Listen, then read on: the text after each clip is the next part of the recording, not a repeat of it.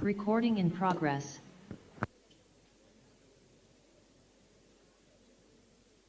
Members of the audience, you may kindly take your seats.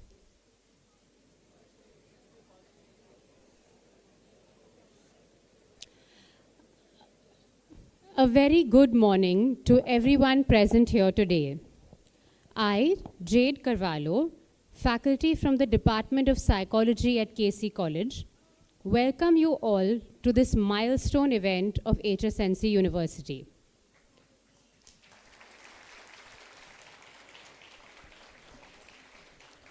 Before we begin with today's inaugural ceremony, I request our dignitaries to kindly proceed to the stage for the lighting of the auspicious lamp.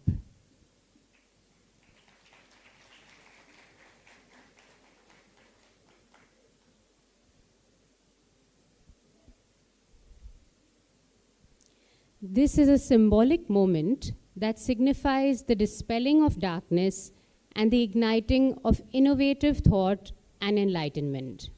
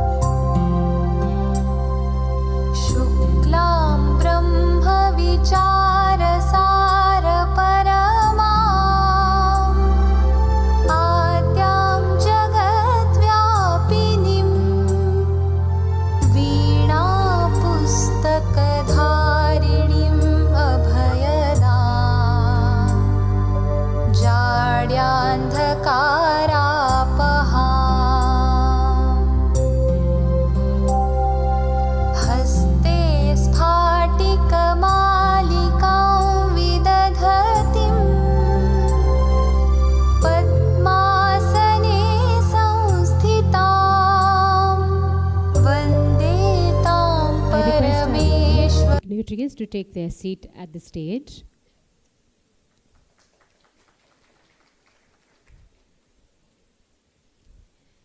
And everyone, please rise for the national anthem. Please wait till everyone reaches their seats.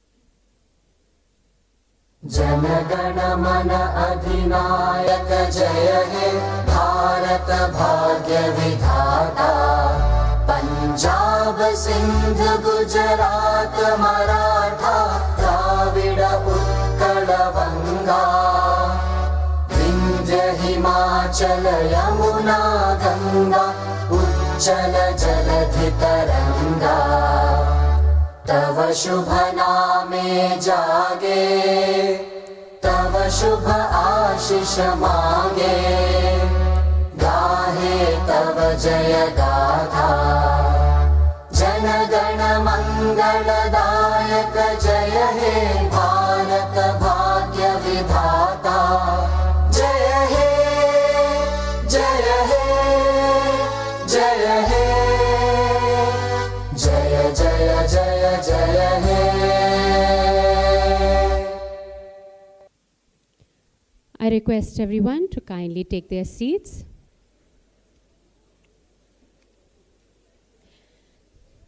We have all gathered here today for this International Conference on Artificial Intelligence Horizons, Navigating Future Frontiers, organized by the Faculty of Science and Technology of HSNC University.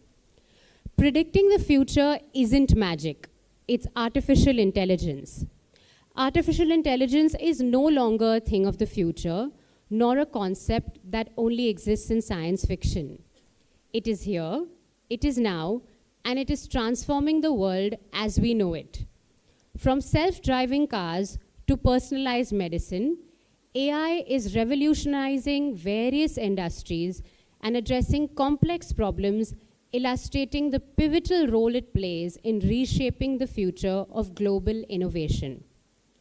To begin with, I would like to introduce to you the convener of the conference, a luminary in the field of information technology, a trailblazer in academia, and the dynamic head of the Department of IT at KC College, Dr. Rakhi Gupta. Dr. Gupta brings a wealth of knowledge and expertise to our institution. She holds a PhD in computer engineering and is also a distinguished researcher. I request Dr. Rakhi to please deliver the introductory remarks on the conference, its inception, and its journey. Over to you, ma'am.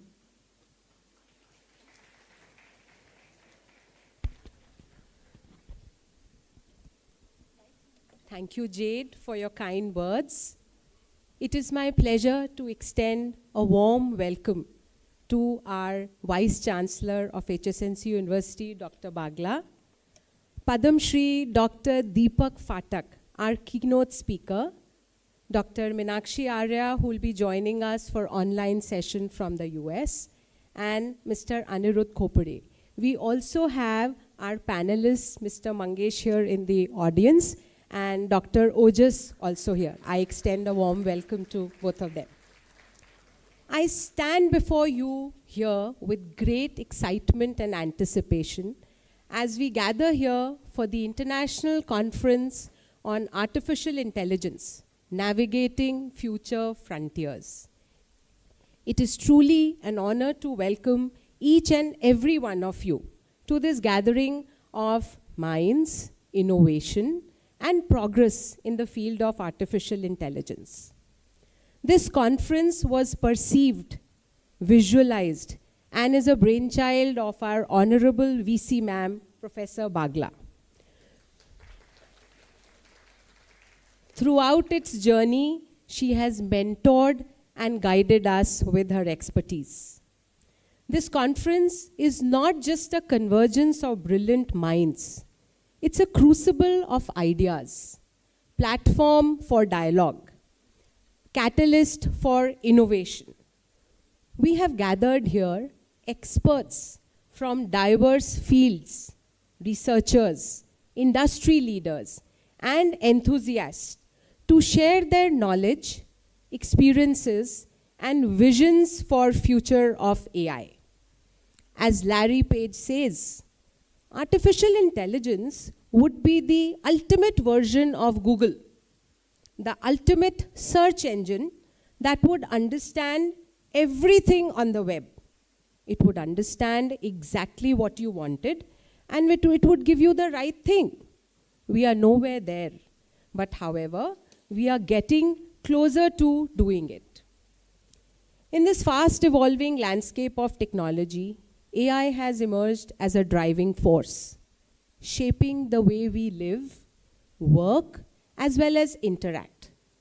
Today's conference is a testament to our collective commitment to exploring, understanding, and harnessing the potential of AI for betterment of our world. During the conference, as we will delve into insightful discussions, engaging presentations, and collaborative networking, we look forward to offering a unique and fresh perspective on artificial intelligence, providing an in-depth exploration of technology and its real-world applications, from enhancing efficiency in various industries to contributing to research. AI has the potential to change our lives. As Mr. Sundar Pichai has rightly said, AI is the most profound things we are working on as humanity. Throughout the conference, we will explore the latest breakthroughs, ethical considerations, and the social impact of AI also. We will witness firsthand the cutting-edge technologies that are shaping our tomorrow. I encourage each one of you sitting here to actively participate, ask questions, challenge assumptions, and most importantly, foster collaborations that have the potential to transcend boundaries and drive progress. Together, we can navigate the complexities of AI, ensuring that its development aligns with our collective values and leads to a future that is not only technologically advanced, but also ethically responsible. I extend my deepest gratitude to all our speakers, our esteemed guests and attendees for making this conference possible. May our time together be marked by inspiration, discovery, and shared commitment to unlock the full potential of AI for benefit of humanity. Last but not the least, I hope the efforts taken to put the conference together will accomplish its objectives and will prove beneficial for all those who are participating in it. Thank you very much.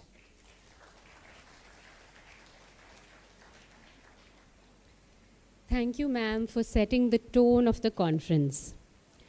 I would now like to introduce our Vice Chancellor of HSNC University, Professor Hemlata K. Bagla.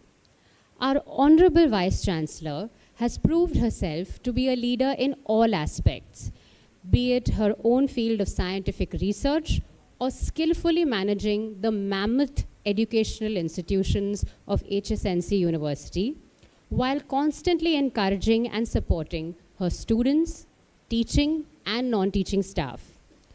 Professor Bagla is an accomplished academician who has spent more than 3 decades as a teacher and researcher.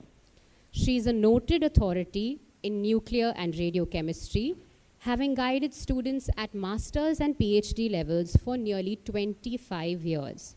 She has published more than 232 research papers in national and international journals of repute, including several publications in NASA's astrophysical database system.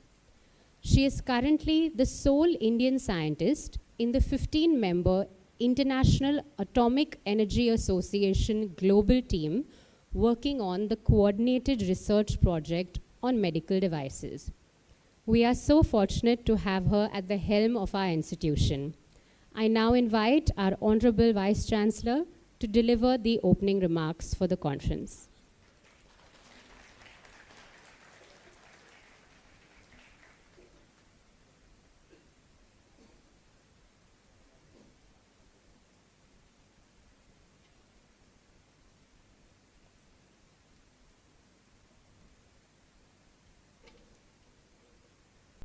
Good morning. A warm welcome to each one of you once again, and a big round of applause for this wonderful audience. Thank you so much.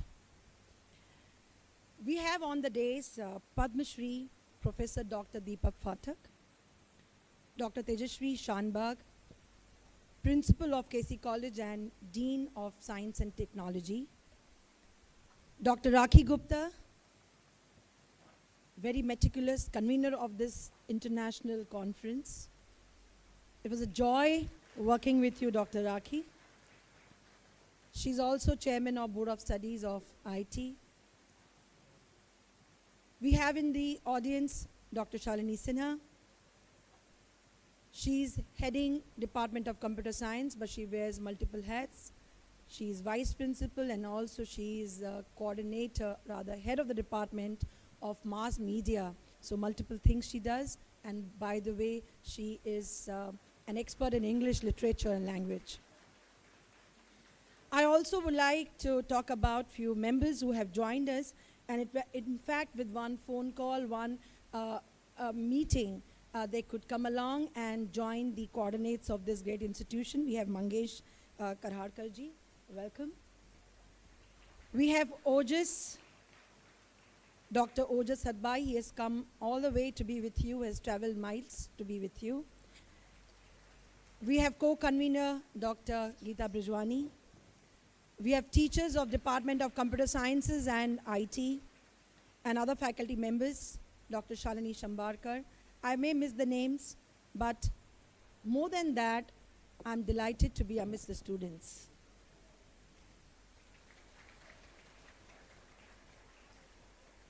Today we are embarking on our maiden journey into the vast landscape of artificial intelligence. And I would say we are at this groundbreaking conference. International speakers are joining today and tomorrow. And all of us will work towards navigating your future frontiers in this area, in this field.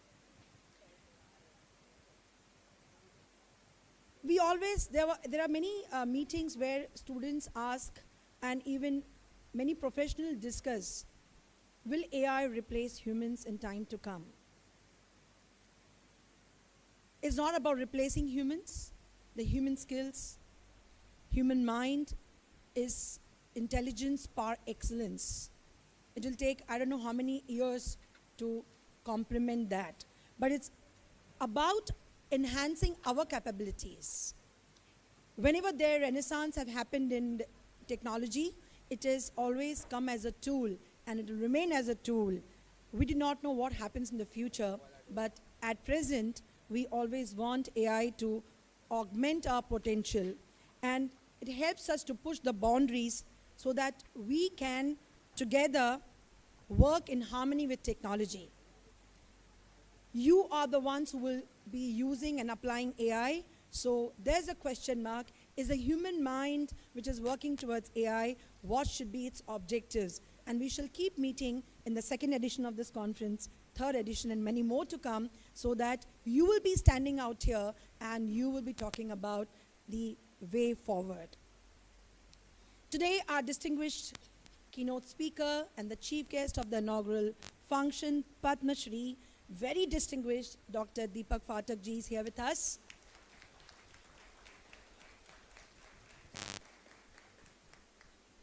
His contributions to computer science and technology, particularly in the realm of upgrading the world's cheapest tablet, Akash, if you have heard, has earned him many accolades, many recognition.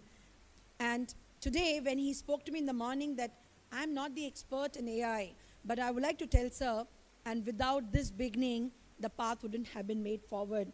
It's the people like you, the luminaries like you, who chart our uncharted path. So a warm welcome to you, sir. And I know that your presence, your words will continue to shape the landscape of education and innovation. More than me, it's him we need to hear, but I would like to just make a mention that this conference is just not the speakers who come and speak, but also panel discussion. You have moderators, you have panelists, and who will be throwing upon many, many ideas which you have to catch, and you have to be a good sponge to absorb it. And beyond that, what I'm very happy, and I thank Dr. Rakhi Gupta, that integrating, it's like weaving into the diverse array of research papers, showcasing the expansive horizon of artificial intelligence. And when she was showing me proceedings, every page she was getting it, showing it before going further. I've never done this before. But I took interest in checking everything which is going in the public domain. And it was very, very, I was very happy to see, delighted to see the research papers from undergraduate students, postgraduate students, and even teachers. So I think there's a wide spectrum which we have presented, and it is actually nothing but the intricacies of generative AI, which you again have lectures tomorrow with Dr. Smita Bagla and her team from US who will join, versus predictive AI, and also the revolutionary potential of AI-enabled brain-computer interfaces. The conference will also cover real-world applications, as Dr. Gupta mentioned, including AI-based online harassment prevention, if I'm right, smart surveillance systems, innovations in neural architecture, and slowly, conference will unfold and navigate into intersections of AI with digital marketing as well, quantum computing, and much more. And tomorrow we shall see what we have been able to achieve.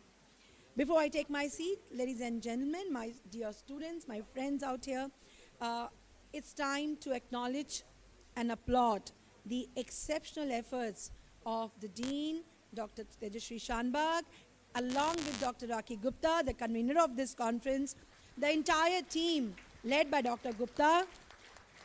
Their dedication, their hard work has been instrumental in bringing this day to fruition, and I believe when you begin well, you have achieved it already. So a big round of applause for all the tireless efforts of each one of you, all the volunteers, and special one to the students who have participated in this conference. Once again, a warm welcome to you, Dr. Phatak ji. I'm delighted that you are with us today. Thank you so much. Jai Hind, Jai Maharashtra.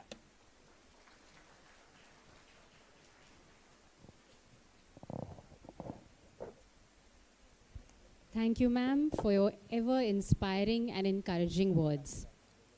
I now request our Vice Chancellor, Professor Bagla, to kindly felicitate Dr. Deepak Phatak, our keynote speaker for today, with a token of our appreciation.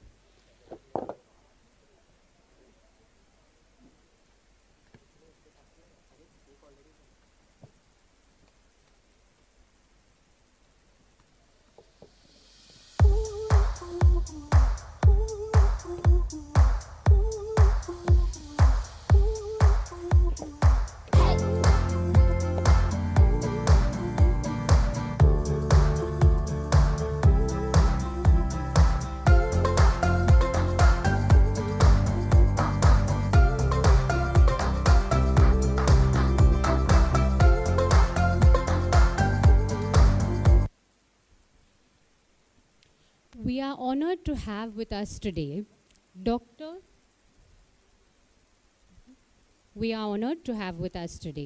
Dr. Deepak B. Phatak, a distinguished academician and a visionary in the realm of information technology. Born on April 2nd, 1948. No, sir, we can't let you begin without a proper full introduction. Dr. Phatak earned his bachelor's degree in electrical engineering from SGSITS Indore in 1969 and later pursued his MTech and PhD at IIT Bombay. With a tenure at IIT Bombay spanning over 5 decades, Dr. Phatak's impactful journey has been marked by leadership, innovation, and a relentless commitment to the advancement of technology in education. Dr. Phatak's significant contributions include heading the CSE department and being the first Dean of Resources at IIT Bombay. He played a crucial role in establishing the Kanwal Rekhi School of IT, fostering a focus on applied research, and initiating an IT incubator that evolved into IIT Bombay's Society for Innovation and Entrepreneurship, SIGN, recognized as the best incubator in India. Driven by his belief in affordable technological solutions, he established the Affordable Solutions Lab in 2000, pioneering the use of smart cards in financial transactions. A relentless advocate for open source software usage, Dr. Phatak has not only pioneered initiatives but also championed the idea that India should transition from being a net taker to a net giver in the open source community. His leadership extends beyond academia as he spearheaded the prestigious Akash project, deploying low-cost tablet computers for engineering education. Recognized globally for his achievements, Dr. Phatak received the Padma Shri Award in 2013 for his outstanding services in science and technology. In conclusion, Dr. Deepak B. Phatak embodies the spirit of innovation, education, and social responsibility. His transformative impact on technology, education, and the open source movement reflects a vision of a resurgent India leveraging information technology as a catalyst for progress. Please join me in welcoming our keynote speaker, Dr. Deepak Phatak, with a loud round of applause. I request you, sir, to kindly deliver your keynote address.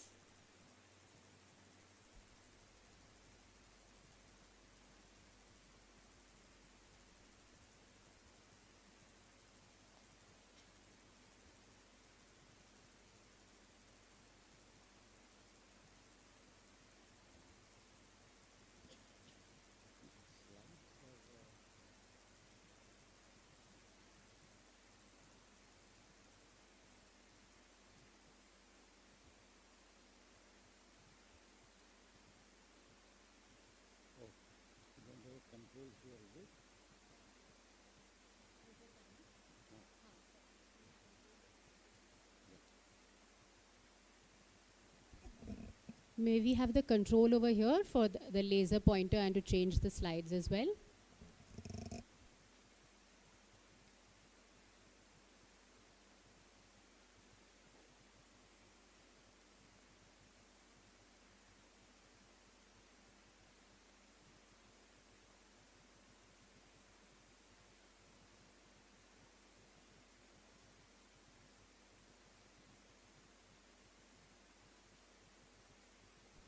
Good morning, everyone. While the technology arrives, I thought I will just start so that we will save some time. Thank you. It has arrived. Wonderful.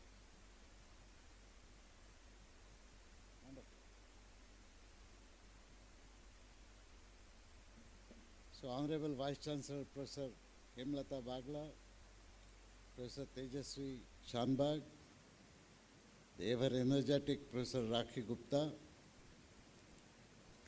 all colleague teachers here, and dear students, and of course other guests. I'm actually thankful to the organizers for giving me this opportunity because, as was correctly mentioned, my field of work is not artificial intelligence. In fact, I have spent most of my lifetime scoffing at the word artificial intelligence, asking a question, what is artificial about intelligence?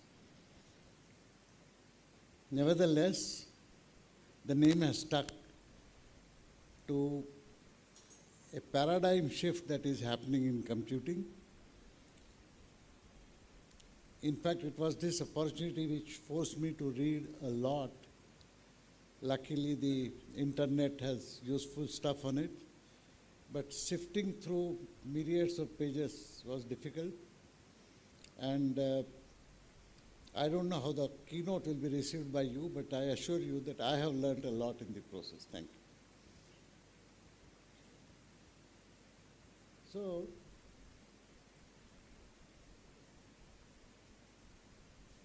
by the way, this is the title of my talk. Can intelligence be artificial? I humbly submit that it cannot be. There is nothing artificial about intelligence. But do we understand the term intelligence itself very properly and thoroughly? I doubt that too. So let's look at the origin of what we describe as intelligent behavior, displayed typically by most of the animal species and mostly by human beings.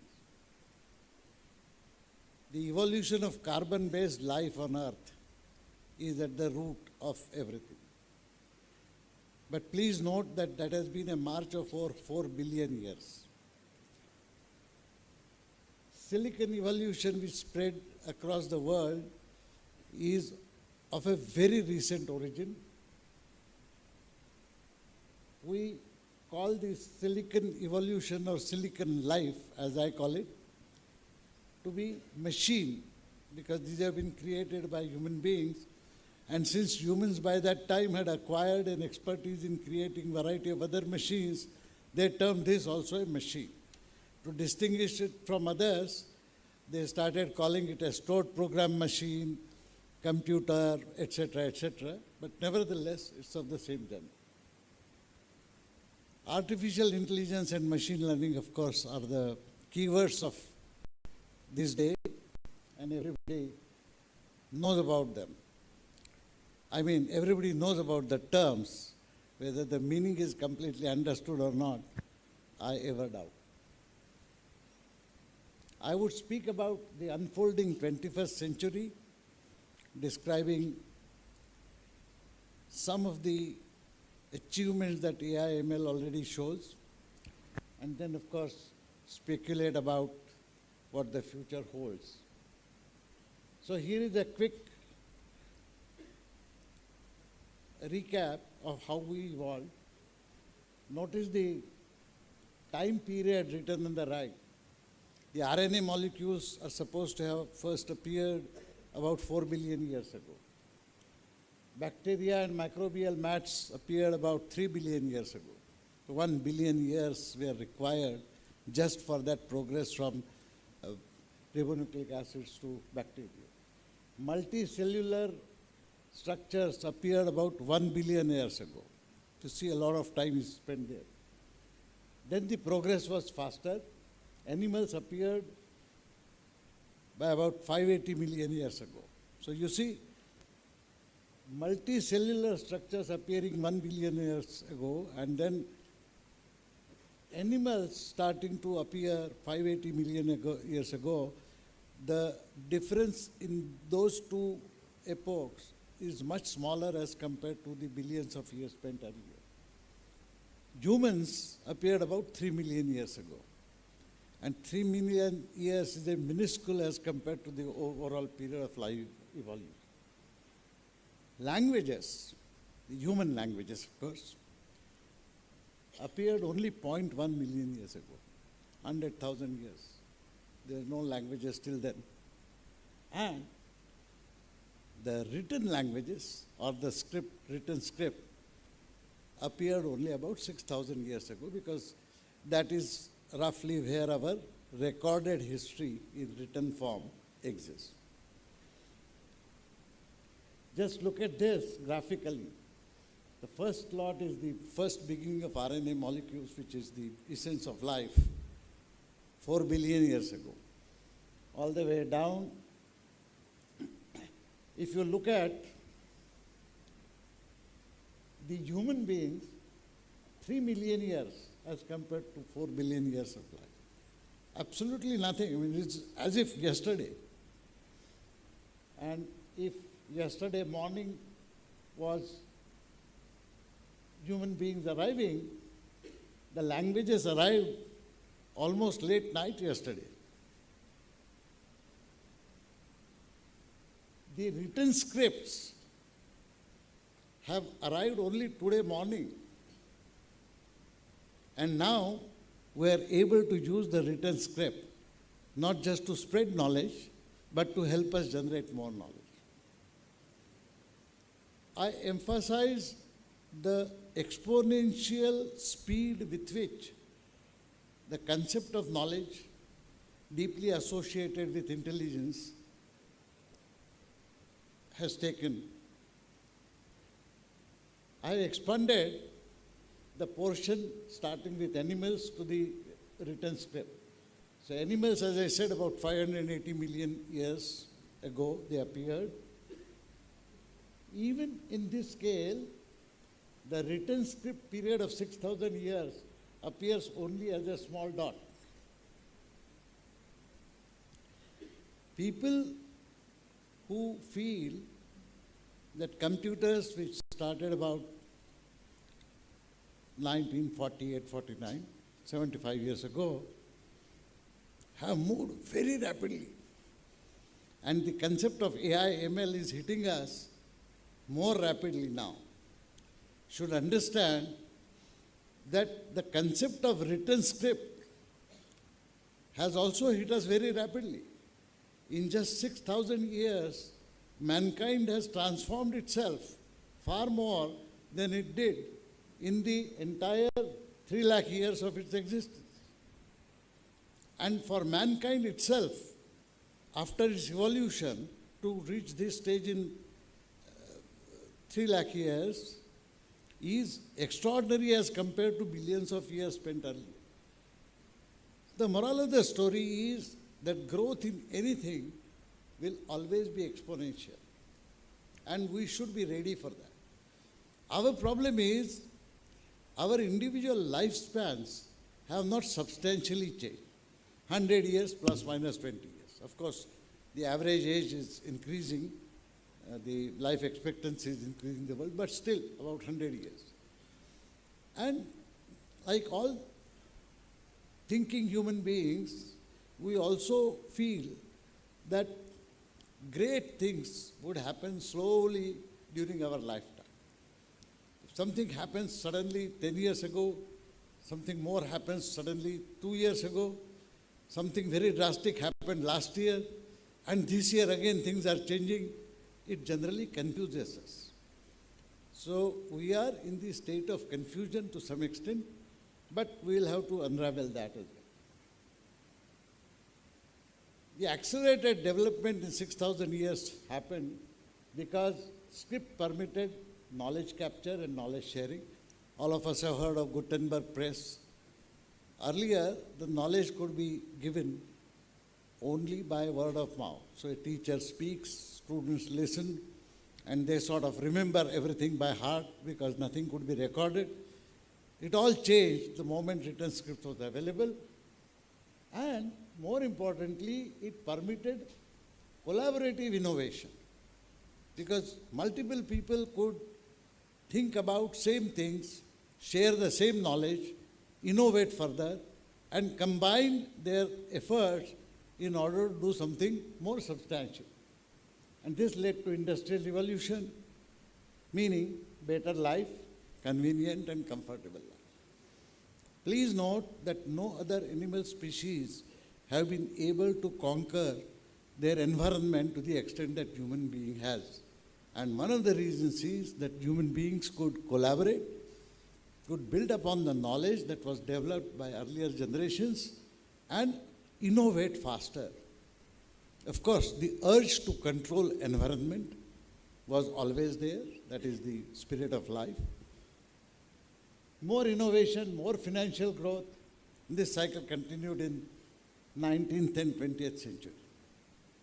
So that is where machines appeared first. Steam engine was perhaps one of the beginning, but still.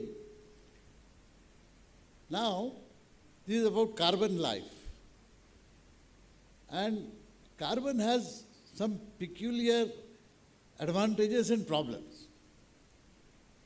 First of all, it has helped us create an amazing neural infrastructure, but it's bound within every individual entity. So every human being, and it's amazing. I mean, those of us who have studied the structure of human body, particularly the human mind, would know the number of neurons that exist, the way the synaptic junctions take place. Perhaps one of the reasons for the extraordinary intelligence of human being is that when a child is born, the synaptic junctions are not fully formed. They get formed as the student learns, as the child learns from the environment, and for several years that continues. Please remember that the numbers involved are mind-boggling.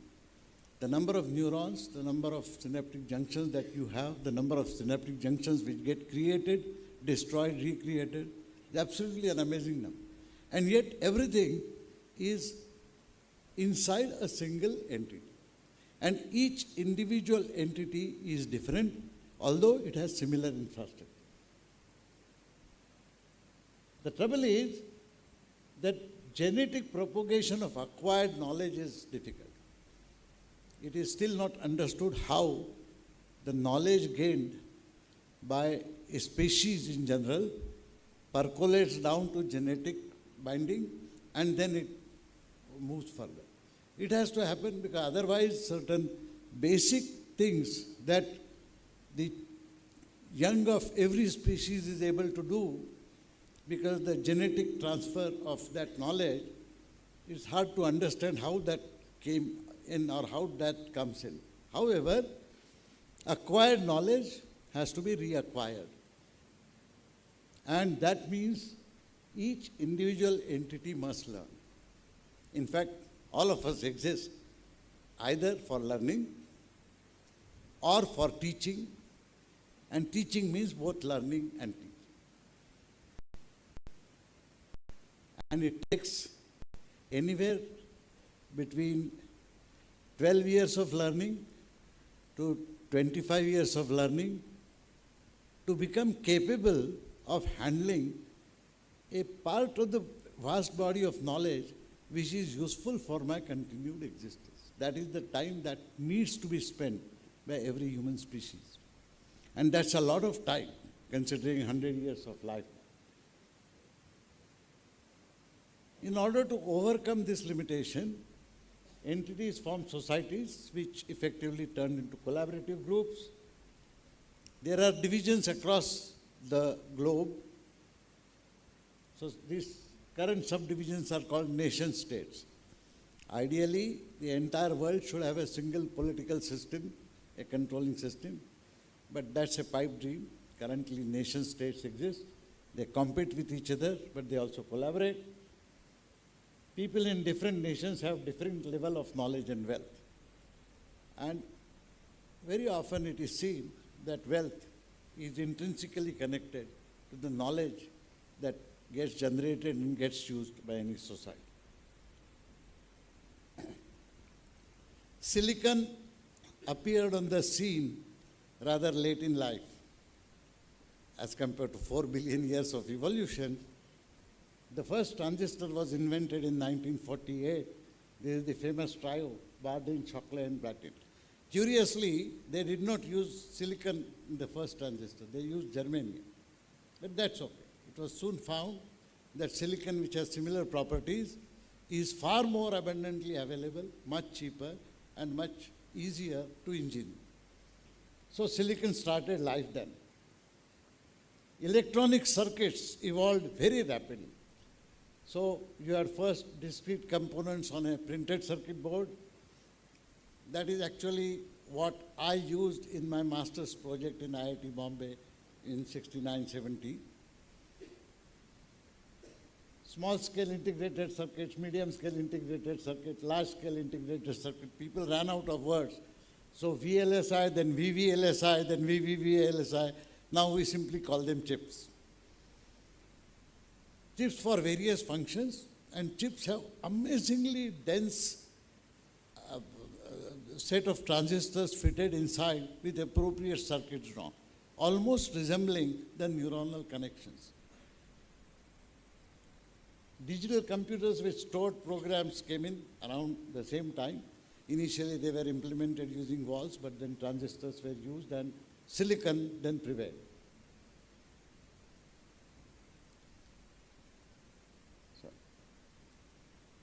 This is a term which my friend Balki, Professor Balkrishnan of ISC, uses. He calls it revenge of silicon. Revenge with whom? Revenge of silicon with carbon.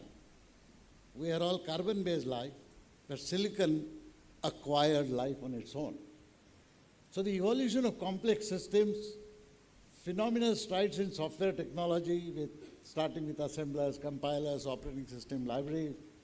Programming matured, so apart from languages and databases, and now you have AI, ML, you have embedded systems where every gadget that you use, from a refrigerator to a washing machine to a dishwasher, whatever, everything has a series of microprocessors embedded in it. The number of computers in a modern car are amazingly large, we can't even imagine. So that is how these systems percolated everywhere. And as programming gained phenomenal competence in terms of handling these machines and the competence in human beings to write different kinds of software for different purposes, made these systems absolutely fantastic. The spread of silicon intelligence, now I call it silicon intelligence, because in carbon life evolution, we don't call the RNA or even multicellular structures or even amoeba as intelligent. We call human beings as intelligent. So intelligence has sort of evolved out of the evolution of life. If we take the same stance, then silicon intelligence started evolving in terms of the communicating ability between two different entities made out of silicon. So early network, some of you may remember as ARPANET. Internet came in later. And we started with kilobits per second. The youngsters will not know, but there was a time when a first email was sent between my lab and Dr. Ramani's NCST lab. We had to connect modems to telephone lines. And we could get an amazing maximum speed of 64 kilobits per second, maximum. In fact, to digress a bit, those days, the telephones were controlled by the Department of Telecommunication. There was no MTNL then. And the rule made during the British regime was, if you have to connect a modem to a telephone, you have to get it approved by the department. And the approval took about 15 days, God knows what testing they did. So we first sent a set of modems. They took 15 days to certify them. Then we tried to connect them and start our email service. Unfortunately, both modems would either transmit or receive simultaneously. So the thing did not work. We tried again another set of modems, another 20 days lost. The third time, we understood how the Unix system would work with these modems, and we were very confident that this time the modems will work. But we didn't want to wait for another 20 days. So Ramani and I decided we are not making some bombs or any terrorist activity. So let us use them and also give them simultaneously for testing. We used it, and within 2 days the email was exchanged. But the modems were not certified by the department. In an event later, when late Kohli Saab was chairing a CSI event, he mentioned proudly that Phatak and Ramani exchanged the first email through our own services here. I got up and, from the audience, and I said, sir, we could have gone to jail because breaking the law. And you know what he said? He said, you would have been the first martyrs of the country. Free India could also have its martyrs. But I digress. The point I'm making is, from those paltry speeds, we today routinely talk of GBPS, MBPS, etc. The World Wide Web came rather recently, early 90s, when Tim Berners-Lee, this was not developed in a computer science department of a university, but it was developed in CERN, where nuclear activities went on. Professor Bagla will be very happy to note this. HTTP and HTTPS were first defined then. Rest is history. Very unfortunately, Tim Berners-Lee was not awarded the Turing Award for many years. He received it rather recently. But then that is part of life. So this is what computing looks like. You have a cloud, which has all kinds of infrastructure, platforms, applications, and then you have hundreds of types of access devices, starting with your phone to laptops or whatever it is, and you can connect absolutely from anywhere to anywhere else. So what is the silicon advantage basically? Identical replication is possible. You make one machine, not just hardware, but you load software on it, you load the data on it, and suppose the machine starts behaving in a certain fashion. To replicate that machine, it does not take as long as it takes for human beings to replicate. You can produce 1 million computers in whatever manufacturing time it takes. Load all of them with exactly the same kind of same software. Load all of them with the same data. And they will start behaving identically from next instance. We talk of replication and survival as two fundamental qualities of carbon life, that is us. Survival, the machines have not yet learned because they are not conscious of the environment as human beings are. But replication is something that machines can do incredibly faster. That is how digital watches, simple things that we use, same kind of chip and software embedded in a digital watch, you can make millions of them. Individual computers directly communicate, which means that one computer can generate data, another can process, yet another can digest and use, and this is what makes life phenomenally different for human beings. Advantageous largely, but disadvantageous to some. The unfolding century will be a very heavily connected world. So data collection, storage, processing, all of that is increasing exponentially. Software functionality is growing in exactly similar fashion. So you have extensive sensor network, Internet of Things. We now talk of smart cities. Of course, it was fashionable to talk of smart devices, smart cities, smart gadgets. I jokingly used to say that if we could also talk of smart people, that would be useful, because people need to be really smart to use all these smart things. It is in this context that we should look at the evolution of artificial intelligence. This is not a recent term, by the way. Alan Turing called it machine intelligence, which is still a well-known term now. Supervised and unsupervised classification, which is actually part and parcel of every machine learning algorithm, was well established earlier. In fact, when I began my teaching career in early 70s, there was a book by Duda and Hall which actually explained supervised and unsupervised classification in the context of image analysis or image processing. The problem then was that the available data was minuscule and storage was costly.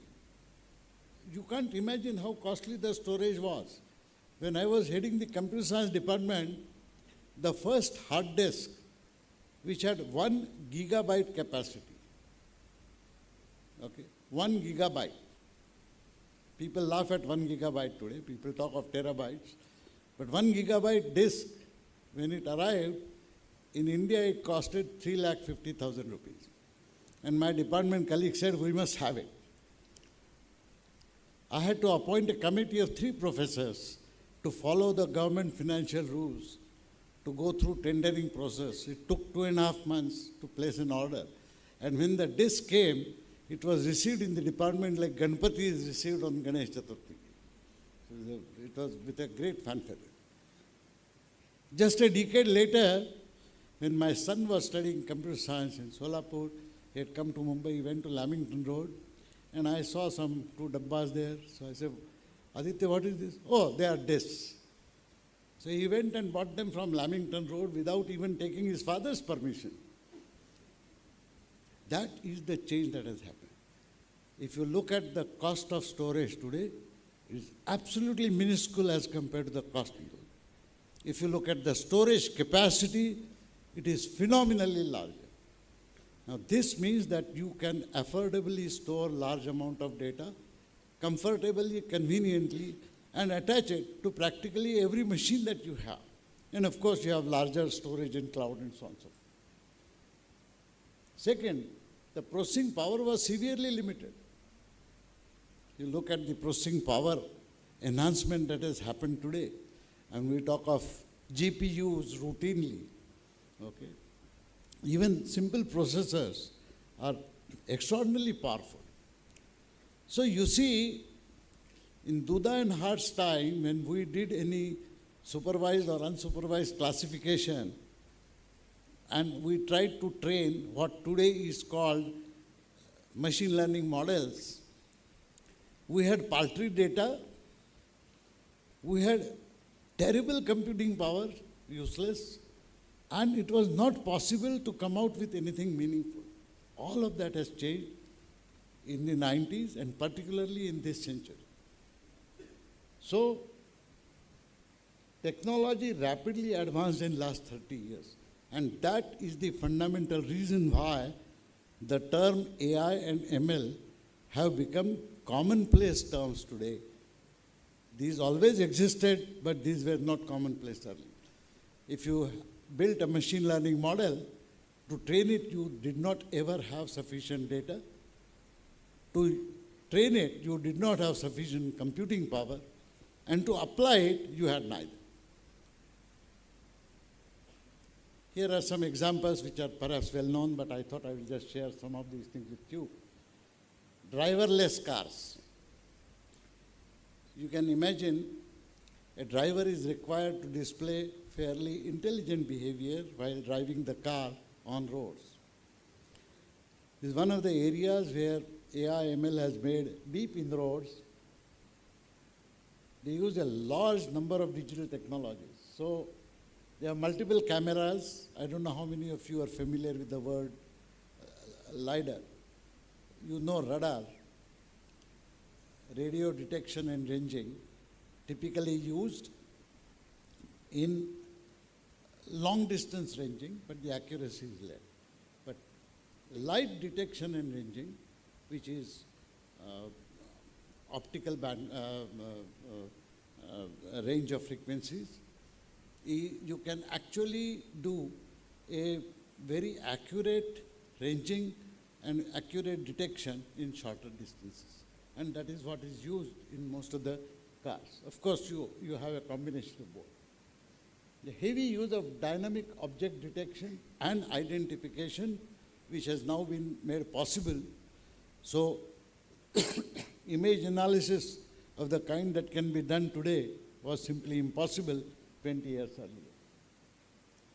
And you can do continuous course correction, because continuously the sensors around your car are actually collecting data, instantly processing them, so you have humongous processing power also inside. And the learning is based on very huge amount of data. So even before a driverless car hits the road, the algorithms are machine trained. That means they have learned using literally humongous amount of data at the back end, and those are the algorithms, the trained machine learning models are what working inside those machines. You may have heard of Waymo, which is Google's experimental automatic driverless vehicle, works in California. So this is how it looks like. This is a Waymo car in a traffic. It looks like any other car, but there is no driver there.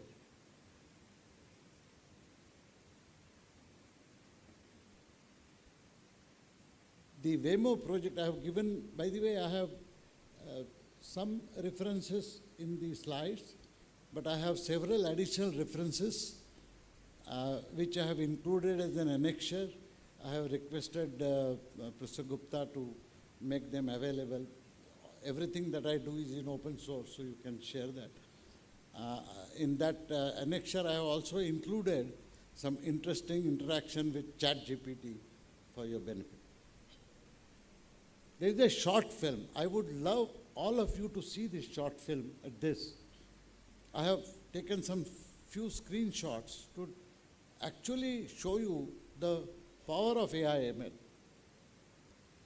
So here is the green path that you say is the path that is charted ahead of the Waymo car. So Waymo car is behind you and it is moving. As you can see on the right, there are several cars which are parked. So every instance, the path is recalculated, recalibrated, and the car, the Waymo driverless car moves along that path. Now here, you can see this door is slightly ajar. And when the door opens, this is a dynamic event, by the way. When the door opens, the sensors sense it, and the path is automatically recalibrated and recalculated. This is possible to be done at fairly high speeds. And that is because of the amazing number of sensors you have and the phenomenal machine learning algorithms which have worked on the basis of which the software inside works on this. By the way, this is the lady who came out of that car. So even with a driver, if the driver is not alert, the driver could have hit the lady and the door. But Waymo automatically moved around. And you can see here, so this is actually the LiDAR sensor image that has been created of the door and the lady. All of this happens instantly when the car is moving at a high speed. It can also happen instantly when not only the car is moving, but some object is moving like a bicycle or a person, pedestrian crossing the road or a car coming from the opposite side. Now you can imagine the amount of intelligence that a human driver has to exhibit. Same can be exhibited by these things now. What is more important is Google has provided an open data set of all the data for researchers, free of cost. So those of you who want to work on these things, you can use this data set.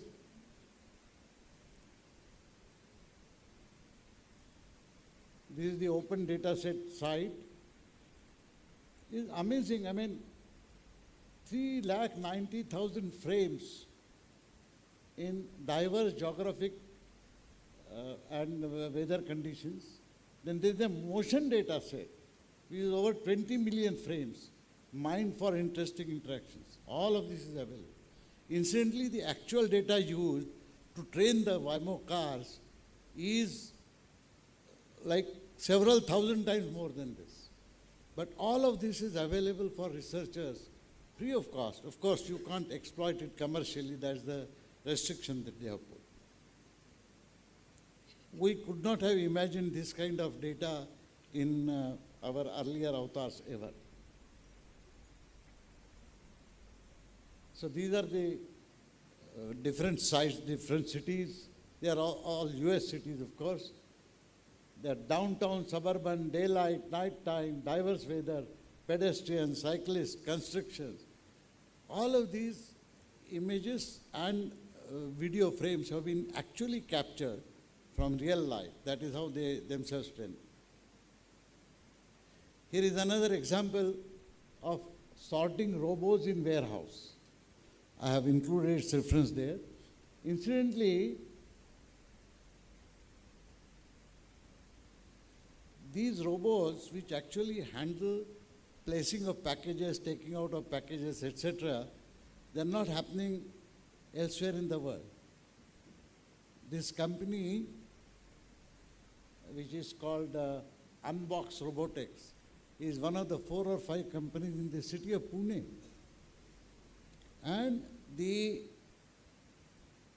intelligent software for warehouse management has been developed by them. They call it swarm intelligence. Swarm intelligence, you will see a large number of fish swimming in the sea, or let's say, so when they swim very rapidly, but they don't collide with each other. What do? So now that intelligence is termed as swarm intelligence, which is exhibited by such swarms, whether it is birds flying, whether it is fish swimming, whatever it is. But the AI algorithms based on that swarm intelligence actually propel these robots to move without colliding with each other, move rapidly. They save 50% of the time in package movement, and they require 30% of the space of a warehouse. So you can imagine the amount of efficiency that can be brought about by just employing these algorithms to do this work. Solar panel defect. Now you know the emphasis on solar energy. Now you have solar panels on the rooftop or wherever it is. How do you maintain them? Solar panels will always develop some defects or the other. You might actually have sensors in drones and so on, but how do you pinpoint what exactly is the problem? So you can see that the spots that develop here through machine learning algorithms and AI techniques, you can actually identify the nature of each spot and decide whether spots require any repair urgently or they can continue. Here is an object detection using artificial intelligence. You can see that truck is coming there, this car is coming out.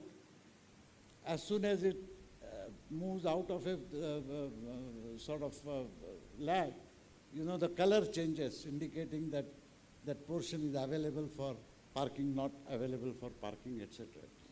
Now, this is just an example, but such things are now routinely possible. Here's an aerial survey using drones. Ordinarily, you would imagine that no artificial intelligence will be required.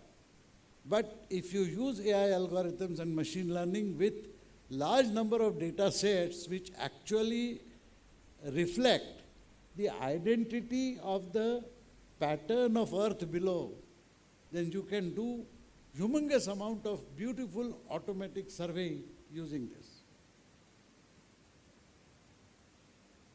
Here is an interesting website. I have given a reference to this. There is a software called OpenCV, which works in what we call CV zone, and you can do a whole lot of interesting image processing exercises using AI.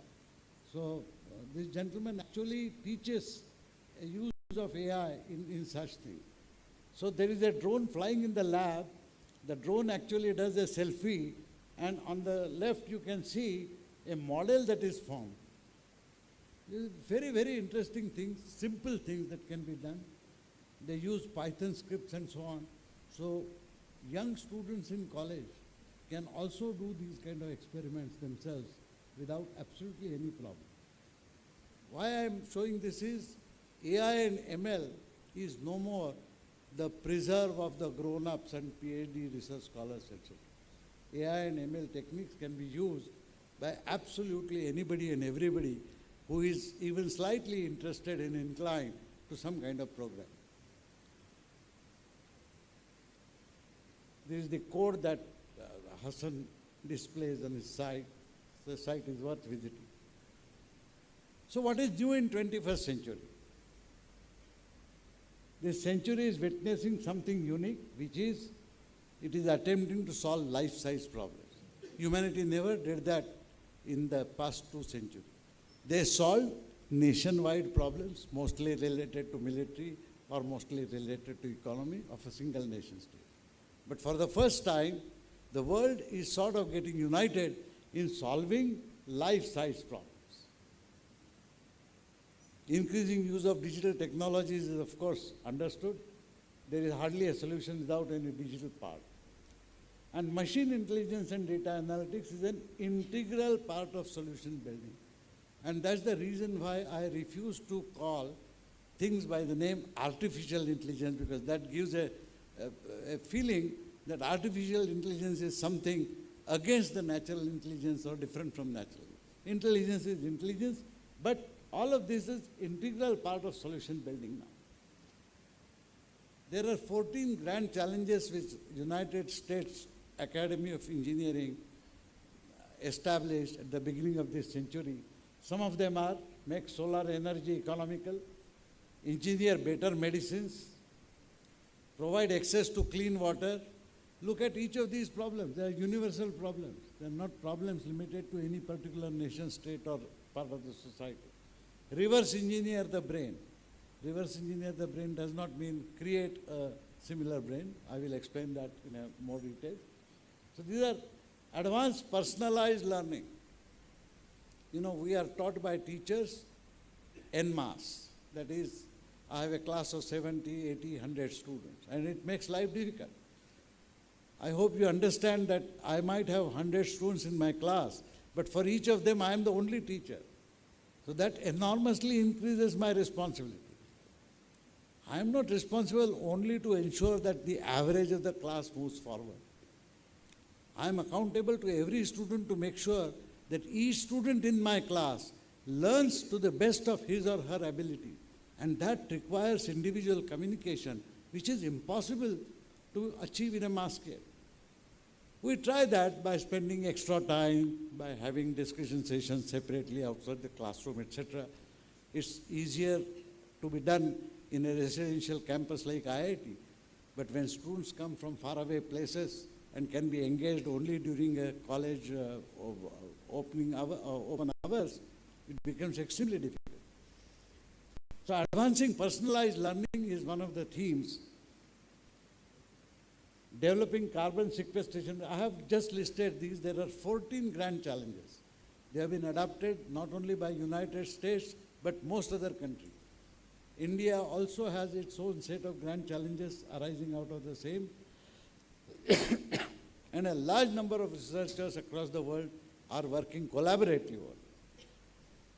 Securing cyberspace, the additional challenge that all of us will have to face. So this is the website. Those of you who are interested should look at this website. A lot of progress has been made, and most of the progress is reported, and the ongoing work on these challenges is reported on the National Academy of Engineers site, US site. So reverse engineering the brain does not mean creating a new brain, but understanding functioning of the human brain. Please note that in spite of phenomenal progress made, both in physiology, in psychology, in human understanding, etc., we understand very little on how the brain exactly functions. So after a century-long effort, maybe we will understand that, and success in fully understanding brain activity may open new avenues. So there will be deeper understanding which will become the basis for understanding intelligence and consciousness. Both these terms we use routinely, but I humbly submit that we have not understood the full dimension of either intelligence or consciousness. We are working towards it. A deeper understanding of how the brain functions might help us in understanding these things better. These are grand challenges for the century, by the way, because the engineers and scientists in the United States then believed that fully solving any one of those problems will require one full century. AI and ML might help to reduce that time, but not very substantial. So these are hard problems. AI and ML is also slated to cause a large job loss in the conventional cells. So Price Waterhouse report in 2015, that was 8 years ago, said in 15 years, US will lose 38% of its conventional jobs, Germany will lose 35%, UK will lose 30%. They didn't care for India, China, etc. at that time. Now they will have to perhaps. But the point is, new jobs may be less in numbers. That was the prediction then, because new jobs were considered to be jobs coming out of the same existing commercial businesses. Some of you might have heard of Professor Andrew Ng. He's an adjunct professor at Stanford. He was the co-founder of Coursera. Like OpenEdX, it was Coursera is another large MOOCs platform. When he offered his first machine learning course, it was the first time that more than 100,000 learners attended that. He is absolutely fantastic. He is absolutely fantastic. Just a couple of years ago, when he came to know that I was visiting US, he said, I would like you to meet my new team. I have set up a new company which is involved in deep learning. And we had a nice 1-hour meeting. But what he said is that 3 months prior to that time, he had interviewed some 500 individuals doing different jobs. And he says, Professor Phatak, I did not find a single job that cannot be completely automated. Can you see how dangerous he could be for those 500 types of jobs, not 500 jobs. Indeed, we are very fortunate that there is only one Professor Andrew Ng. If there were many more, God knows what would have happened. I believe that the stress in coming decades and this century must be on livelihood and not on jobs. There is a subtle but important difference which we have all forgotten. The masses all over the world, not only in India, look forward to getting a degree so that they can get a good job. That, I think, is a wrong notion. The job will not be a conventional job, but it will be some kind of livelihood which you can gain, not only because you got a degree, but you must also acquire certain skills along with those degrees which are perhaps relevant. So, artificial intelligence and the unfolding century, there are a few things which are very clearly earmarked which will be impacted by the AI ML bandwagon. Healthcare solutions is one. Autonomous systems and robotics is another. You saw already some examples that I showed. Education and skill development will undergo a tremendous transformation, and I am not speaking about online education. Online education is often a scam. We have the famous online MOOCs platform all over the world, everywhere there are. But you take NPTEL platform. Millions of students benefit by registering for courses and learning something, hopefully. But what percentage gives exams? Hardly anything. Whereas in conventional colleges, howsoever bad-mouthing we may do about them, all 100% students who are admitted to that college take exams. Now, that is a fundamental difference between just attending or registering for an online course and actually learning something. All of you would have heard of Khan Academy, right? Beautiful, brilliant tutorials. In fact, my colleague, Professor Kannan Maudgalya, actually started his spoken tutorials based on that 10-minute tutorial kind of concept.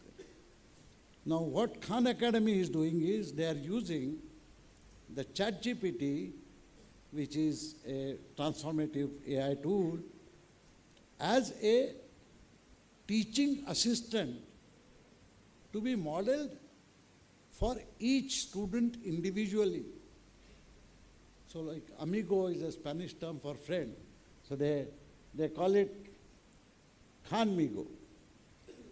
So if I register for a Khan Academy tutorial of some kind or course of some kind, then I'll soon get a Khanmigo attached to me. That Khanmigo will understand me as an individual, not as a general mass of 1,000 or 10,000 or 15,000 students, which means it will probably have a mechanism of modeling the learning style of individual students. Something which each teacher desires to do but cannot do because there are hundreds of students in the class. So we go back to the days, old days, you look at the growth of a child. Before the child goes to the school, who teaches the child? The mother and father. And the mother has 2 or 3 children at most. And mother knows exactly how an individual child responds to what kind of teaching, what kind of learning it is. This kind of teaching assistant would transform the kind of education system that we have. It would be a great help and assistance to teachers, and teachers have to learn now, in turn, how to use such AI assistants more effectively in reaching out properly to each individual student. Natural language processing, which has resulted into large language models, or ChatGPT, which all of you would have familiar. By the way, I would urge each one of you, if you are not already doing it, then to enroll for ChatGPT. I mean, you get a login and ask questions to ChatGPT. It's very, very interesting to see. And if you ask the same question in a slightly different way, then curiously, the answer is also slightly different, although pertaining to the same thing. It's very, very interesting. And that model is gaining ground rapidly because every time you ask a question, the model internally is enriched because of that question and the answer. It is so different from a Google search. Google search will only give you thousands of references which you have to individually read and understand. But a large language model permits to consolidate the thought process. Space exploration will be another area which will be impacted by AI. Energy optimization is still another area. You know, energy that we have is limited except for solar energy and nuclear energy, and therefore its optimal use is mandated. Most important, the last point, ethical and regulatory frameworks have to evolve very rapidly. Already Elon Musk and others have stated that there should be complete stoppage, voluntary stoppage of research on ChatGPT like LLMs because the ethical issues have not been answered properly. So that is going to be a challenge, and that needs to be understood by all of us in order to see the urgent requirement of this good, important regulatory framework for all AI ML related. So I conclude by talking about, can intelligence be artificial? So human intelligence is coupled with emotional intelligence. And there is no emotion associated with machine. In fact, the very term machine means no emotion. So there is no spontaneity, there is no unpredictability, there is no autonomy of the will, there is no consciousness. Till such time that these elements combine with the so-called conventionally understood intelligent behavior of the machines will always remain inferior to human intelligence. In that sense, they are not inferior in terms of veracity of data which they can handle and meaningful things which they can quickly churn out, but they will remain useful assistants to human intelligence, in my opinion. The machines built by us will exhibit increasingly intelligent behavior, like the driverless car, for example, but may not have the above features. And that is the reason why I am convinced that AI ML will never overshadow the so-called natural intelligence. Because intelligence, there is nothing artificial about it. The intelligence exhibited by the modern machines through your AI ML is nothing but a reflection of the intelligent human beings who have created these systems. And therefore, that intelligence will always remain subservient because human beings have an extraordinary edge, because the emotional evolution that has happened to the human species, which is unlikely to happen with machines so far. That is my personal opinion. So the world will be exciting but different, and it will be more rewarding. But you have to be careful, you have to work harder, and you have to work differently. The conventional follow-up of a degree and hoping for a job, those days are gone. You have to be multifaceted, and most importantly, you all have to learn fast. You have to, because new things will continue to happen. So you have to learn new things, and you have to become master of those new things very quickly. So learning to learn fast is something that I would leave behind as an advice in the AI ML days. The world is also evolving, by the way. We are 7 billion people today, with the breakup of America, Europe, Africa, and Asia as 1114. By 2100, by end of this century, the population will be 11 billion. And these numbers will be 1145. So America and Europe will continue to have 1 billion people each. Africa will have 4 billion people, and Asia will have 5 billion people. More importantly, there are levels of richness which are described in 4 levels by Hans Rosling. The 60% of the richest people will live in Asia by 2040. So which means that the center of gravity of the world economy will shift. It is shifting already. You know, it is not for no reason that Indians define this period as Amrit Kal for us. Because unless the prosperity in a community grows, the urge to seek and create more knowledge does not grow. And of course, the comforts level do not grow. All of that is going to happen, which means for all the people here, but mostly for the youngsters, the years ahead are going to be absolutely rewarding years. Only thing is you have to keep your eyes and ears open, and you have to keep your mind open to keep learning. So there is no substitute for learning to learn, and of course there is no substitute for hard work. There has never been any substitute. In fact, for all 6,000 years of recorded history, if you read, people much smarter than us have attempted to find a substitute for hard work. Nobody has succeeded. So please remember this. Keep doing hard work. I would strongly recommend all of you to read this book called Factfulness, written by Hans Rosling. Hans Rosling is no more, but the book is beautiful. Its first chapter is actually available as a PDF file. You might want to read it. It's not open source. So I have included some references in a separate PDF file, which as I suggested to Professor Gupta, circulate to all of you. But if you have any comments, suggestions, as I mentioned, this keynote gave me an opportunity to learn several things which I did not know. So thank you very much for that. But any one of you would have any comments or advice or observations, please feel free to send an email. Thank you so much. God bless you.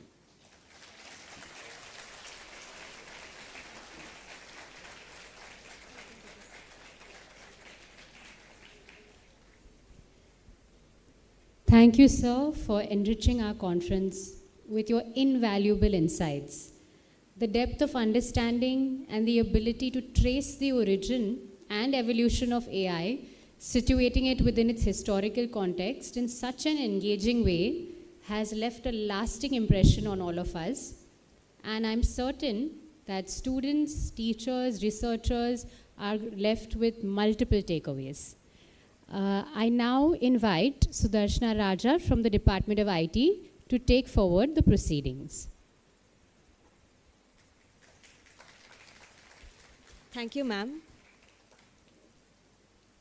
Good morning. I'm Sudarshana Raja from Department of IT. We will now begin with the question and answer session.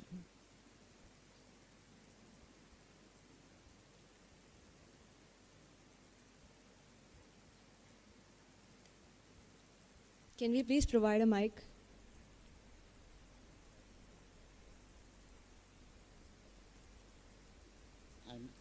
I'm sorry to interrupt, but I need to leave because I have an engagement there, and I took slightly more time than allocated, so sorry for that.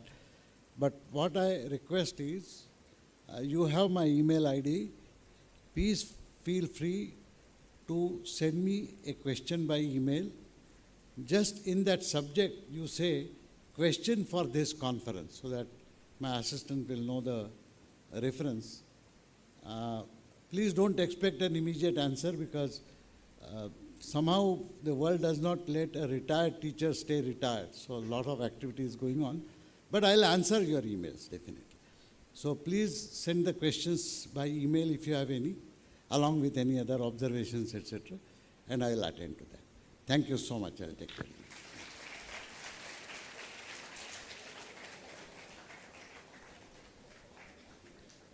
Thank you, sir. Moving ahead, I would now like to introduce our next speaker, Dr. Meenakshi Arya, who would be joining online from Iowa City, USA. Dr. Meenakshi has been working as a research scientist with the Institute of Transportation, Iowa State University, since January 2023, and has been actively involved with TRAC since June 2023. She has delivered NVIDIA certified courses on fundamentals of deep learning and building transformer-based natural language processing applications as part of the DLRG courses offered by TRAC. Prior to joining Iowa State, Dr. Meenakshi obtained her PhD in computer engineering in 2014 and was working as a senior applied scientist with Accrete.ai. She has been a keen academician and researcher for 17 years. Her research interests include data science and analytics, machine learning, deep learning, and digital image processing.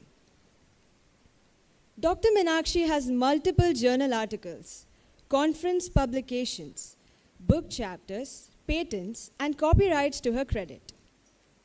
She is a senior member of Institute of Electrical and Electronics Engineers, fellow of the Institution of Electronics and Telecommunication Engineers, and a lifetime member of the International Society for Technology and Education. She also serves on the editorial and review boards of multiple journals related to computer science. Please join me in welcoming our international speaker, Dr. Meenakshi Arya.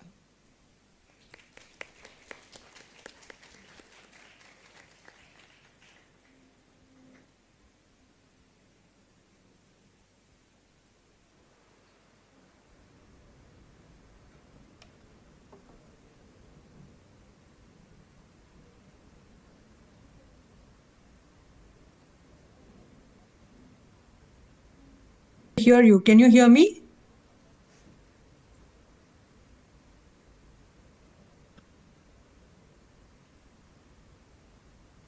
Is my audio coming through and is the video visible?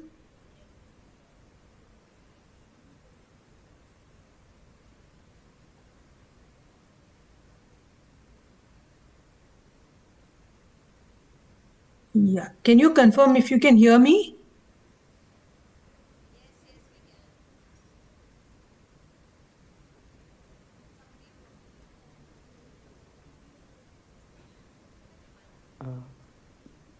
Yeah, can you confirm if you can hear me?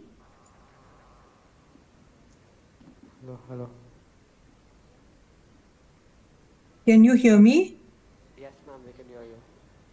Okay, great. I'll go ahead then. Thank you. Thank you so much. Yeah. So I think I have around 45 minutes. I'll try to constrain myself and model my talk on those 45 minutes. Well, good morning to everyone. And thank you so much for this opportunity of, giving me an opportunity to share my experience, whatever little I have with AI. And I'll be talking about AI and beyond, exploring the impact and future of artificial intelligence. And in fact, I would like to thank Dr. Pathak because he set the stage up so well for me by giving you introduction to that these people do something which makes machines more intelligent or which builds systems which are more intelligent. And I actually am a part of those group of people who are trying to make these systems which are intelligent, which do things on their own. And today I would just dive you through a little bit about what I exactly do, what is the Institute of Transportation, and what exactly is AI? What is this demon that we are talking about every day? And what does it have in future for us? Is it going to take away our jobs? Is it going to replace humans? All these questions which all of us have, probably I'll try to address some of those questions. And without any further ado, I will be speaking on AI and beyond, exploring the impact and future of AI. My name is Meenakshi. I work as a research scientist. I have a PhD in computer engineering, but I work at Institute of Transportation, which is a research wing of Iowa State University, predominantly involved in the research on projects by Department of Transportation, Iowa State. And I basically lead all the projects where we are using artificial intelligence and machine learning for designing smart transportation solutions. So I will be, during the course of my talk with you all, I would probably be giving you some insight into the kind of work that we do and how it is impacting the overall, state of Iowa and United States as such. So when we say AI, what exactly is it? Like Dr. Pathak came and he said, so basically you are trying to simulate human intelligence in machines, creating algorithms and systems that can perform tasks, which typically require human intelligence. For instance, when I'm talking to you right now, it requires intelligence because maybe you ask a question and I need to give a reply corresponding to that question. So you are wanting to build systems which kind of mimic human behavior, which are like humans, and you should not be able to differentiate whether it's a human doing that task or it's a machine doing that task. And these tasks might be problem solving, decision making, perception, language understanding. And you know how language understanding is disrupting the whole world today, where you are just talking about large language models. Every day a new model comes up and you wonder, how do we keep pace with the technology? And if this is what AI does, what is its significance? Why would we want this AI? So it's as they say, there have always been revolutions, right? There was an agricultural revolution, there was an industrial revolution, there was Industry 4.0, and I call it today as the AI revolution because it is pivotal force which is kind of reshaping our world, the way we look at things, the way we look at systems, the way we want our systems to work. We have a totally different perception about it. You know, you want to come to your college and you want to find the shortest route, and who gives you that shortest route? How does that happen? Like, do you know how much goes behind that technology which you are using? And sometimes you just say, oh, Google Maps is a crap, we don't like it because it sends me into some lane where I cannot get out, right? So when we say significance of AI, it is transforming industries, it is enriching our daily lives. So you order something from Swiggy and you see this guy exactly where has he reached. Accordingly, you can decide whether I can go for a short walk and just be at home to receive my food. And it is also altering about how we interact with our environment, right? And the significance lies in the ability to process vast amounts of data. Now you imagine how many people are ordering from Swiggy at the same time. For how many people is it telling you that your food is cooking in the kitchen? For how many people is it showing the route of the driver? From where did he pick up? How is he coming to you? And trust me, our databases are not capable of doing this kind of real processing. So you have to fit in something in between, which is processing data at such a fast speed or which has such processing capability that you are able to get things in real time, which is very, very important in today's world, right? And once we understand this capability, we have, we have solutions being developed at any domain you say, whether it's transportation, healthcare, education, entertainment. Everybody is leveraging the power of AI, and everybody is wanting to make the customer feel good, make the places safer, make driving safer. As Dr. Pathak said, I will be focusing on one of the projects which we are doing here at Iowa State University, which is very, very interesting, but very, very challenging as well. So when we look at the dawn of AI, well, if you'll see this specific figure, so I have divided into two parts. Now, when we say AI, it's not something which people started talking now.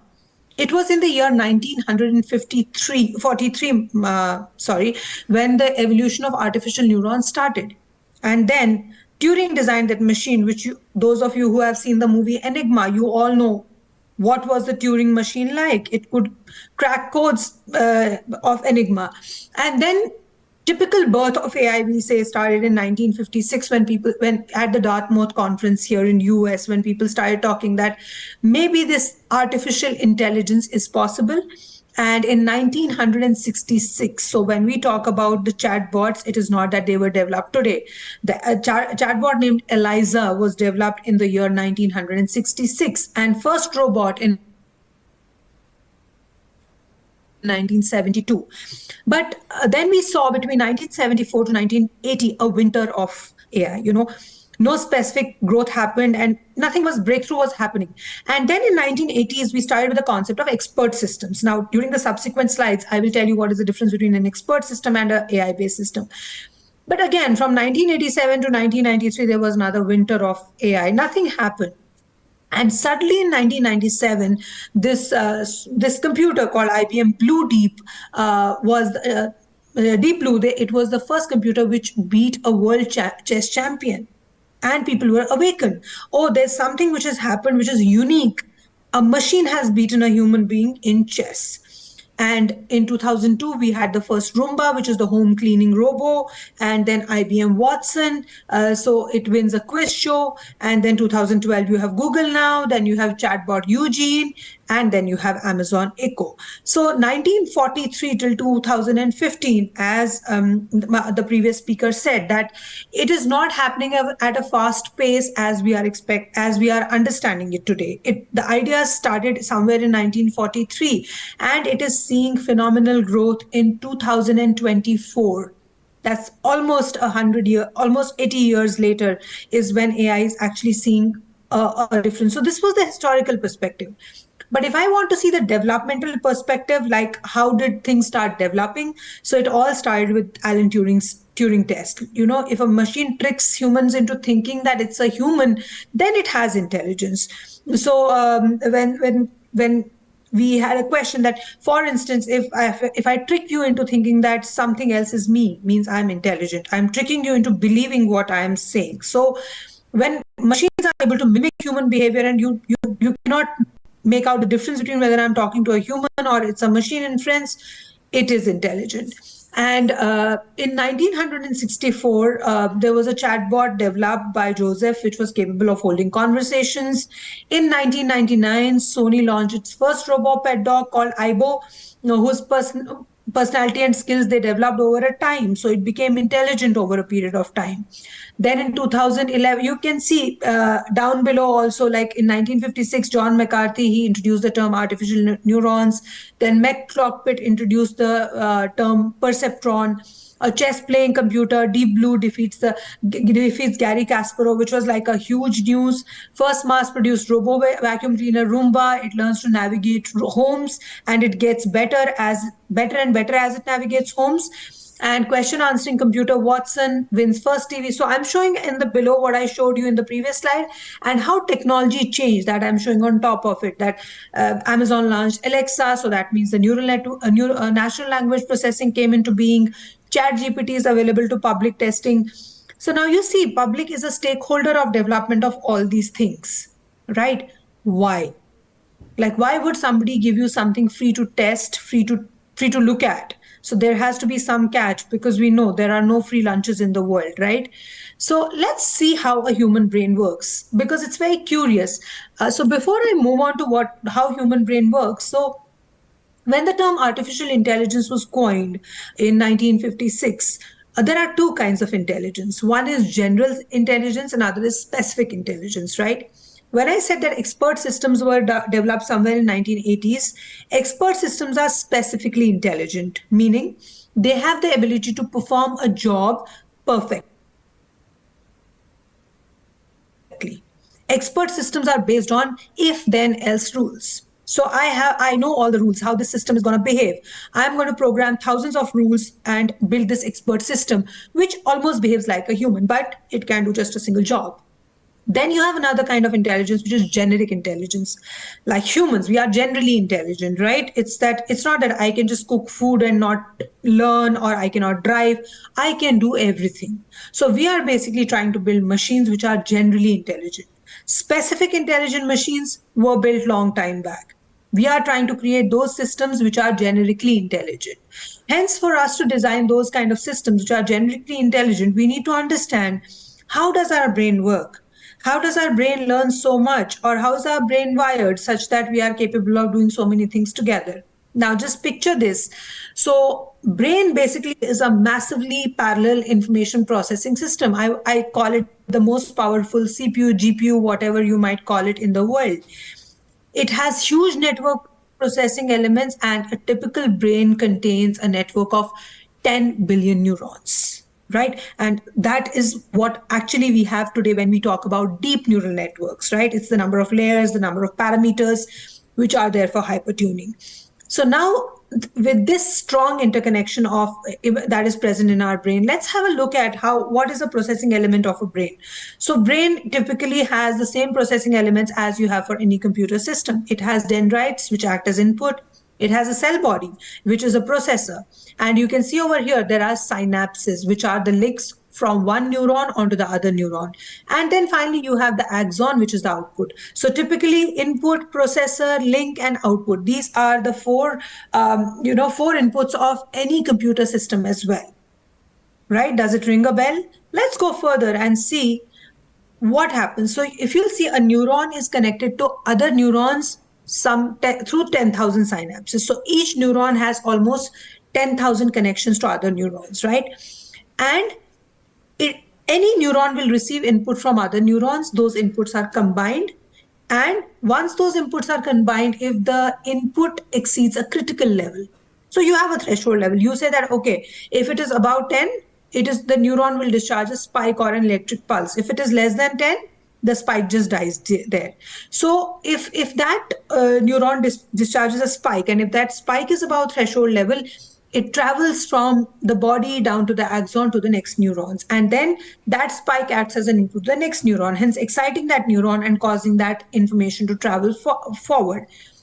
Right, let me give you an example. So the axon endings, if you'll see, they almost touch the dendrites. And that is the place where the information transfer happens between two neurons, right?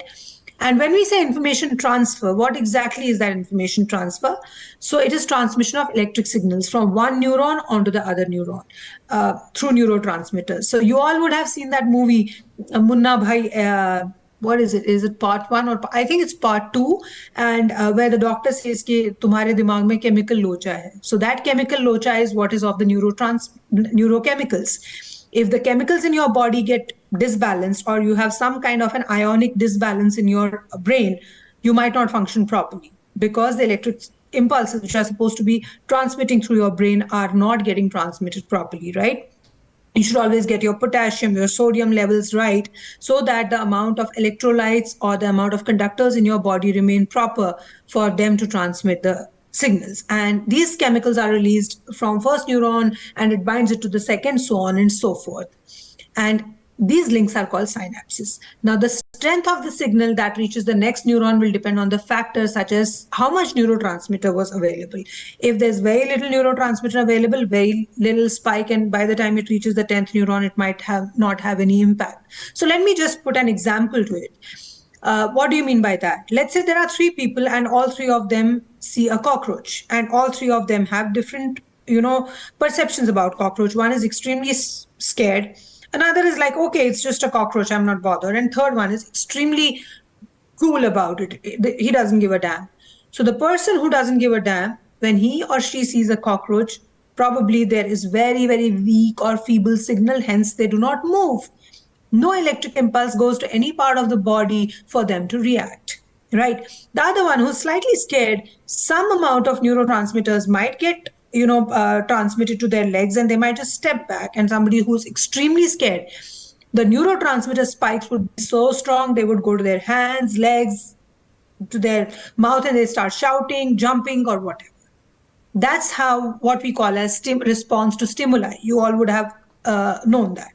And how are these how do these biological neurons translate to what we have in the artificial networks? Well, we say that the corollary is such that if you'll see over here, this is my biological neuron, where you have the dendrites, which typically are inputs. You have the cell body, which typically is the processing unit, and then you have the processing unit, which adds some kind of weights to it, and then you have the output. So this is what exactly we translated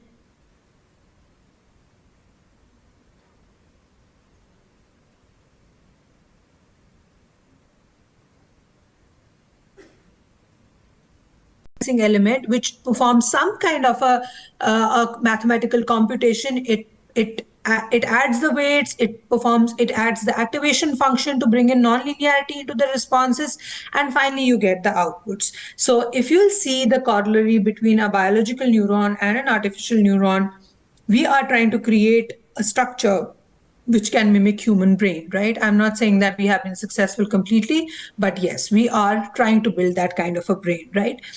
So as I had told you previously, like I will be talking about, so when we say expert systems, they were specifically intelligent. They were very complex systems. Like you could build an expert system for, let's say, a microwave, a dishwasher. They are all expert systems which have highly complex rules. They are programmed by hundreds of engineers, and you have rules clear, right? So you are very clear what is going to happen if, let's say the light doesn't turn on. Do this, do the troubleshooting, turn on the light, or whatever. You have thousands of rules like that, and you are programming. So this system cannot fail, because everything that could go wrong in this system, you have catered for that, right? Okay. What are these three images? Can you all just tell me what are these three images? Do they appear like? Just ask your friend what do they think about all these three images, and I can't take a feedback here, but I'm sure all of you are not looking at these three images the way I'm looking at them. So if I have to classify these three images, I'll say it's a kitten in front of a white flower, it's a tide in the ocean, and it's a yellow colored Mercedes tail light or headlight, whatever. I'm sure all of you have not said the same thing about all these three images. Meaning what? Meaning humans have perceptions, and I cannot define rules how to define the first image, second image, or third image. Here rules are not clear. Hence, I rely on something which is how do children learn, right? That's very important for us to understand, because if I'm trying to build a system which mimics humans, I should know how humans learn. So let me give you a very quick story about how humans learn. So you bring a child to a room where you have lots and lots and lots of data. Let's say that data is lots and lots of animals. Let's take a child to a zoo and show him lots and lots and lots and lots and lots and lots of animals, and just tell them that this is a donkey, this is an elephant, this is a lion, this is a zebra, this is... Do we ever describe why this is a zebra? Do we ever describe why this is a lion? Do we ever describe? We just tell the kid that, hey, see, this is an elephant, this is a giraffe, this is something, this is something. And we show this to the child over a period of time, for a longer time. Maybe when we show it to the child for first day, I show them 100 animals. They might not remember even one. Next day, third day, fourth day, I show them for a year. Now they remember everything. So what does that mean? Well, I have just given you an example of supervised learning. So you have data set, you have a label associated to each data point. You show the model, the data, and the label, and tell it to figure out the rules on its own. I am not giving you rules. I am not giving you features. So the way the patterns that you have in your mind for recognizing a zebra might be different in my mind for recognizing a zebra, right? Each of us have our own patterns of identifying people. Like some people identify others by their voice, some identify others by their facial features or whatever. So we pick up the most important patterns on our own, right? I wish this was an interactive session where I could interact. So you all would have seen this equation, right? This is a very, very popular equation, the equation of a straight line, right? Now in the straight line, let me consider that I want to build a machine learning algorithm for this. What would that mean? That would mean I give you the X and I give you the Y, and I ask you to build a model such that it figures this M and C on its own. So what is X? X is the input, Y is the label, and M and C are the parameters which it needs to learn, right? These are the parameters which the model needs to learn. So that's how humans learn. How do you learn? You might initially say that, okay, this is for a dog, you might say it's a zebra. Your mother corrects you. No, this is not a dog. This is a zebra. So you train your model. You look at the features again, and now you associate different sets of features to a zebra so that you are correctly able to classify it. So we start with some random weights. M is equal to 0, C is equal to 0, and see how much error we get. Depending on the error, you increase M, decrease C, and see how closer to the correct answers are you now. If you're fairly correct, close, you say that, okay, I'm good. If you are not, then you retrain and retrain and retrain.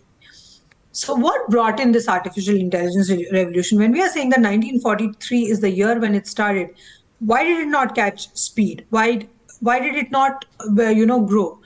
The point was aptly represented by previous speaker. What happened in the world? Two things happened.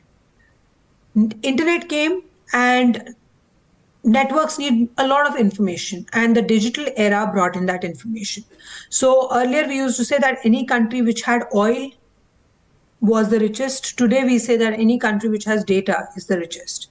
So when people give you models for free to try, when they give you something free, remember there are no free cakes in this world. They are asking you for something of yours, and that is data, right? Because every country which has data is the richest country in the world now. And then second thing happened, computing power. Till let's say 3 decades back, Amdahl's law still held true. We said that the rate at which technology is, the number of transistors per chip increases double every 2 years, cost remaining the same. But suddenly with the advent of GPUs, humongous computing power became available to us. And we basically needed a way for our artificial brain to observe lots of data within a practical amount of time. I didn't want to send petabytes of data, which is what I play with on every day. Like I get sensor data, within an hour, I have like terabytes of data.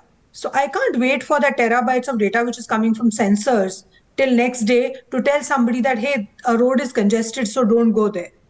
It will not work. So the projects that we are working on are real live alerts to drivers in America.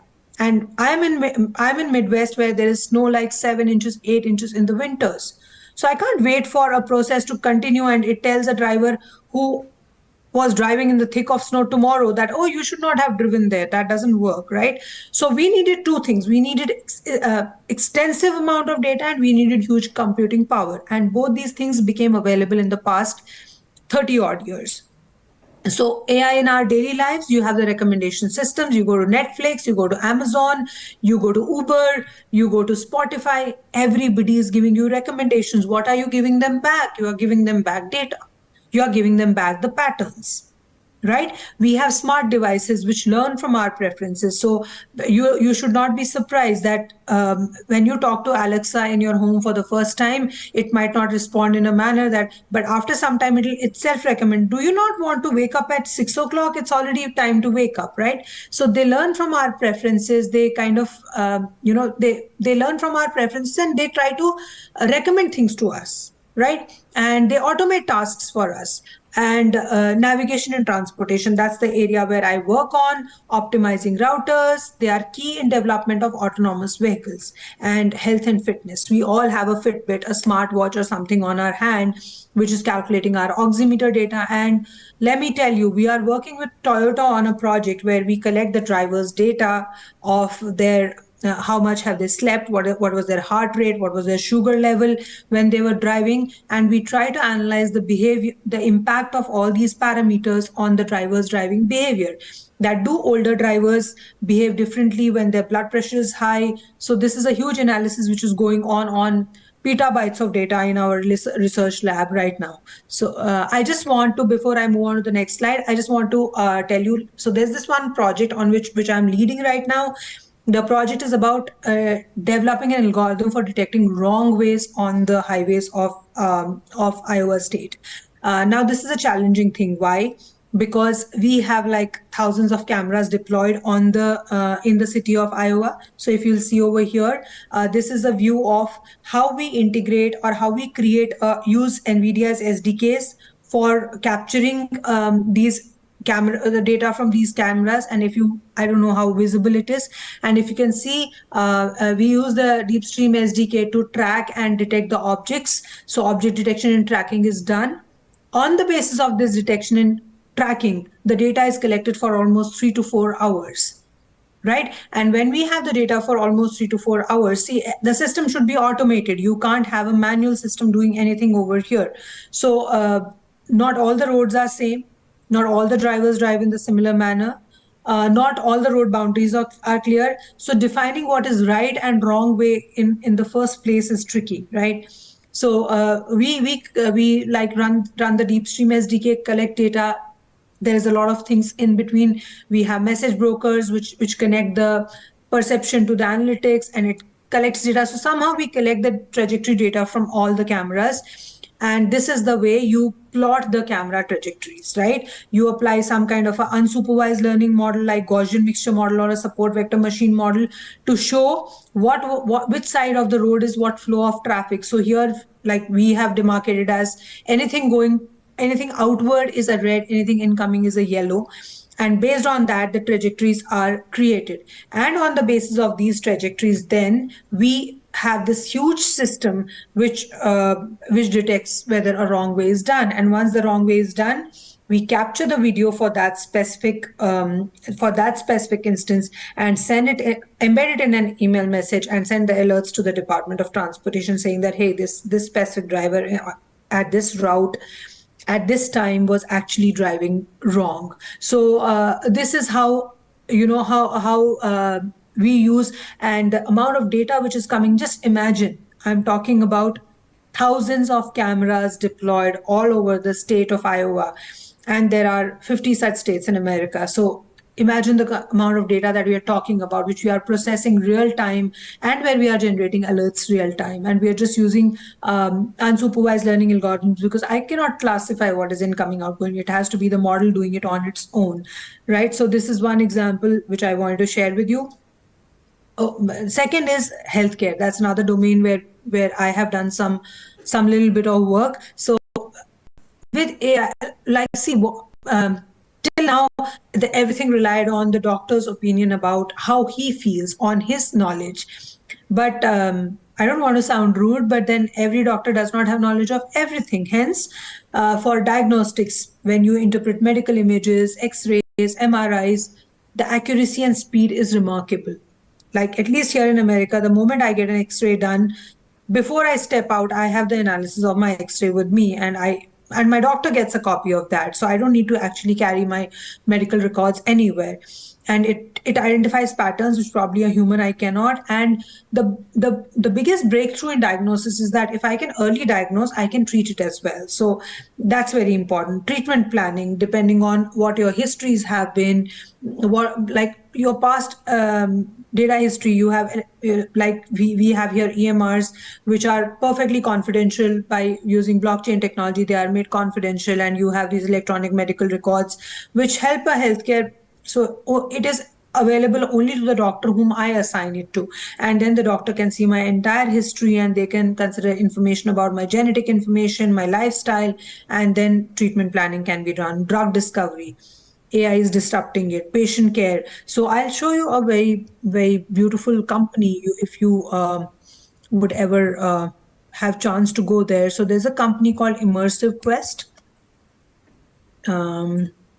It's a startup company. I don't know whether it's even there or not. Yeah. So there's a company called Immersive Quest. So that company basically does nursing training. Right, so they have an AR/VR based system where they do the nurse training using this AR/VR based system, because finding healthcare providers here in countries where there is shortage of manpower, it becomes a big challenge. So this is some work which we have done in our lab for detecting skin cancer, because that's one of the most prevalent cancer in US, because people don't get too much of sunlight, and fair-skinned people are more prone to skin cancer. So that's again another research which we did over here. So we had like around millions and millions of images of skin cancer, and we used some deep learning algorithms for detecting whether a cell is cancerous or not. And then further on, once we detected that the cell is cancerous or not, then we further went on to detect out of the 7 types of cancers which specific skin cancer this is, because there are 2 kinds of cancers which are very fatal, that is basal cell and melanoma. So if you have that, early detection is always helpful for a doctor. Like, just through naked eye cannot decide whether it's a cancerous tissue or not. So this was another area on which we are working right now. So there was data set which was imbalanced That also causes, now as I said, data is the most important thing. So depending on the quality of data that you have, that determines how good your output system is going to be. That's very, very important. So this was the whole flow of the system, how we started from reading the ML and DL models, reading the data sets, running the pre-processing, doing the EDA, performing the complete exploratory data analysis of our data, and then finally training it on multimodal models. So it was a very, very complex hybrid model where we did we took care of the continual learning, we took care of so many other things which you just cannot give this data set to a regular deep learning model. It's going to give you crap output. So there were so many other things which we needed to tune for this specific data set to give us correct results. AI is transforming businesses. So I just want to give you one quick review on. So there is this project which we just started working on, and I don't know whether I will be able to pull it up or not, whether it's on this system or it's on my remote. I will have to check. No, I don't think so. So there's now in transportation there are various manuals. So there is a company which wants us to create a large language model for reading that signal time manual and giving us answers on the basis of that manual. So they say that nobody has the time to read a 900 pages manual. Can you create an LLM for us? So that's the one where we are using the GPT 3.4 turbo model. So basically an LLM model starts with, you can't train an LLM model actually on the basis of the data sets that you have, because the data sets that we might have might be very, very small, and small data sets are not good for any language model. Hence, in case of any retrieval augmented generation, that is RAGs that you would have heard of for LLMs, we generally create a vector database out of our data set and then try to use that vector database and leverage the power of a powerful NLP model like, let's say, GPT, Llama, or Mistral, or models like that, and build a system where it can, do business analytics, it can provide customer services, or it can provide some kind of answers that help us in transforming businesses. And in India, you can also look at places where people are actually struggling with their archival databases, where they want to digitize them and they want to leverage the power of natural language processing to do that. Automation, you all know that it reduces errors and personalized marketing. You get it all from everybody. Like the moment you click on some ad, you keep getting personalized marketing because you click on, I accept all the cookies. Don't do that. The moment you say, I accept all the cookies, you are giving them everything, your browsing history, your cookies, what are you doing, where are you, your location, everything is available to the businesses, and that's how you get personalized marketing. And supply chain optimization, obviously predicting demand, forecasting how your sales are going to be. So this is again like AI is, remember, the power to AI is the amount of data that you have. If you have huge amounts of data, you have live data which is coming to you in streams which are like terabytes or something, you can develop a very, very powerful system which will be as powerful as a human analyzing the whole thing. I just wanted to touch this on because it's an educational institution. So we have, like you all know, during COVID, everybody came on to, all AI proctored exams. And though they are not totally AI proctored, you can fool them, but that's fine. So you have AI tutoring, you have adaptive learning systems. They are predominantly in use here in US in the schools where, like you say, that every learner does not have the same capacity to learn. Hence, you create these adaptive learning systems such that depending on what progress a child is making, accordingly, you keep giving them higher levels of challenges. And intelligent tutoring system, again, one-to-one tutoring, even in the classes. So this basically was designed to mimic the pedagogical techniques of home tutors, or adapting to how a student learns, what is their level of understanding, so on and so forth. And basically AI in education has just entered. Again, there's so much of power that we can leverage out of we are working with a Canadian university on designing a a recommendation system based on, because here like all the educational records are centralized, so I can pick up a child's records right from their elementary school till their undergrad and recommend to them that what are the subjects that they should choose, what are the career paths, what are the companies that they can approach to for jobs and stuff like that. So that's another recommendation systems which you can create, which you can build for education. Now, most important thing, that's what like you all would have, if you read news, you would know that Joe Biden's government has taken out AI regulations finally, because we are also bothered about the ethical concerns about data privacy. When like AI systems, when you interact with ChatGPT, let's say you upload your resume or you'll upload your photograph, there's no, like, you don't sign any confidentiality agreement saying that my data should not be given to anybody. Hence, by not signing that agreement, you are agreeing to that data being made available to everybody. Hence, data privacy has become a big issue. What should be the concerns revolving and rotating around data privacy, bias, and fairness? Yeah, this is one very, very important factor. So this was a small survey which I had done a couple of years back for a banking company. Now, if you would see that predominantly the major bread earners of the family are men, and generally finances are taken care of men. So we had made a financial system which was more biased and prejudiced towards how men would take decisions rather than women. Hence, depending on the type of data, what is its source, where does it come from, are there any biases in the data? They might create biases in the algorithms also which you are creating. So maybe I might have a chatbot, a financial chatbot, where I ask it, okay, my name is Meenakshi, I'm 50 years old and I want to invest something. And it might say, oh, 50-year-old women don't invest, so just go and enjoy your life. So that now this is particularly concerning in areas such as hiring, law enforcement, loan approvals, because if women, like there might be a detection system, a fraud detection system or a credit checking system, which says that, oh, if the borrower is a woman, give her lesser loan, or some kind of a bias like that, right? And developing an AI system that are fair and unbiased is very crucial. That's why, see, the most important thing about any AI system is what is the quality of data. That's why people today are designing and creating data sets which are more diverse. So when we do naturalistic driving studies, we ensure that the percentage of Asians, percentage of Americans, percentage of Europeans is same, so that our data does not get, so that our model does not get biased towards the way Americans drive, because the way an American drives might not be the same as an Asian drives. Hence, building a model which only sees thousands of Americans and no Asians or no Europeans might not be a good unbiased model. Job displacement, it's a reality. It is going to replace humans in certain jobs, but it's not essentially alarming, because there would be jobs created because of AI where you would need more humans. So it's like a balancing act that will happen.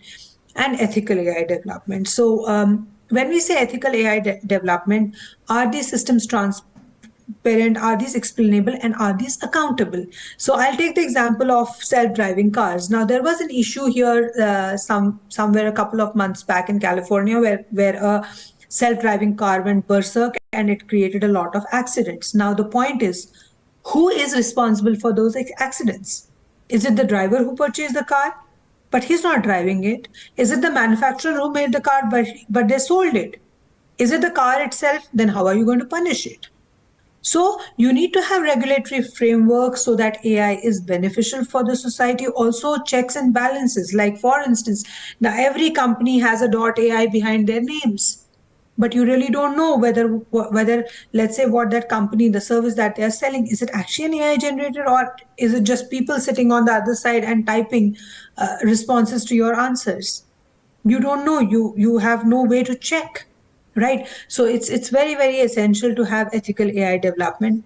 What lies ahead? So I don't know whether I've overshot my time, but I think I'm good. So the future of AI is at the brink of transformative change. The world is undergoing disruptions. We are going to have redefining the boundaries of technology, what technology is capable of. All those sci-fi movies that we used to see a couple of years back, they're actually true now. Like you might have flying cars, you might have robots actually cleaning up your homes and all.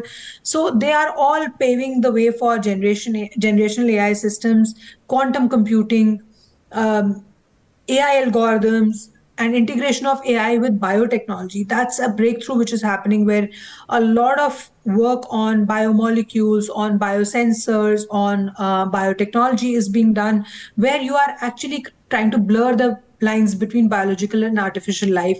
Digital twins is the so future prediction is that AI will continue to evolve and we can expect it to become more autonomous, more powerful.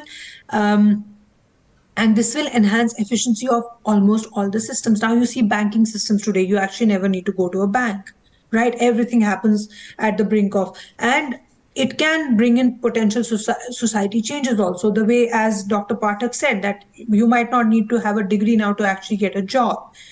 You might just be required to just upskill you in something and that job you can get. Ethical governance is a big thing which is coming into play. AI and spirituality. Can AI actually be spiritual at one point in time? Can we have spiritual robots? Can we have expression AI? So there are so many things that lies ahead, and the future seems very beautiful, provided we use these technologies in a more humane, more thoughtful, more transparent, and more ethical way. So adapting to a new AI driven future, you are going to have to learn continuously. Like at this age also, for me, I'm learning every day, right? You cannot get a degree and say I need a job now. It's not possible.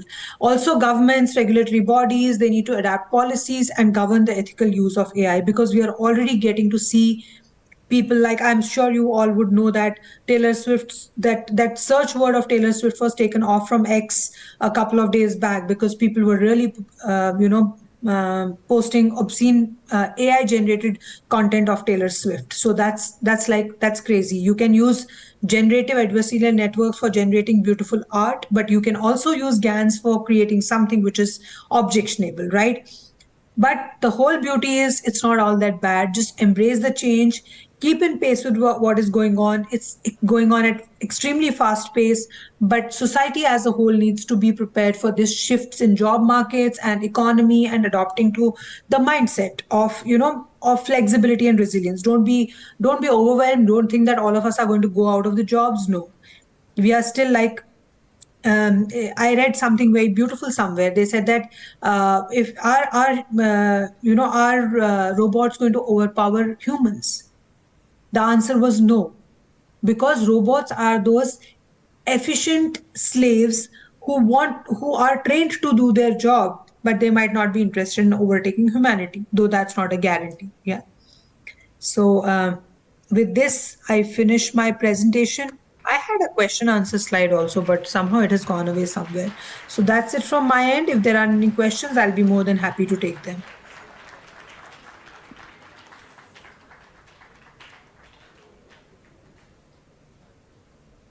Thank you, ma'am. Your expertise and eloquence seamlessly intertwined, making the session both informative and inspiring. We would now like to begin with the Q&A session.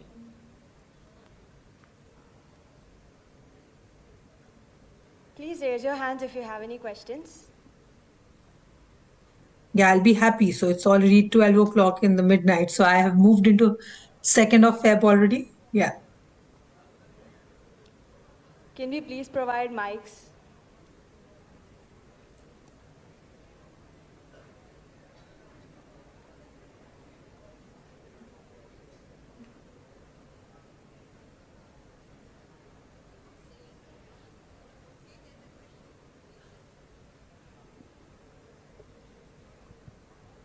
Yes, please ask your question. Hello. Yeah, hi, I can hear you. Yes, Pleased to meet yes. you, Dr. Meenakshi. My name is Shweta, and I am from third year BSc Computer Science student. So I have a question regarding the ethical frameworks that you have previously discussed. So with generative AI, ChatGPT, and GANs, it's the lines between ownership, who's in charge of the content that AI generates, is a bit blurry. So there are several questions regarding intellectual property and ownership, who is to be held accountable, And especially when it comes to writing, AI is generating content just in natural language. It's hard to distinguish between a human writing and an AI writing these days.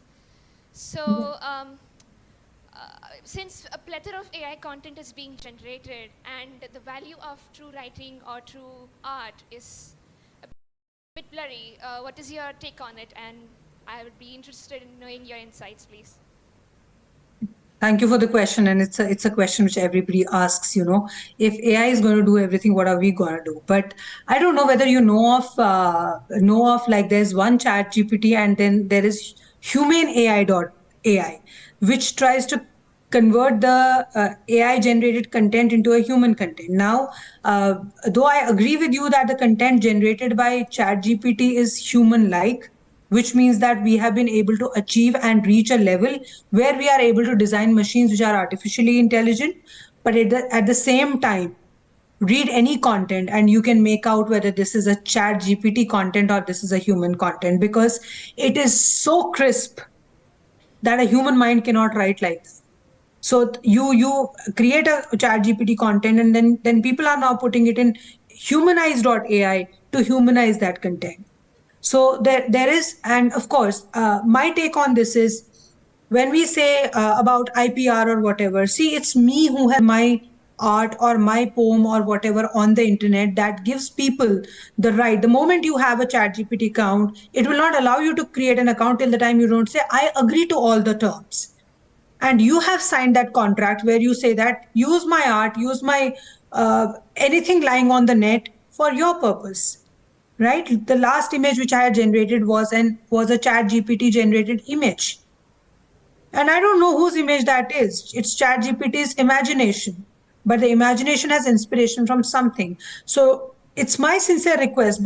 And see, as I told you, that US government is now bringing in regulations for ethics in AI, that you cannot use somebody's content without them actually giving you information.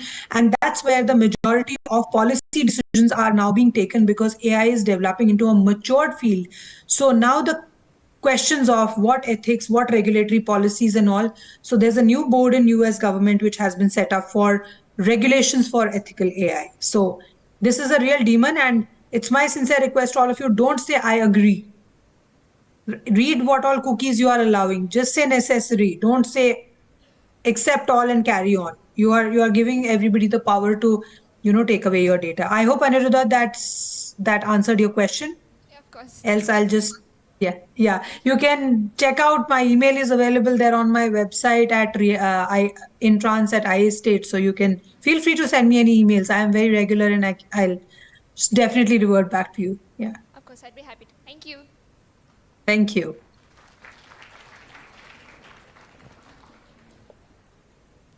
Do we have any more questions? Please raise your hand if you have a question. Good morning, ma'am. My name is Harsh. I'm from MSc Data Science.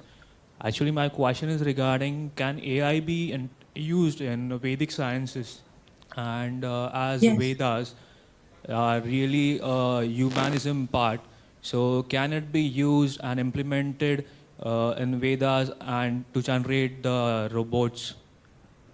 Yes. So, that's a beautiful question. And in fact, I'm doing a little bit of work on that. We are trying to build LLMs which can actually extract the contextual meanings of Vedas, not the like some people are working on extracting semantic meanings of Vedas, but we are trying to extract contextual meanings of Veda, and hence make bots more spiritual.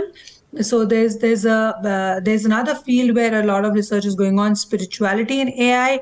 So think of an application and you can actually use AI. So a couple of days back, my son asked me, our professor has said that in theory of computation, we should be doing a project. So what can we do? I said, just build a system, AI-based system, which converts all NP hard problems into P problems. So you have a system, so you can use AI in TOC also, which is like, you would not find an application of like, how do you build a project for TOC? Alan Turing made the Turing machine, and that was end of TOC. So yeah, Vedas, you can, I can definitely share some links with Dr. Rakhi, and she can share it with you, where research on using on LLM. Now the issue is that we do not have original Vedas. Whatever is like, that's the transcription of whatever people have understood. So effort is also on actually going back to the genesis of Vedas and trying to do an OCR on original Vedas. But OCR on that language, because one is not too sure what language was it written on,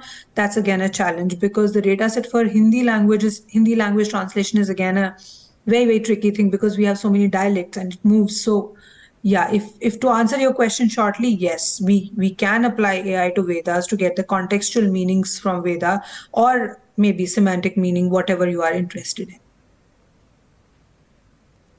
Thank you so much, ma'am. That's right. Do we have more questions?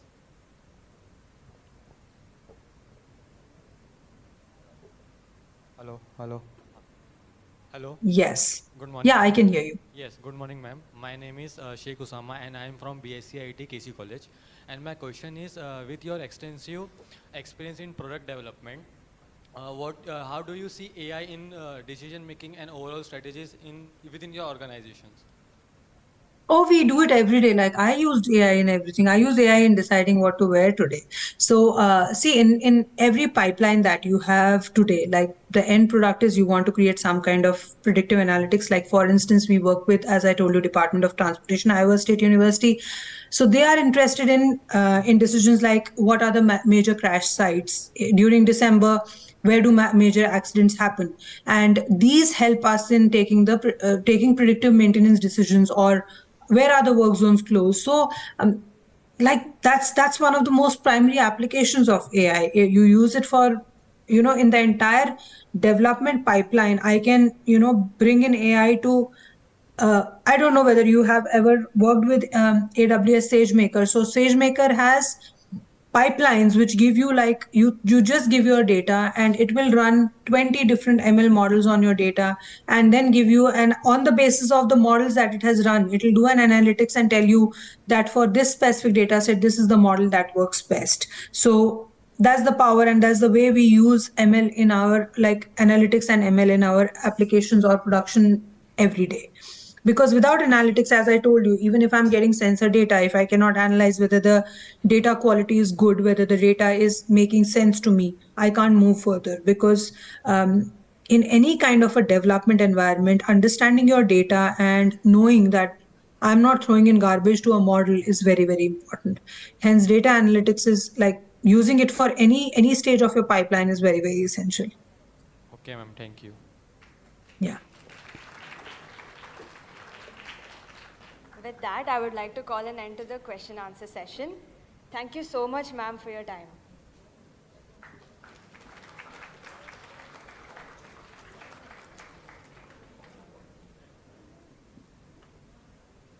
Thank you so very much. It was a pleasure interacting with all of you. It was great pleasure to have you here with us in the conference. Thank you so much.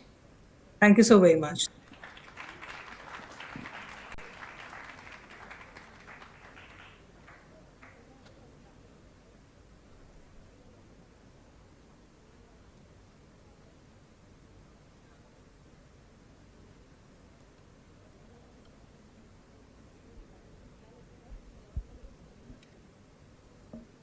Moving ahead, I would now like to call our next speaker, Mr. Anirudh Khopade, to please come up on stage. I would also like to request Dr. Shalini Sinha, Vice Principal, KC College, to kindly felicitate Mr. Anirudh Khopade.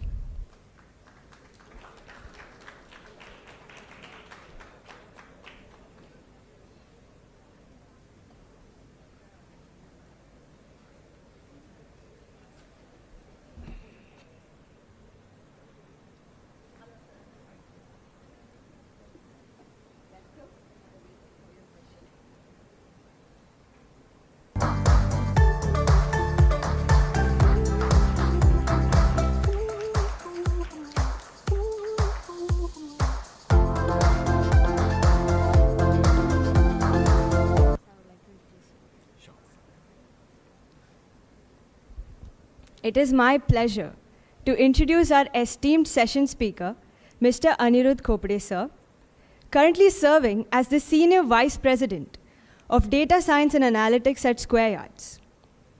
With an illustrious career spanning 20 years in product development, and now at the forefront of data-driven innovation, Mr. Anirudh is a leading expert in the dynamic intersection of technology, real estate, artificial intelligence, and machine learning. In his current role at Square Yards, Mr. Anirudh not only oversees the Data Science and Analytics division, but also brings to the table a wealth of expertise in crafting innovative solutions through AI and ML technologies. His proficiency in these advanced fields plays a crucial role in shaping the strategic initiatives of Square Yards, contributing to the company's growth and success in the competitive real estate market. With a strong foundation in AI and ML, Mr. Anirudh has successfully led teams in the development of state-of-the-art products and solutions. His experience encompasses the implementation of AI-driven logics, enhancing decision-making processes, and leveraging data mining techniques to extract valuable insights. Prior to his role at Square Yards, he held key positions in top-tier BFSI companies and analytics solution providers, solidifying his reputation as a thought leader in the industry. Please join me in welcoming our eminent speaker, Mr. Anirudh Khopre, sir.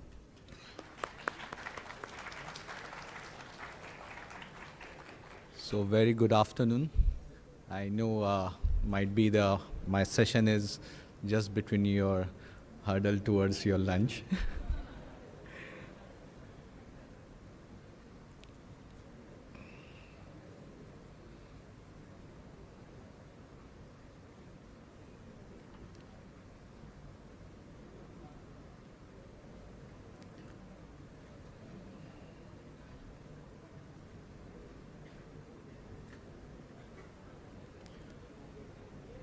So, first of all, I'll really like to thank HSNC University to calling me to this entire wonderful session. And this is a great initiative to have such events where actually the academics students interact with the industry experts and actually we can bridge this gap ki what is really practically working out and where the syllabuses are there.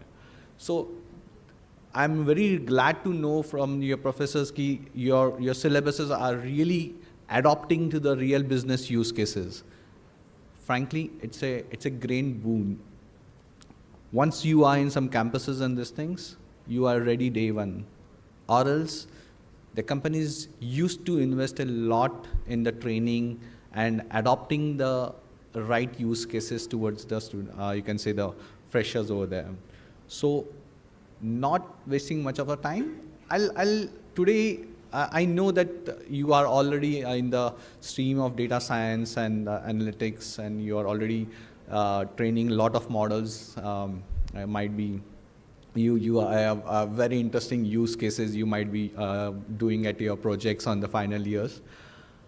I would take some interesting topics so that you would like to know how the AI, or you can say, is impacting your day-to-day things or the consumer behaviors of the different sectors. I might take one or two sectors onto it. So, are you aware of the amount of data which is getting generated on everyday basis?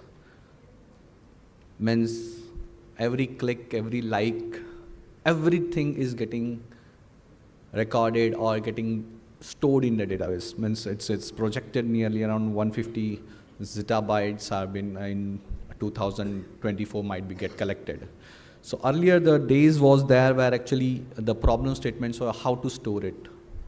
Thanks to companies like AWS, GCP, Azure, that issue has been solved. There is on a single click you get farms of servers to store it.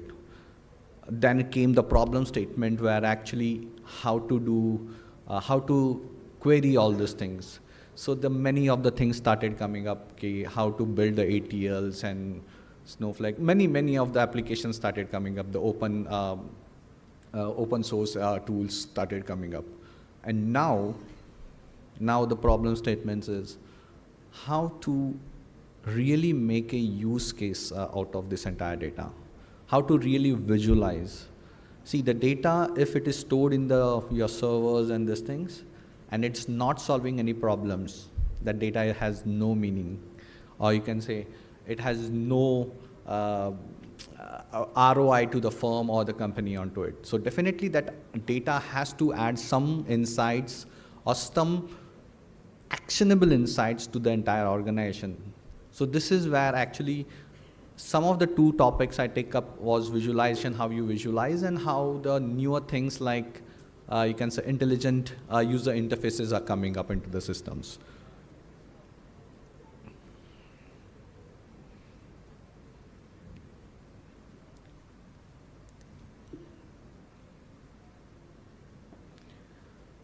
So earlier, I still recall how the data used to be represented was a simple graphs or the pie charts or the bar charts, something like this.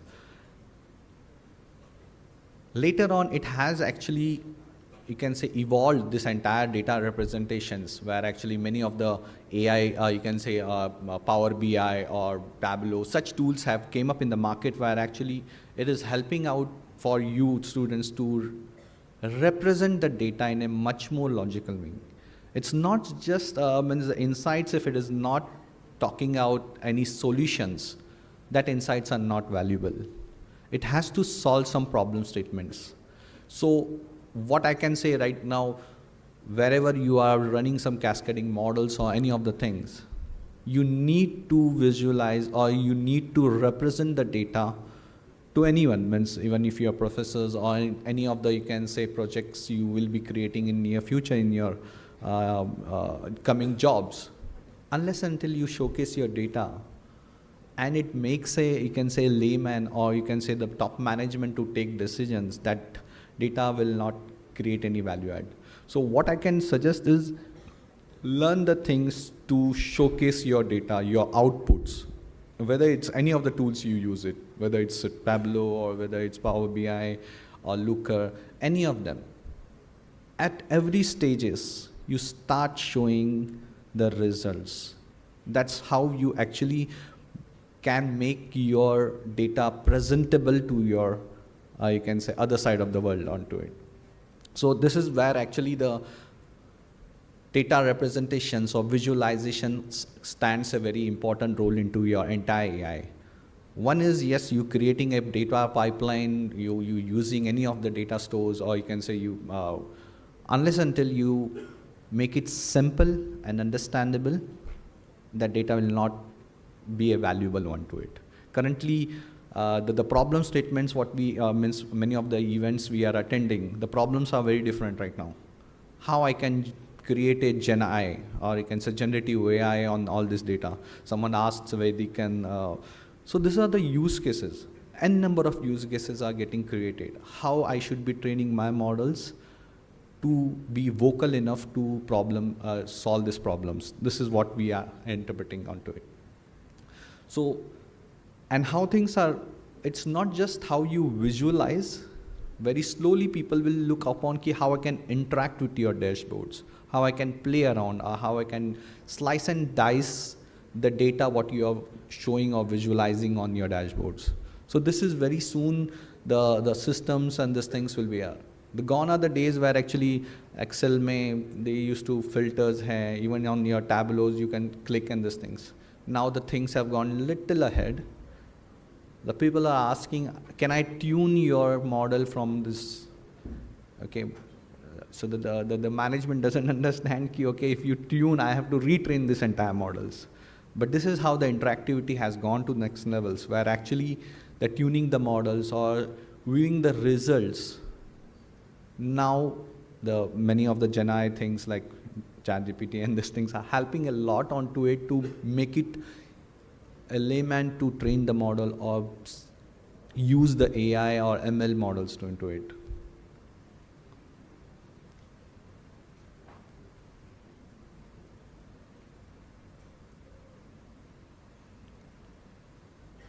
as I mentioned, it helps in lot of pattern recognitions to you also. So let's say we study a lot of consumer behaviors at our end, where actually, one second.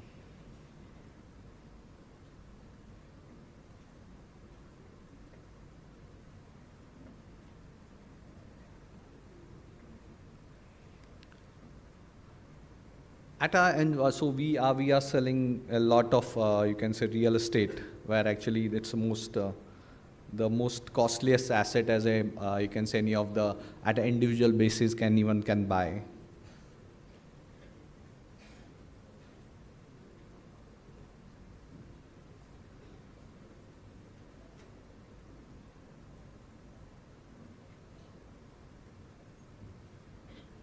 Sorry.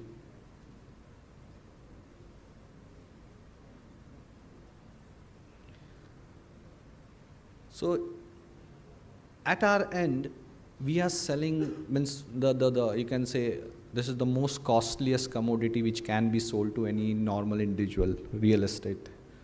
1 BHK bhi Mumbai mein, it is costing around 1 CR. And depending upon the different locations and the deck and everything, means once you take a one real estate apartment, you're tied up for the next 10 years for that EMI, unfortunately. So for us, the closing cycles are very high. Means it takes nearly around 6 to 7 months to close any of our clients. For us, someone coming on our website and what they are actually clicking, what they are viewing, what is his preferences, this entire consumer behavior insights stands a lot valuable for us. And that creates where actually our individual personas of every customer where actually what he's liking. I mean, I'm just taking one of the examples of the real estate. It can be your e-commerce also, any of them. But this is how the data on every click, whatever you're viewing, impressions, everything is getting collected onto it. And it's depending upon how ethically the companies are using these things. And this is where actually the bigger debates are happening right now onto it, actually, how to use this or how to represent this data so that the privacy of a customer has been maintained. So that's the new things or the norms which every company has to adhere to into it. One, the visualizations has gone to a very different levels where actually just to, let's say, I know that you are not able to view or read this thing. I'll show some of the interesting stuff so that what data visualizations has gone to a very next levels. I'm just showing one of our websites where how we are representing the property rates, or you can say any data. The underlying data, how the ETLs are formed, that I'm not going into it. It's a long process where a lot of models or the predictive analytics comes into the picture to really predict any property or any flag to come in. It considers a lot much parameters, or you can see the outliners and these things what you might be using in your models. And then we arrive, okay, this is the rates which can come to say any of the locations onto it. So this is some very simplest heat map. But believe me, it is helping the real estate, our end customers in a much, much bigger way. How to see what are the prices on them. So very simple example, the complex data, if it is represented in a very simplest way, it will help your consumers in multifolds to take a decision. Right now, just considering one of the stakeholders is the end customers who are going to purchase any of the flats from you, those things. This is the way the data is represented. We evolved on us how the data has to represent it. People like to play around with the data. Means gone are the days where actually I have the joystick and I'm showing the data. Now people want, I should be there and I should be playing around with it. And this is where we came up with the 3D visualizations onto it. I'm just showing some of the use cases where the industries are going onto it. This is, I just took the area around our colleges, So this is something Girgaon Chopati. What are the rates and these things? So the example what I'm trying to show is you can use such technologies to represent your data. Your use cases, whether you are using in pharma or whether you're researching any of the, you can say any data, whichever sector you choose it. You have the Kaggle as an entire open source where you can search for many of the, you can say, data sets. Unless you create a use case and represent, visualize, it will not create an impact. So this is what I'm trying to show is key. The visualizations, unfortunately, it's not very clean over here, but yes, this entire India and these things we use a lot of underlying CCM maps and these things. So we are using geospatial data onto it, and this is the newest way where actually it is going to getting used not only the real estate, logistics. You can say many of the players where they are trying to do a lot of franchising and these things, they are using geospatial data onto it. I would really mean since you too start using such data where you are trying to represent any of the such thing. So this is how the newer VR or you can say AR or either of it where stands as an presentation layer for your underlying assets or data onto it. So in earlier, one of the earlier keynote speaker, she was mentioning about the digital twin. Have you ever seen, have you ever tried what is a digital twin? How exactly it looks? This was the simplest way you saw this presentation. It's the buildings are with blocks and these things. The digital twin, okay.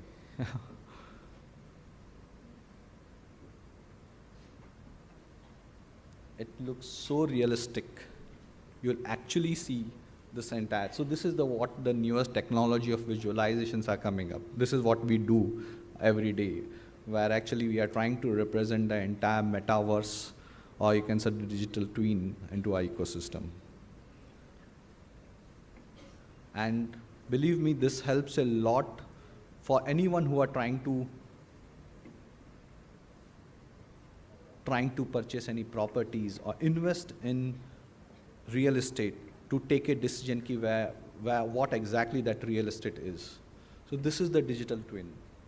And we have been using it for, very soon, you might have heard about a lot of different projects in Dubai and UAE. We are using such technologies onto it. It's pure play of visualizations. And definitely this is the next level of where actually the intelligent UI interfaces are. Currently you're just viewing it. The next level which is coming up, and what we are using a lot chatbots onto it, where actually the customer is saying, okay, change my furniture from red to yellow, and it changes a lot.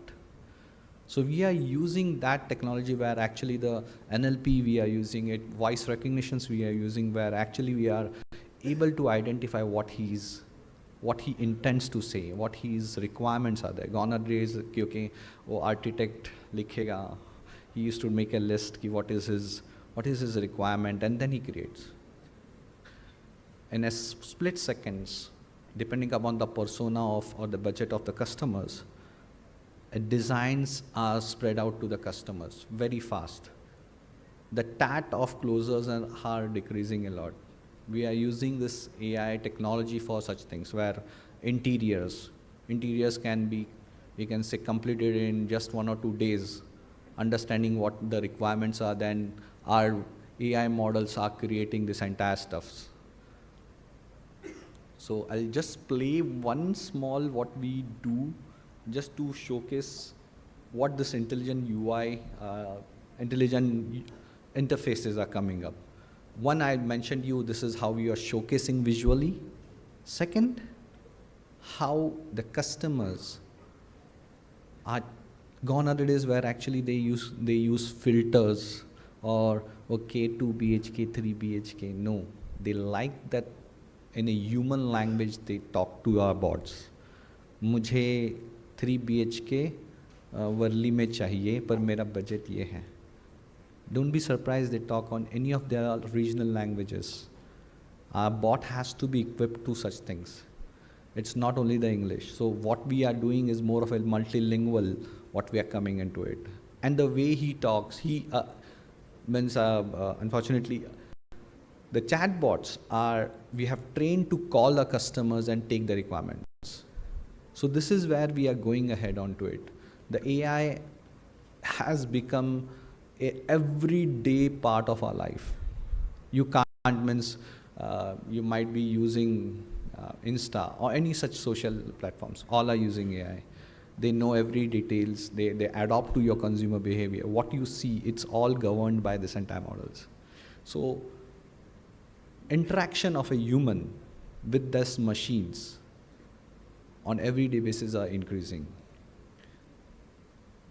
Come up with your own innovative use cases and don't worry about the developments. Means thanks to the companies like you can say which are working on this platforms, Microsoft or any of them, they have made it so easy to develop these models. You becoming a startups are very much I can say you can bring up your own startups or your own ideas and the development can happen very smoothly.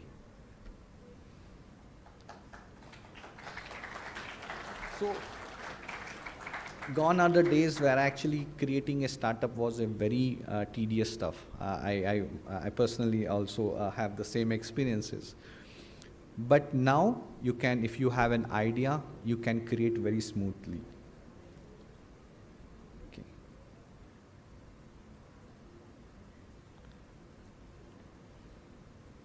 One, unfortunately, it's not readable. What I can say is create your design, whether it's an UI, UX, of your apps, keeping customer as a centric. Try to solve some problem statements, then that entire app becomes a very successful. Design the things to solve some problems, whether it's and then all the reverse engineering can happen onto it.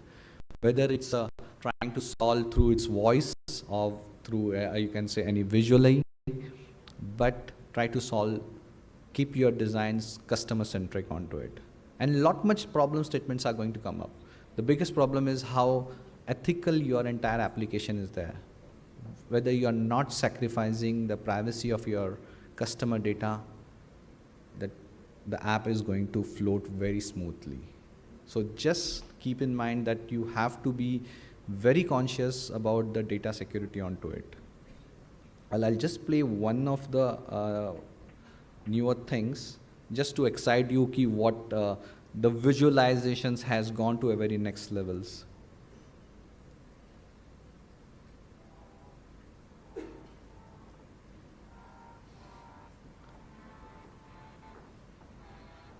So this is something we are creating for a UAE, one of the builders, where entirely it's a sand. But how we really, this can be viewed with having the HoloLens or the Oculus. You can actually walk through this entire ecosystem and view how these projects are. This is $1 million villas and these things are selling out onto it. Unless the people do not see or experience, they are not going to invest any money. And this is how the things are changing. Entirely sand hai, barren lands hai. We have to make them visualize ki, okay, this is such things are going to come up over there. So this is the next level of visualizations, okay. So this is the metaverse what we are. So right now you can, just like a metaverse, you can feel yourself walking on the roads, you can say viewing the things. So might be many of the platforms like Unreal or Fortnite, you might have heard about the games. We use lots such platforms where actually we are using the gaming platforms for virtualizing the entire stuff. So this is the real VR which is coming up. Many other industries like the manufacturing industries are also adopting such technologies to showcase their machines. The defense is also, you can say, using a lot of such things where how to represent their models, or you can say their products onto this ecosystem.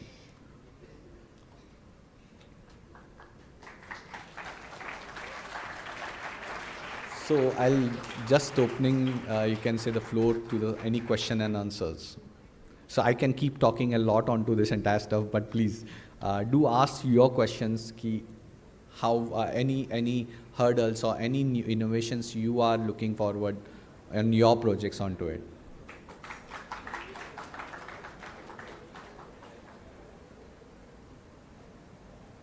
Any questions?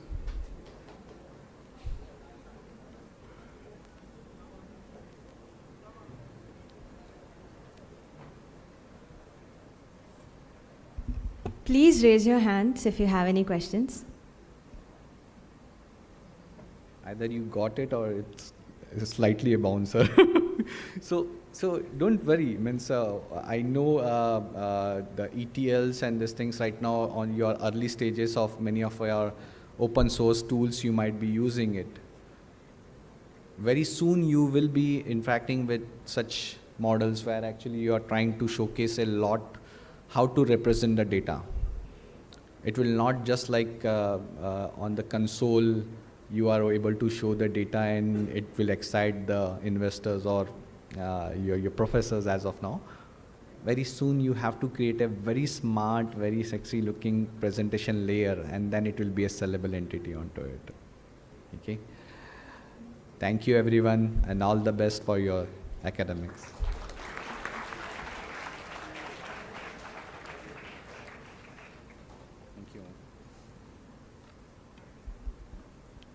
Thank you, sir.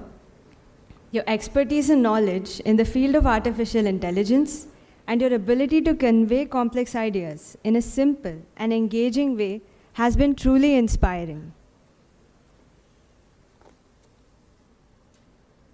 Now, I would like to call on stage Dr. Shalini Sinha, Vice Principal, KC College, and Head of Department of Computer Science and Mass Media, to deliver the vote of thanks.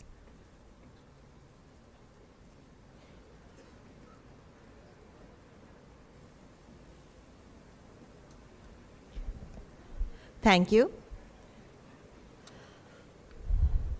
We have had some wonderful sessions. We had the inauguration, you heard Dr. Deepak Phatak, we saw Dr. Meenakshi Arya, and now we just had Mr. Anirudh's session. After such a wonderful session, and all three of them, I am from the field of literature.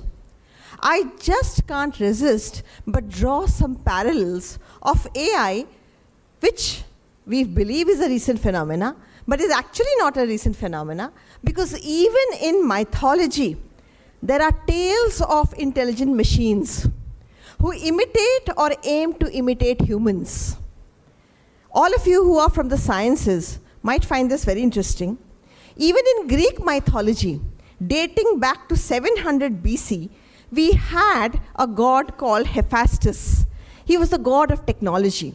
He crafted a bronze giant, gave him a soul, and named him Talos. In Chinese writings from the 3rd century BC, we speak of an inventor who makes a mechanical man who can walk and who can sing. Now, these are the documented proofs. In the late 19th century, you must have heard of a character called Pinocchio. You know, you must have read stories of Pinocchio.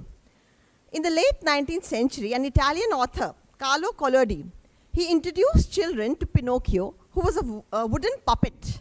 This puppet comes to life and longs to be a human boy and causes a lot of chaos and confusion. So while AI has a long existence in fantasy and reality, one thing that everyone has always spoken about is the lack of the moral code, a sense of what is right, what is wrong. That has been generally found in these thinking machines, the ethical considerations as we think about.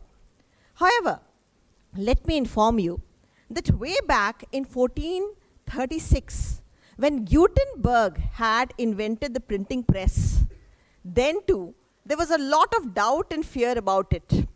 People had thought that writing by hand would soon be overtaken by a machine and it would be something fake.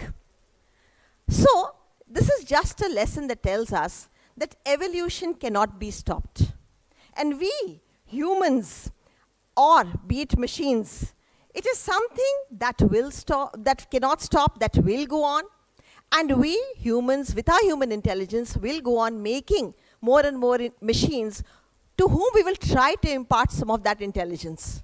And this, in fact, was what was highlighted by our keynote speaker, Dr. Deepak Phatak.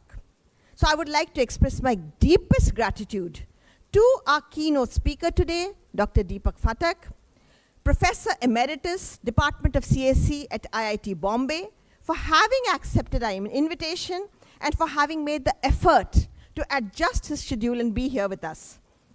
He said something very interesting, and he said, acquired knowledge has to be reacquired time and again, and it involves continuous course correction, resulting in new intelligence and new knowledge.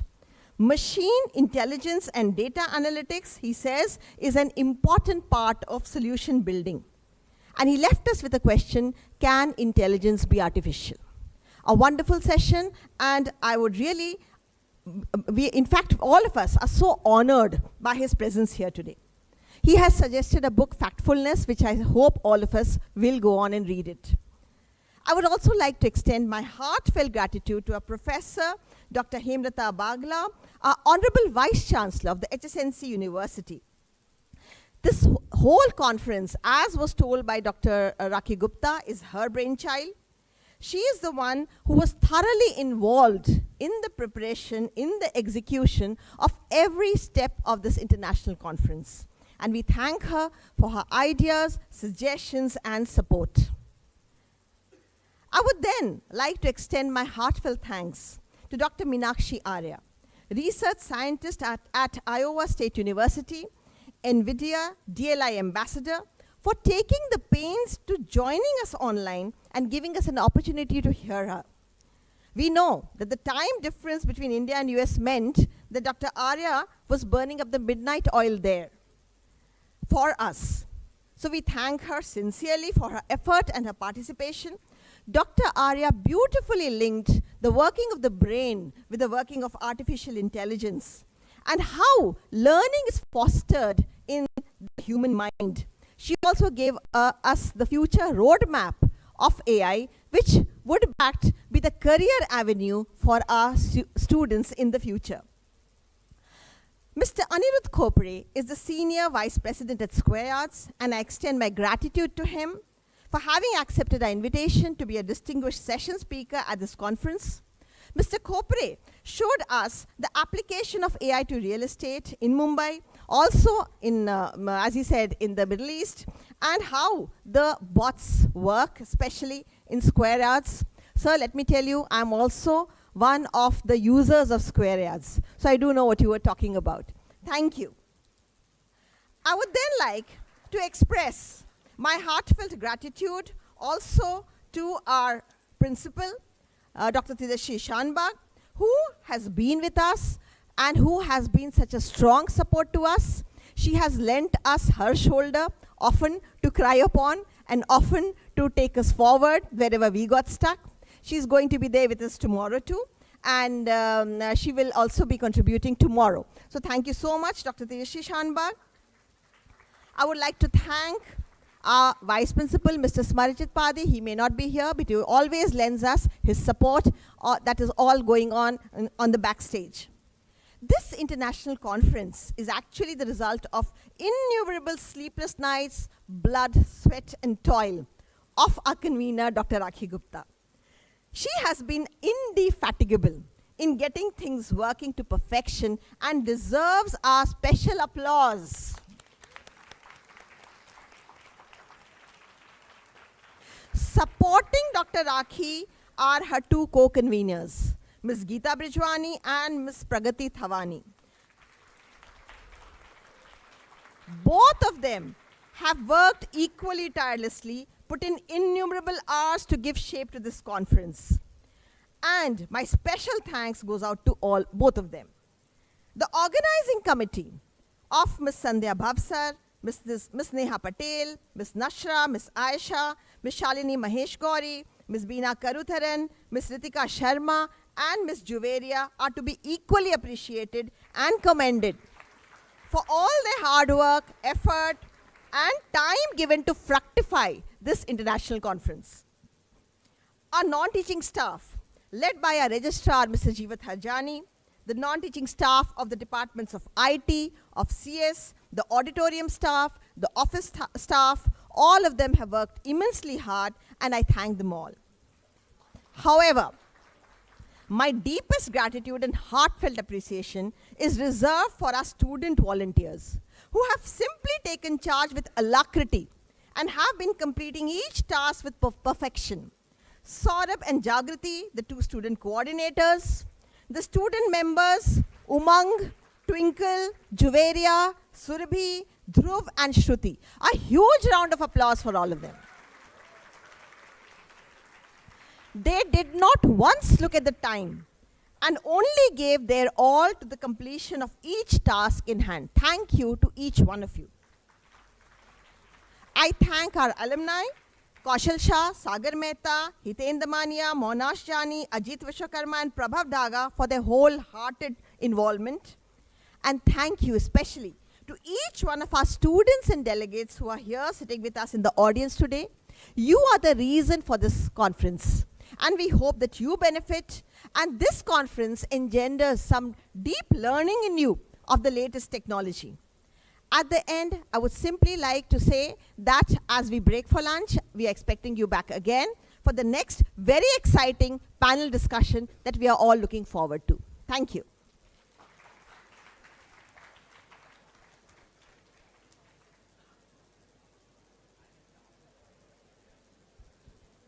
Thank you, ma'am. Dear participants, we will resume for panel discussion post-lunch.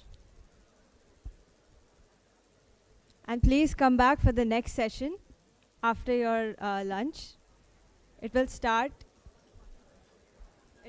around 1:15. So please come back for the second session.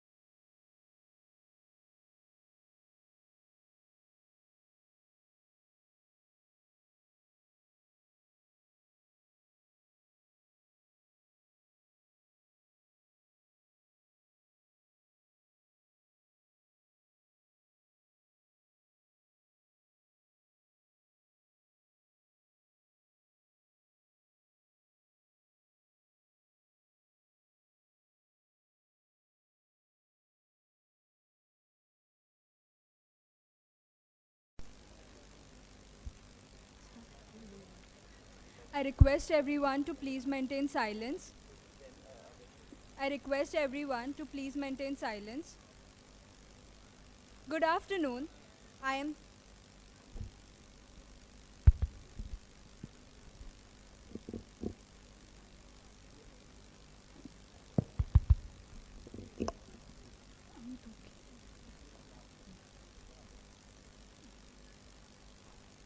Good afternoon. I am Sneha Bhojne from Department of IT. Welcome everyone. We had a very enriching and engaging session in the morning. We look forward to a very interactive panel discussion with our esteemed moderator and panelist. Before we start with the panel discussion, let me introduce Dr. Ojas Sadbhai, an esteemed assistant professor in mechanical engineering with a profound background in thermal engineering and computational fluid dynamics, that is, CFD modeling. Dr. Sadbhai holds a PhD from IIT Kharagpur, where he later completed his postdoctoral work at IIT Bombay. With over 4 years of post-PhD experience, he brings a wealth of knowledge and expertise to his role. Dr. Sadbhai's research journey showcases a focus on computational heat transfer and fluid flow, particularly in the intricate realm of multi-scale modeling of solidification processes. His contributions extend to areas such as material process optimization, energy storage systems, and phase change Rayleigh-Benard convection. Notably, he was honored with the Teachers Associateship for Research Excellence by the Science and Engineering Research Board, Government of India. In his current role as Assistant Professor at Pandit Deen Dayal Energy University in Gandhinagar, Dr. Sadbhai takes on the responsibilities of teaching, research, and administration within the Department of Mechanical Engineering. Sir, we welcome you for the panel discussion.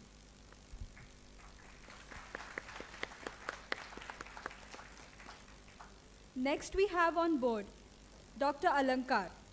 Dr. Alankar is an associate professor at the Department of Mechanical Engineering, IIT Bombay. Dr. Alankar completed a BTech degree at IIT Roorkee, Masters, University of Columbia, Canada, and a PhD at Washington State University, USA.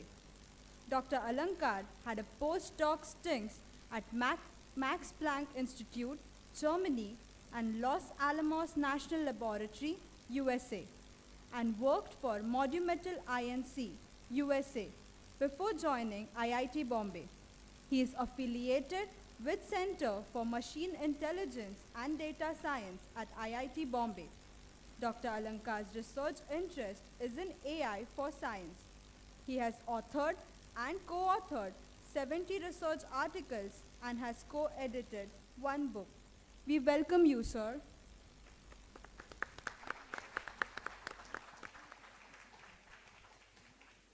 It is my honor to introduce Dr. Ajay Patil, a distinguished academician and the head of the Department of Computer Applications at the School of Computer Sciences, Kavaitri Bahinabai Chaudhary, North Maharashtra University, Jalgaon.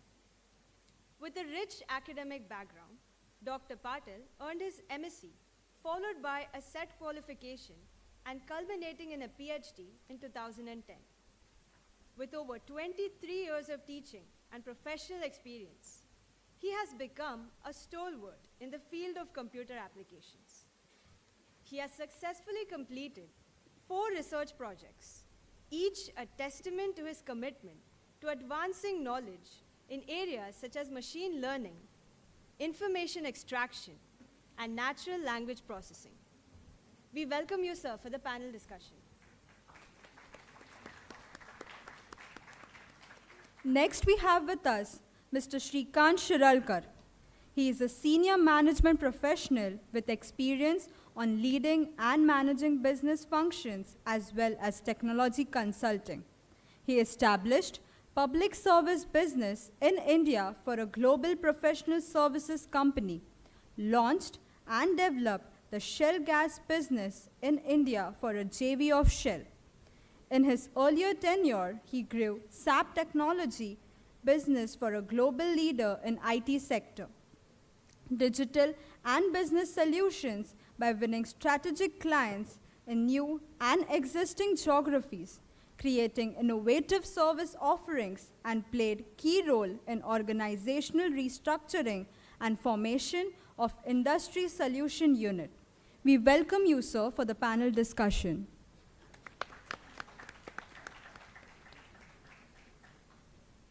With pleasure, I introduce Mr. Mangesh Karhadkar, a seasoned professional with an illustrious 25-year career in sales and marketing operations across diverse industry segments. Currently serving as the business manager at RP Tech India, Mr. Karhadkar has demonstrated a remarkable ability to drive market presence, increase revenues, and enhance profitability. Mr. Karhadkar holds a master's degree in marketing management from Somaya Institute of Management Studies and Research, and a bachelor's degree in commerce from HR College of Commerce and Economics, both affiliated with Mumbai University. His academic prowess is complemented by his NVIDIA AI Expert certification acquired in March 2023, reflecting his commitment to staying at the forefront of technological advancements. We welcome you, sir, for the panel discussion.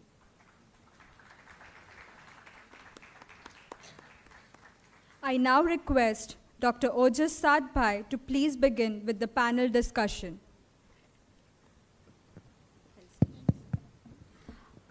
Yes, a very, very warm welcome to all the participants.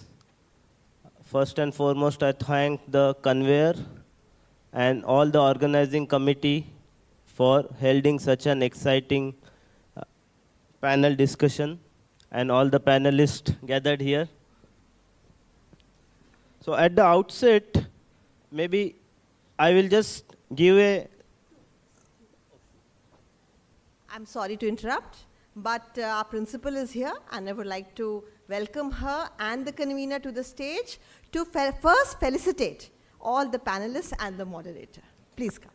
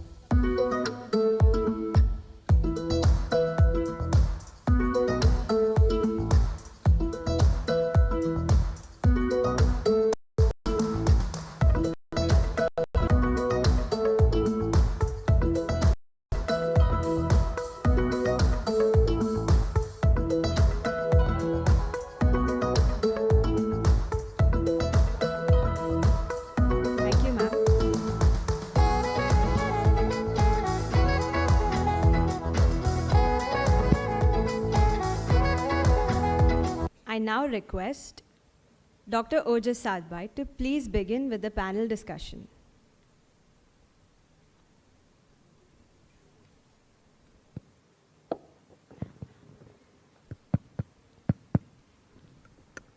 Yes, so many thanks to all the organizing team for giving me this pleasant duty of moderating this exciting panel discussion. So as we are hearing from the morning, quite different paradigms or different regimes that AI is catering to different fields. Today in the panel discussion, it is planned that maybe we will have 5 sessions depending on the time and the interest of our participants who are online and offline both. We will be like moving ahead. So what we have planned is, initially we will have some general AI scope, the impact of AI in different applications and technologies. And for this we have very diversified experts in different fields. So we will start with that. Then we will see what is the role of AI. Right now we are under the roof of one of the prominent universities in the Mumbai.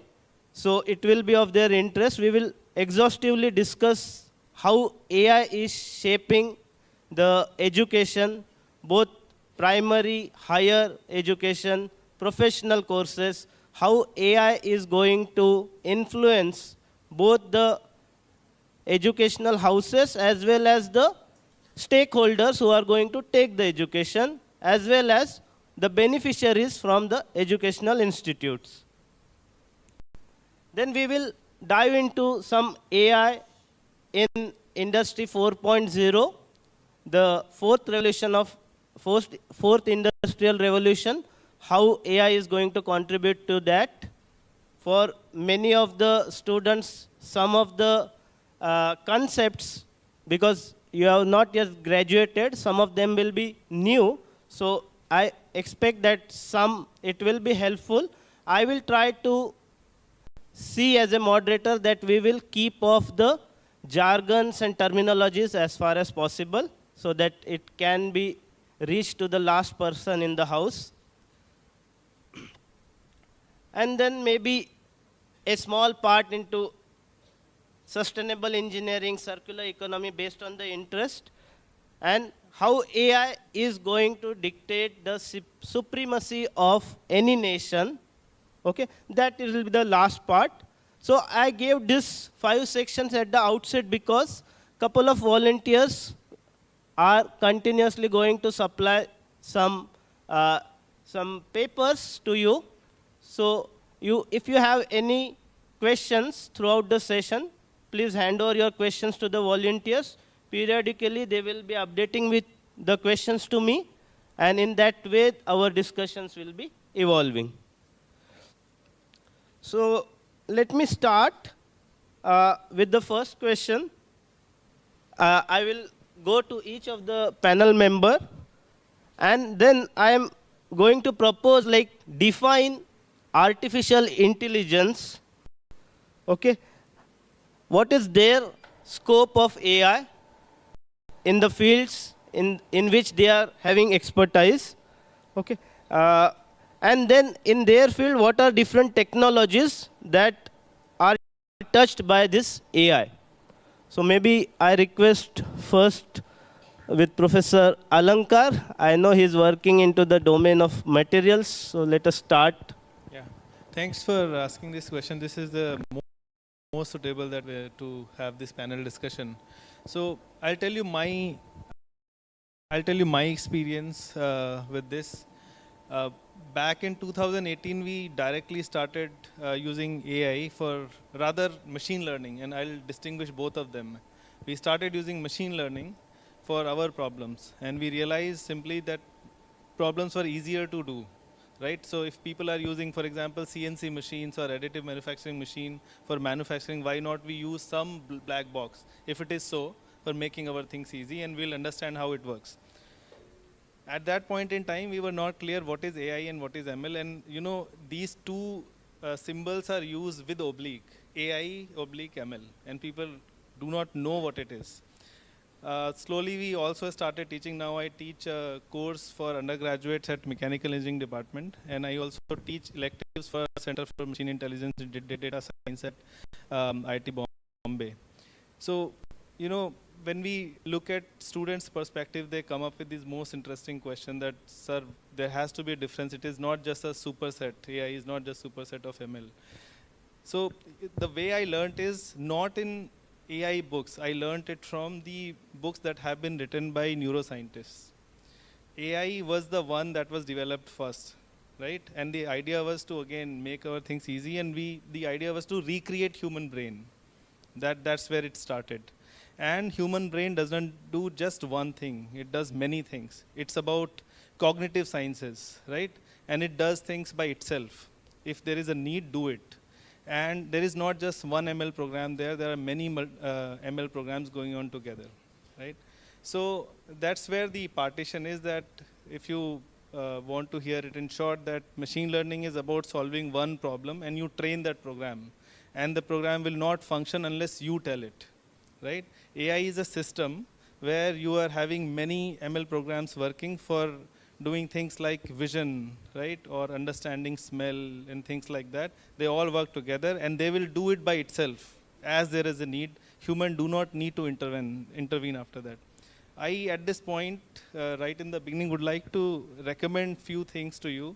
The books that I read and things became a bit clear are like 1000 Brain is a very good book that you can buy. It's now very cheap, and also very old now.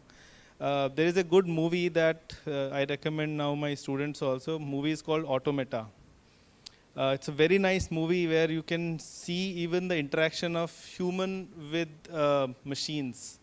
A beautiful movie, and I can keep talking about it, but I'll let others speak. Okay, many thanks. So maybe I would like to know from our next speaker, like in your field, like first let us define what is AI. What do we understand separately by artificial and what is intelligence? Okay, just yesterday I came across a very short and sweet definition of AI.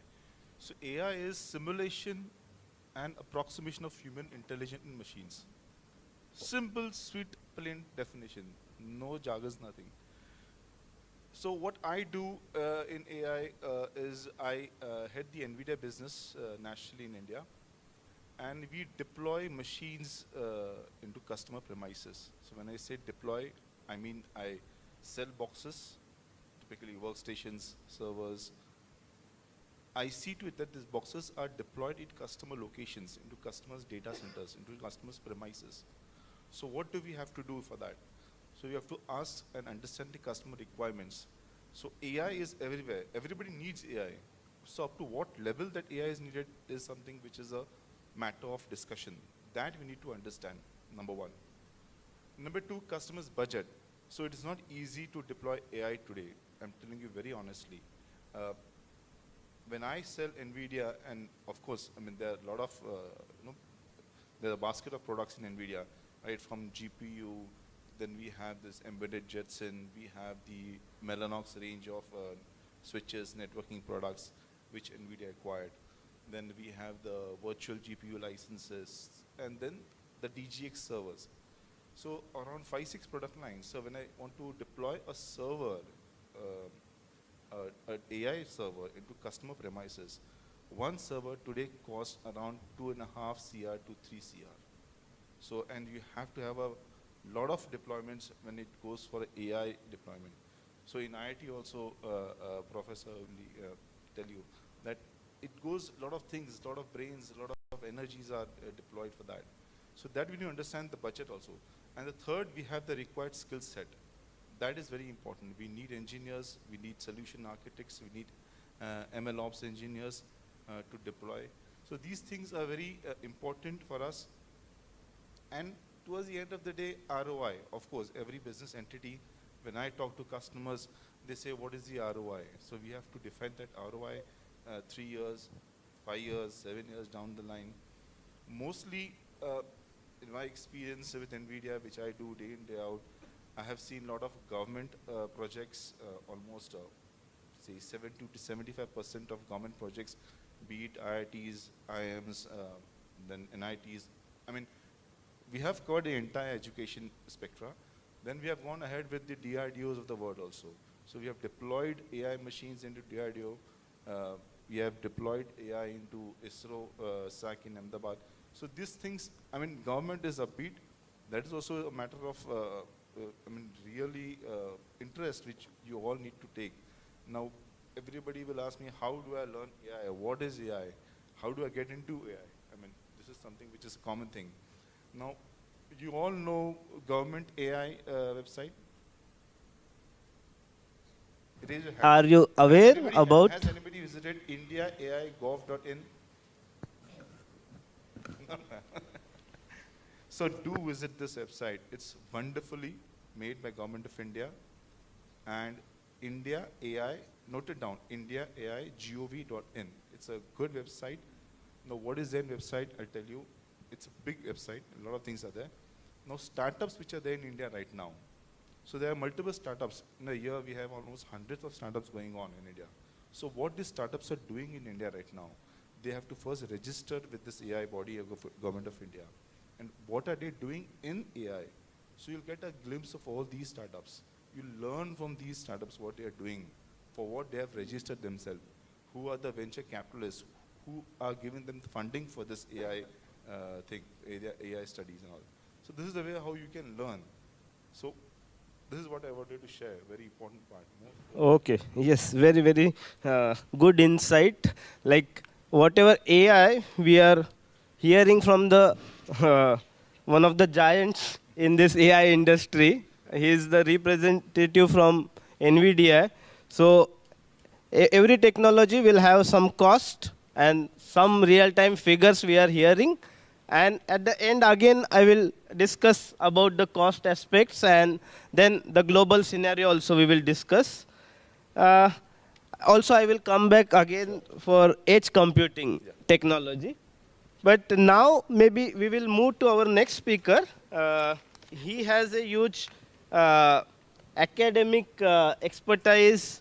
And maybe, sir, Dr. Patil, I would like to know few of the technologies like generative AI, multimodal AI, explainable AI.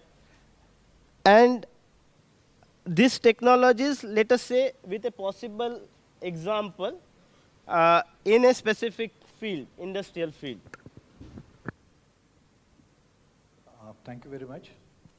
Initially, I'll start with the initial questions. Since I belong to academics, I have an academic answer actually. We human beings have an intelligence which is called as a natural intelligence. Is it called as general intelligence? On the planet Earth, there are many animals. Every animal has a limited intelligence. Out of that, human beings has the most intelligence. Now, in our quest for knowledge, we are developing machines. In fact, we started from discovering fire, and then we created hammers and everything. So these were tools for us. And we started integrating these tools to develop more tools. We came into the Bronze Age, and slowly we came into the Information Age. And his quest for knowledge, human being thought of, like, can I have something artificial that may behave like me? So initially, algorithms like machine learning and all, they were developed so that machines could learn, because intelligence is a product of learning. So leave apart, there are intelligent quotient, some things that we have inborn in us, intuition in us. But apart from this, can we make machines learn? And that started. With the advent of von Neumann architecture, the machine computing architecture, and today we have a lot of different architectures. And Alan Turing said, he is one of the stalwarts in AI.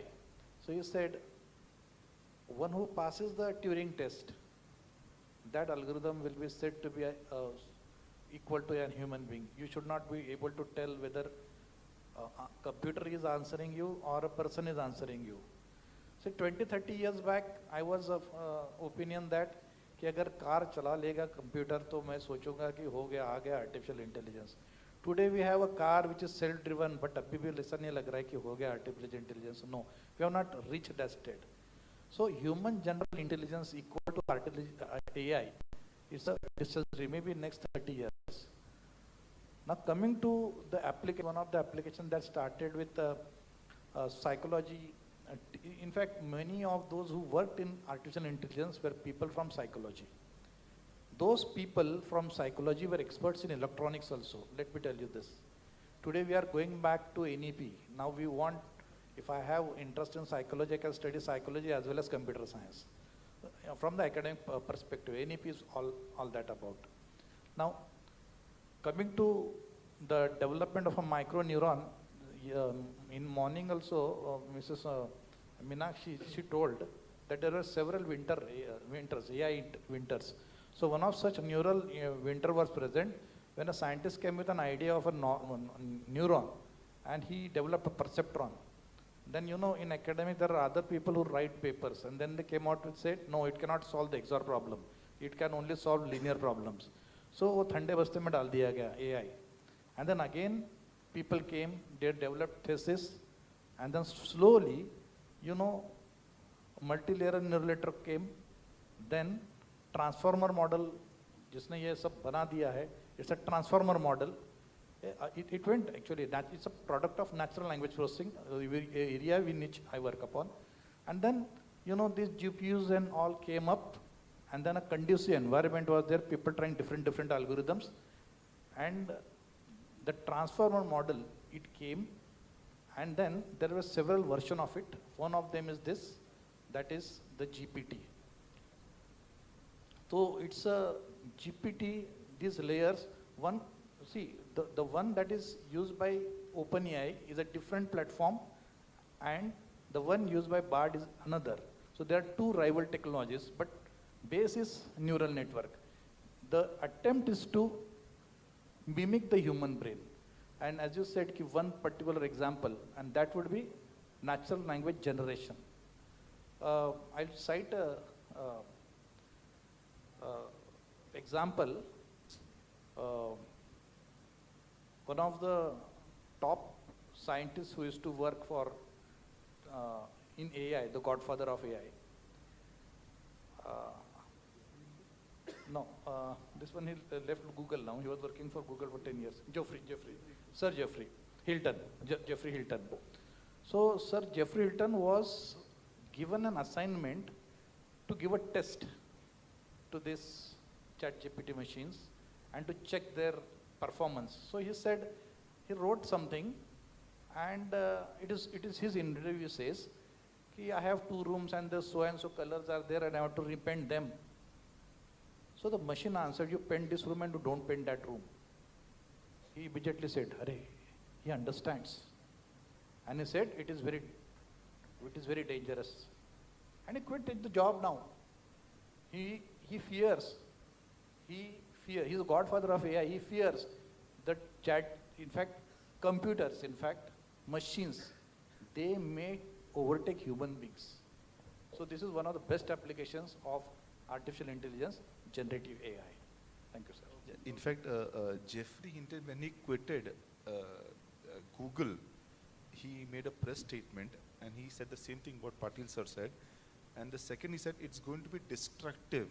AI is going to be destructive. What he saw, this was his findings, in another 2-3 decades, AI will be more destructive rather than constructive. And that's the reason he left Google for that.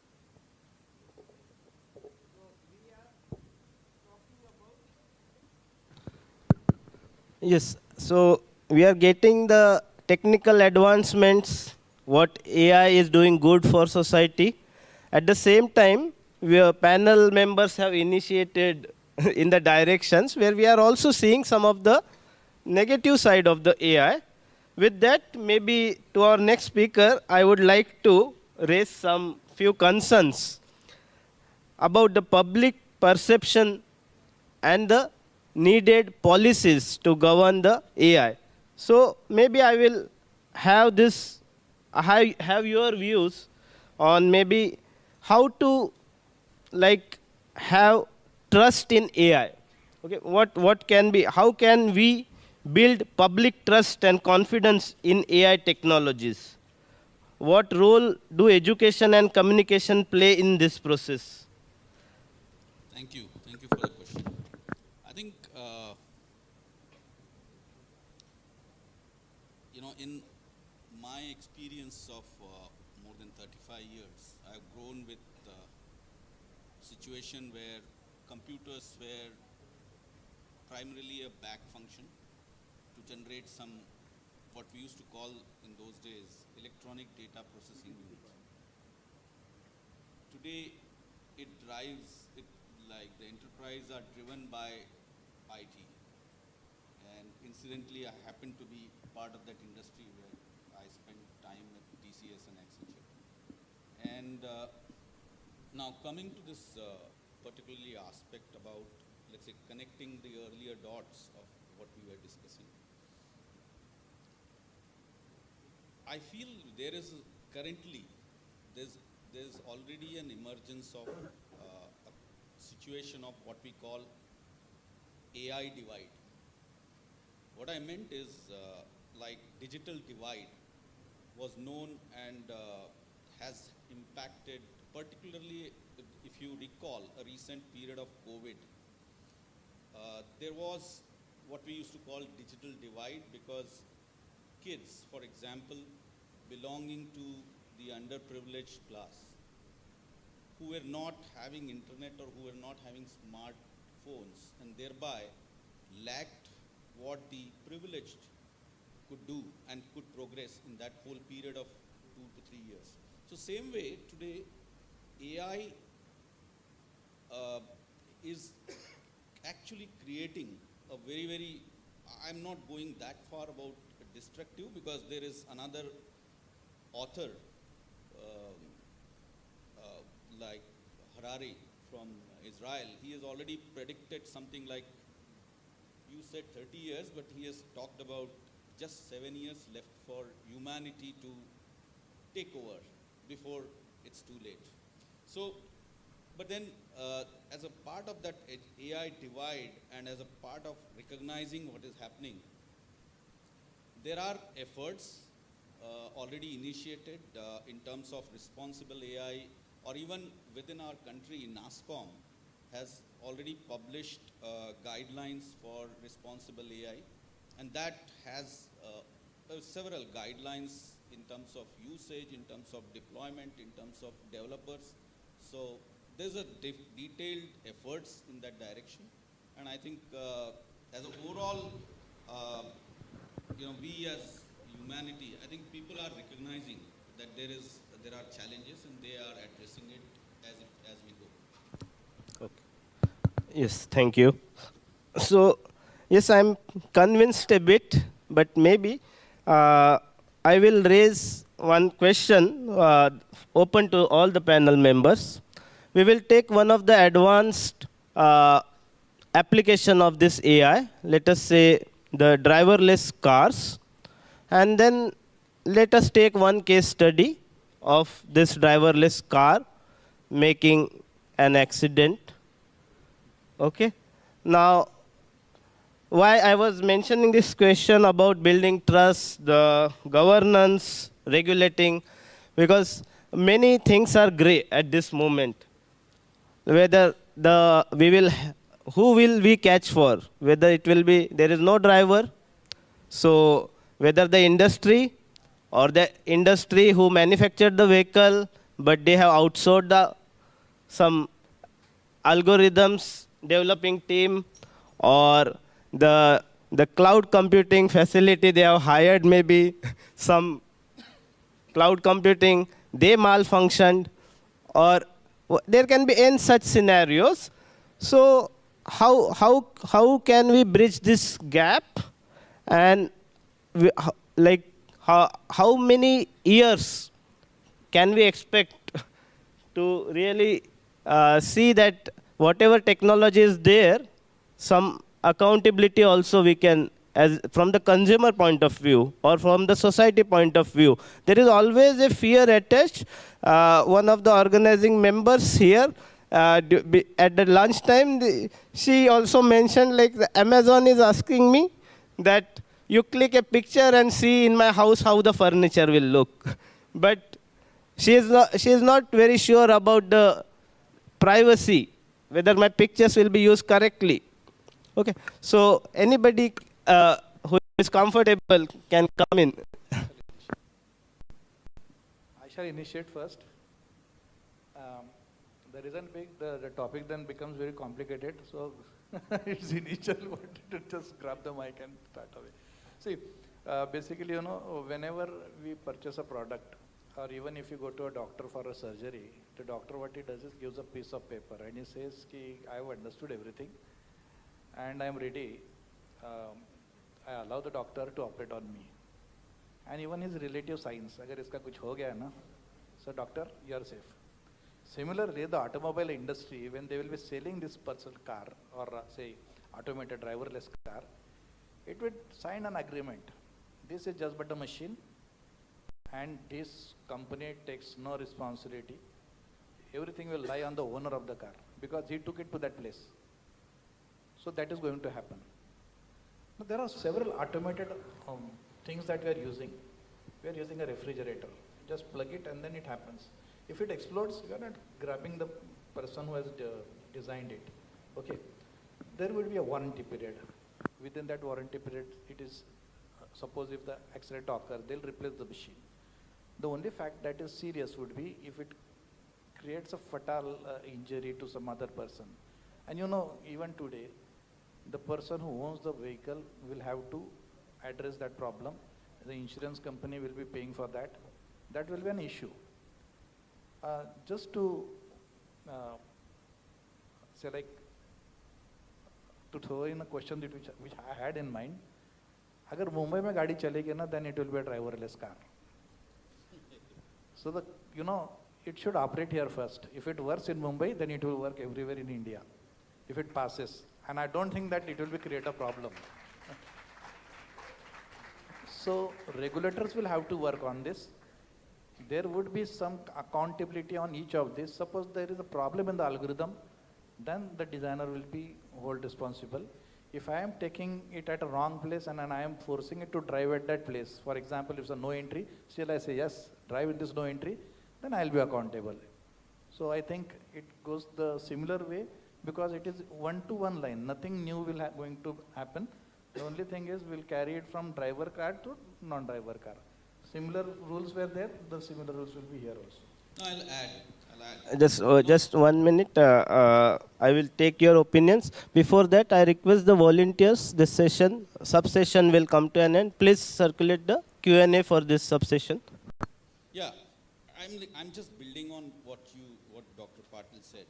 See, there was a technology of before the ATMs were introduced to the society. Same fears.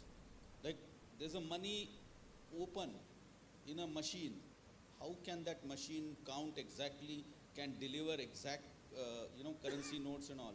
But today that whole society has accepted and it is going on. Same thing happened when UPI was introduced. Like, will my money actually go to somebody else? But it is working and we have proven to the world.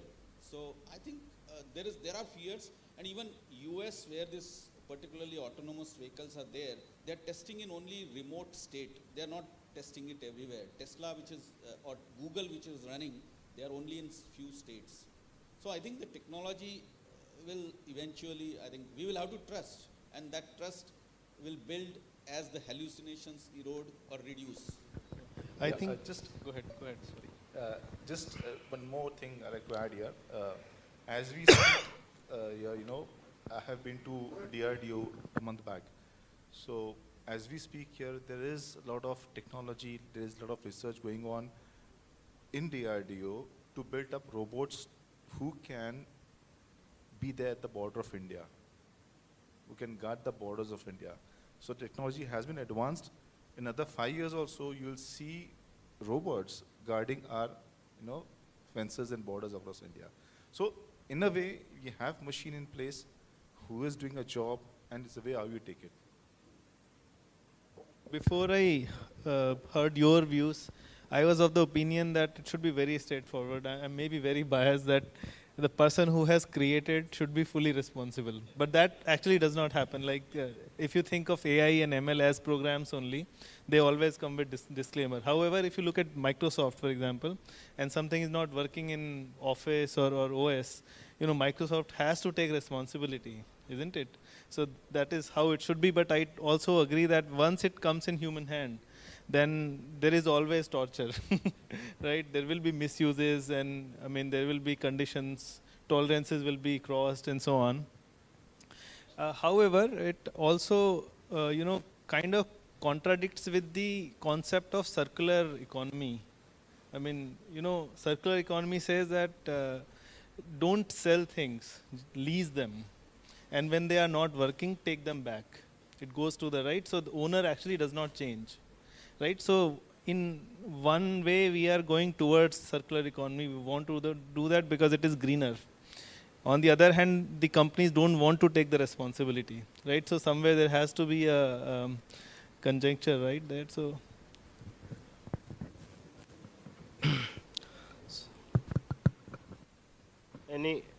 Hello? Sir, I'll just continue. The concept of circular economy in which sir has mentioned, in fact, it is true for software, say, but where hardware components are present, something that creates waste, so it should be recycled. So suppose if I have these plastic bottles manufactured by a plastic industry, it is their responsibility to collect it back from the consumer so that it may be reused. Otherwise, this waste is going to, say, dump up, and then it will create environmental problems. In order to reduce this carbon footprint producing from any such material, it should come back into the economy as a raw product, pre-processed, and then it becomes another product. So that's a definition of circular economy. But in sense, suppose, as sir said, that the owner of the technology, for example, we live with analogies. Revolver banaya kisi company ne, so that is used as like a deterrence. But if I murder somebody, the person who has developed, he takes the accountability in the sense that it should work 100%. So this is the point it has been developed for. But he will not take, in Ramayana also, Valmiki story, he said, agar acha hua to theek hai, aur bura hua to fir they raise their hands. So it's written in our scriptures. So if the car is functioning good, they'll take the credit, sir. But if it meets an accident, creates a fatal injury, they won't be taking this responsibility. It will be the responsibility of the owner. Otherwise, you always have an option to ye le lo, nahi to fir ye apna mechanical wala leke jao, koi problem nahi. So maybe it may not work the way we think, but yes, software, they should take responsibility because we are paying for it. Thank you. Yes, so we had multiple opinions, pragmatic solutions. Still at the end, I will say that there were multiple analogies. Let us say revolver analogy. People had some fear with revolvers, but they are having more fear with AI because anything virtual or some digital control possible, the scale of destruction can be much more. So the accountability associated also, we don't have any legal expert in my panel at this moment because the company is vouching for the IP rights. They will patent it. They will sell it. When it comes to the society accountability, there will be loopholes. But let us keep that open-ended. And are there any questions from this? Somebody can just maybe pass the cheats. So it will be easier. You can, because in the meanwhile, I would like to ask the conveyor how much time is dedicated for this discussion.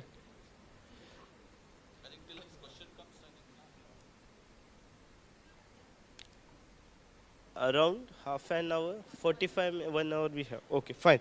So as we are getting the questions, we are on the periphery. We are on the periphery of one session to another.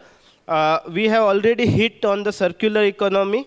And also our next session is about the role of AI into education. So to just bridge the first session with the second, I ask here the question, which is, what is the future? How will AI impact the future of work?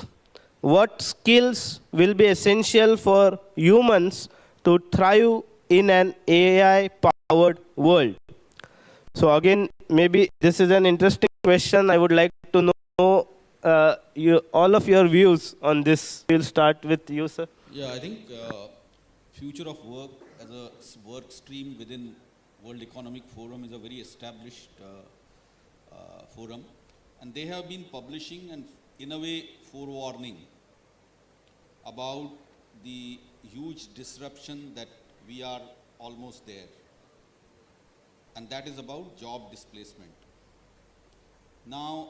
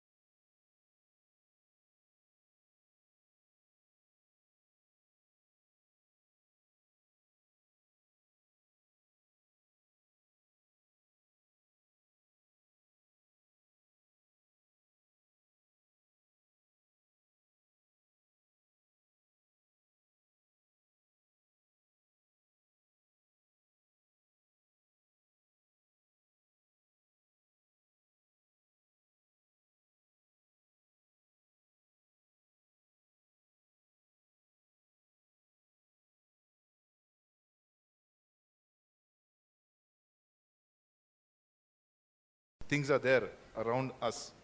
You know, let me be very honest. You go to Yota website, it's there, everything is there. You have, or you go to CDAC. CDAC is one of the wonderful websites they have done. So all these things are available. Thank you. Yeah. Speaking of jobs that you mentioned earlier, I think I agree that there is fear and things are happening right now in our generation. Now we have seen, earlier we used to hear stories. But historically, if you see, you know, there is a very nice book, Sapiens. I'm sure people have read. And if not, you should read it. Because earlier I used to think the book is about human history. It is actually about human intelligence. Why we have developed to what we are right now. There is another good book called Guns, Diamonds and Steels. Another excellent book that why human brain is of this size that we have and why it is able to do certain things that we can do.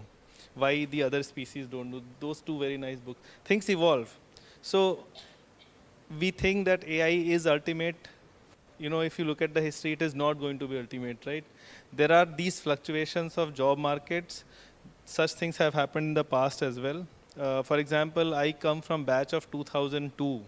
Where Y2K was a large issue. People were hired because they just had to change 1900s to 20.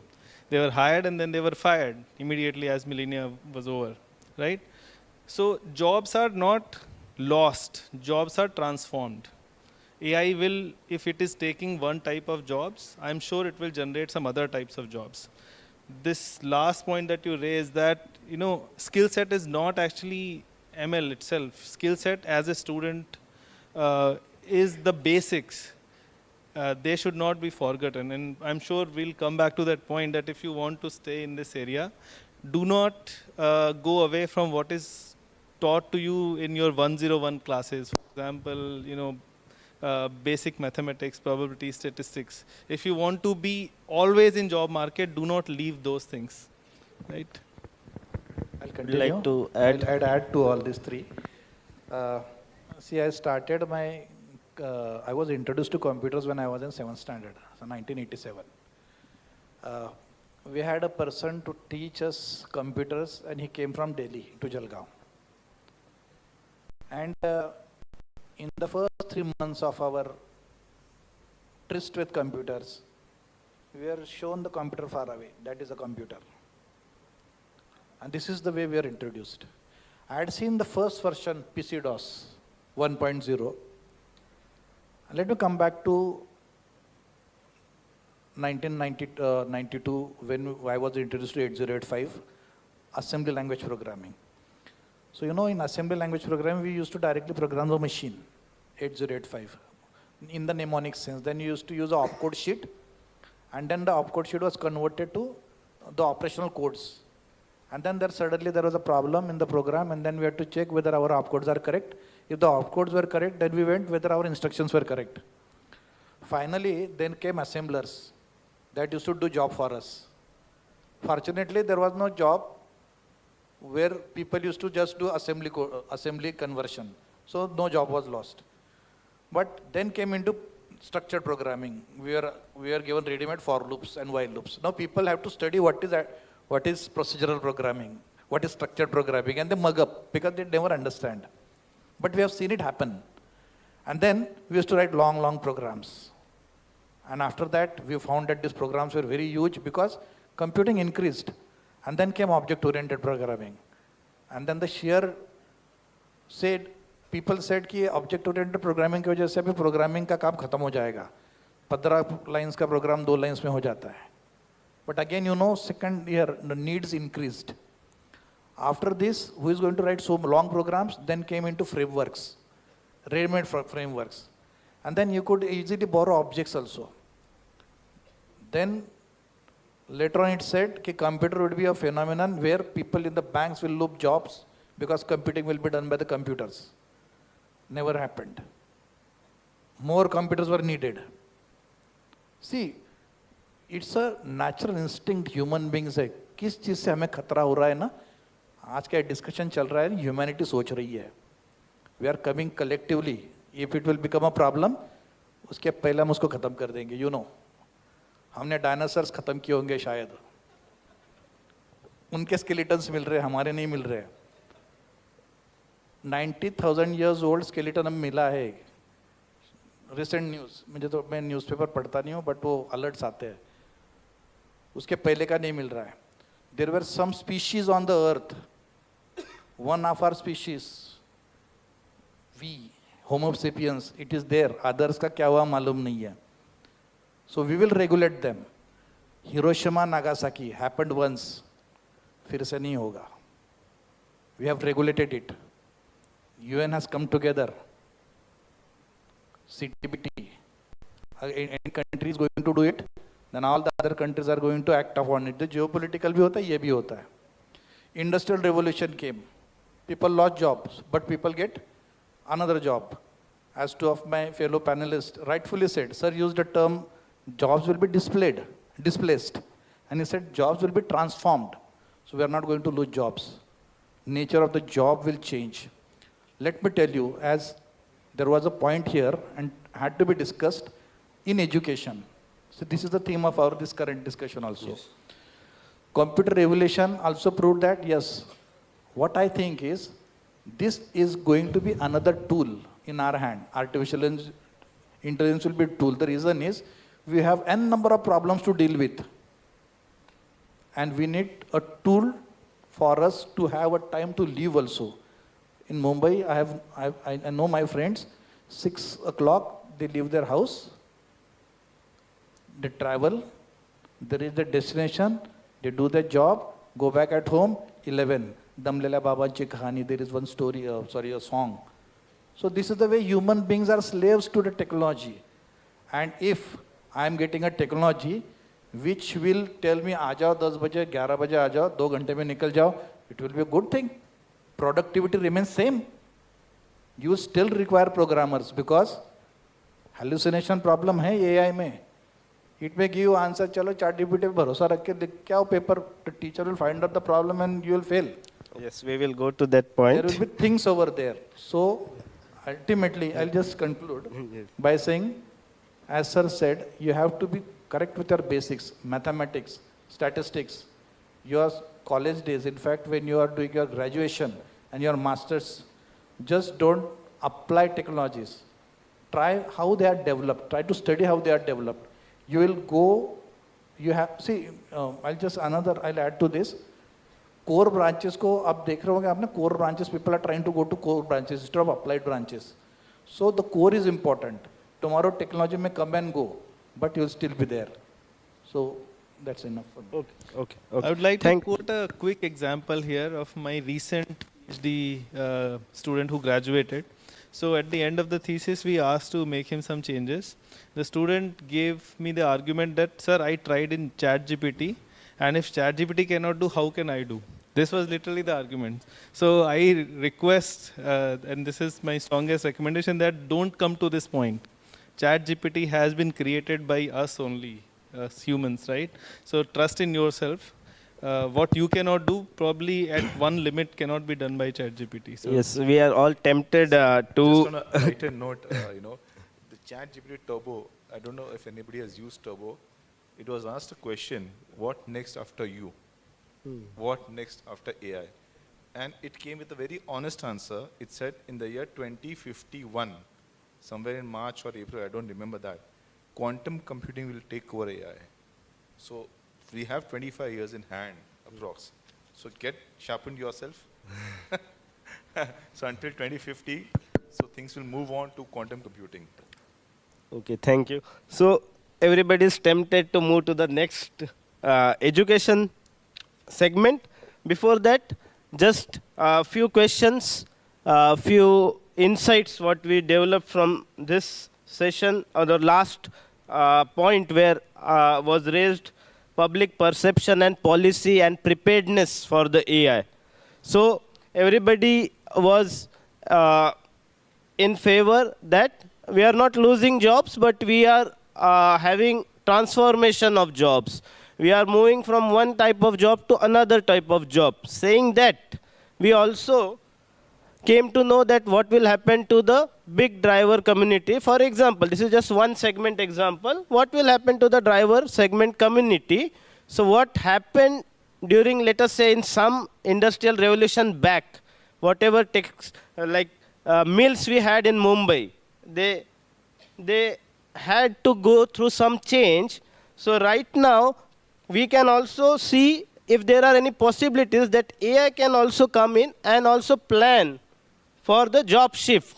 Okay, so there is a big role for the policymakers here, the governing agency of the nation here, that they can plan the preparedness for different top segments of job which are going to lose, and what top job segments that are going to open up. They can plan the education also, what skill sets are required. We can have some agenda on the global platform itself, which can help us to move ahead. Now, saying that, maybe I will just take a couple of questions from the last segment, and we will start with the next segment.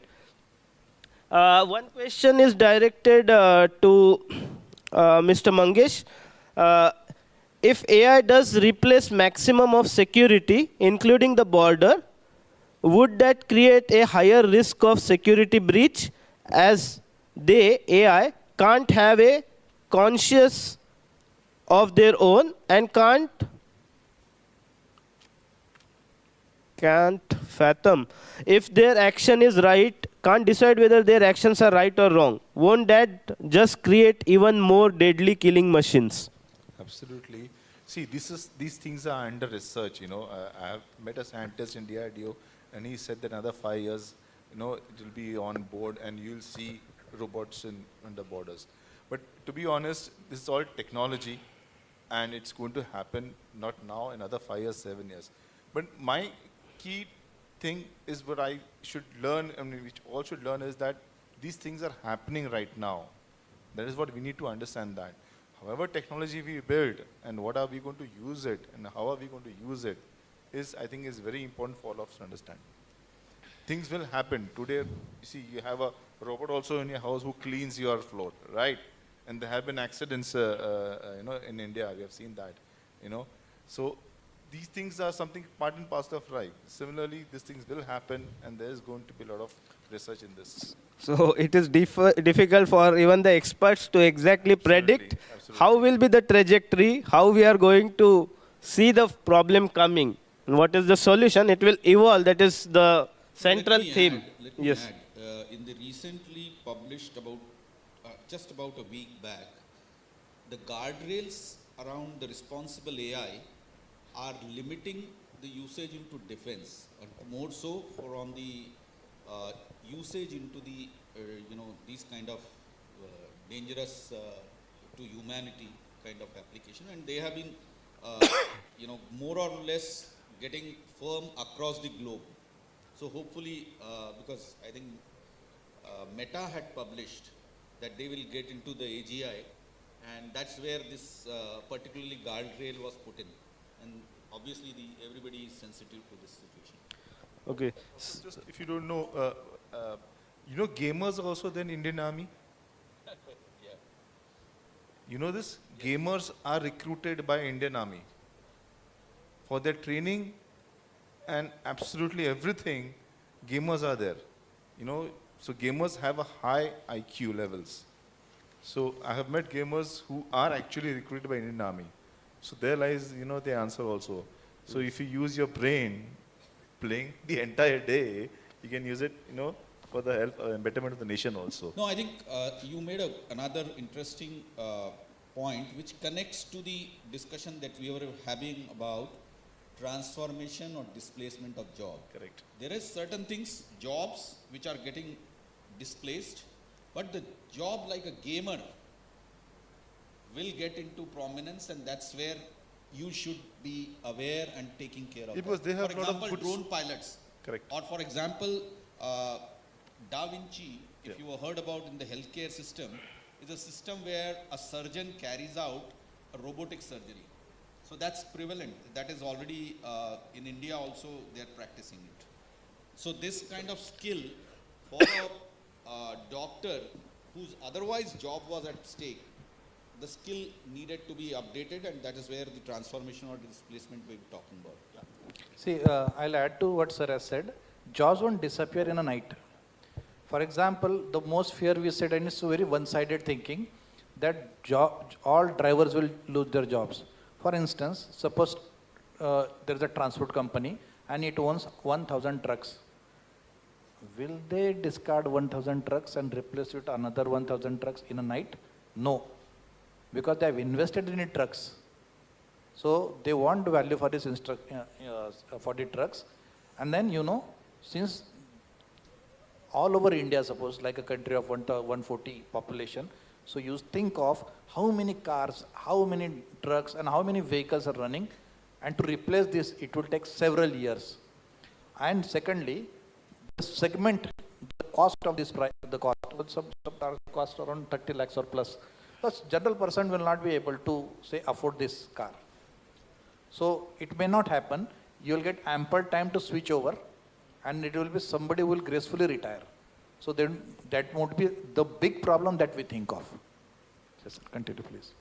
Okay, so quite interesting points we have seen. So I thank the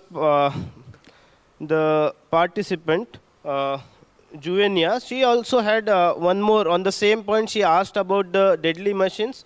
She also had an input about whether AI for betterment of humanity, would it be beneficial to aim for empathy and love humanity than making the products that divide and limit them.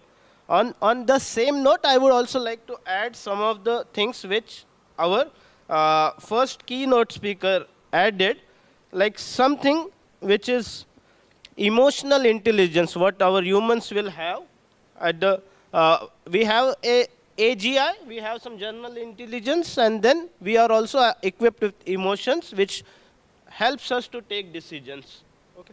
And then our speaker also gave some light on or some future insight about the spiritual AI. Okay.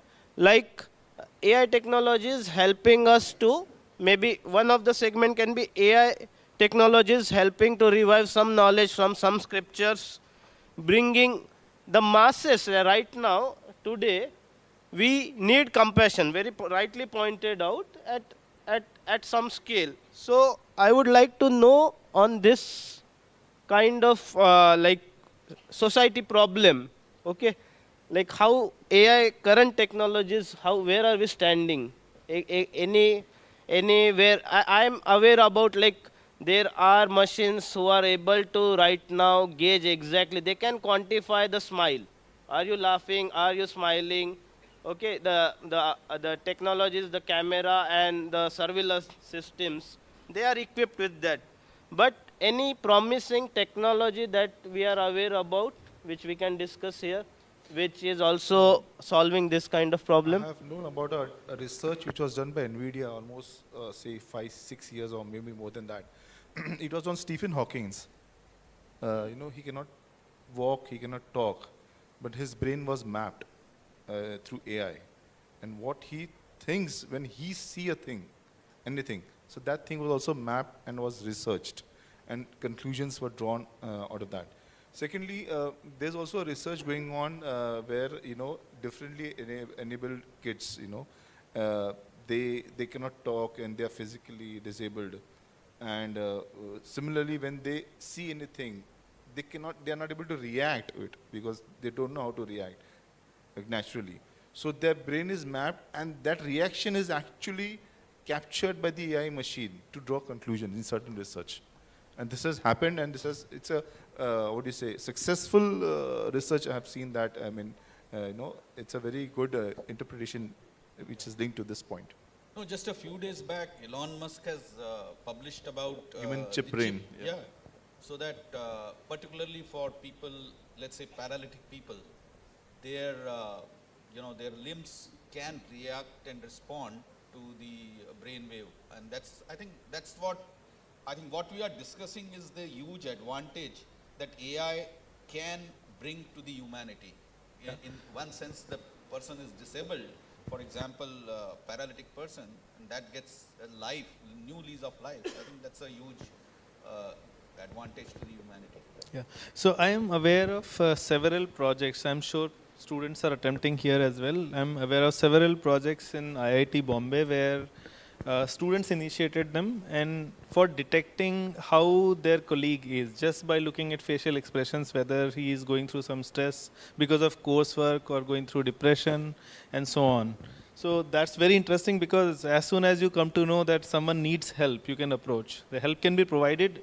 Such cases are the ones where students are in such a bad condition that they don't come up with their problems to their colleagues. So such things we are aware of.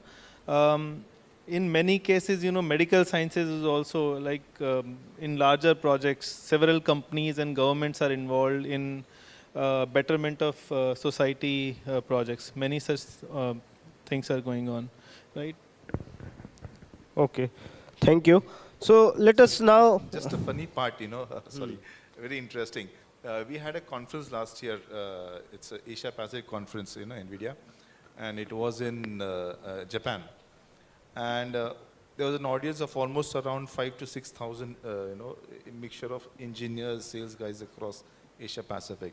So what NVIDIA has done, they had placed almost around, say, 300 to 400 cameras, in the entire, it's a big hall over there. And those cameras used to capture faces of everybody. So, and there were parallel sessions going on for 2 to 3 days. So if I am delivering a lecture, the camera captures the face of the image, and it is to display on the big screen, hey, you have not understood the topic, your face is not correct. Oh, somebody's laughing, smiling, oh, you have understood the topic well, that's great. So this is the way how things were very interesting, and so people used to see there and see the image, oh, I'm smiling, that means I have understood. So this is the way very interesting. It was a way how to keep people engaged, hooked up to the session, and to know and physically and mentally be present when somebody is actually delivering a lecture. So we observe it in class, right? As teachers, we observe in class that when you are teaching, you look at the faces of the students, and students make faces, definitely. Unconsciously, they make faces. And if you observe, and you do not respond to that, that means you are not a good teacher, really. You have to take care of the students in that sense. So, as the point is emotional things. So, what I feel is emotions, it's a quality for naturally intelligent things. I don't think that they will be a quality for machines. The reason is, see, whatever you will do, you will induce in them. You will tell them to say, like, you should be empathic. In human beings, it's a quality which is within. You don't learn empathy. You don't learn love. Nobody teaches you to do that. Okay, it's a natural instinct. But these artificial intelligence machines, they will be trained to do that. And they won't have the common sense. The person opposite to him slap him, still he'll love.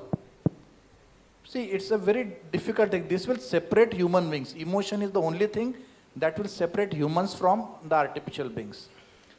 There is a lot of debate on this. You will recognize whether the person is smiling, whether he is angry. So you will just recognize those.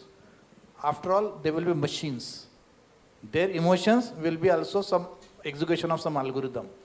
Their show of love, their show of empathy will be also some execution of algorithm. It won't be natural. It will be artificial. And this is one quality which needs to be researched. And maybe there may be some other technology other than binary, 0, 1, quantum, something, maybe after say 2051. There will be some other technology will come.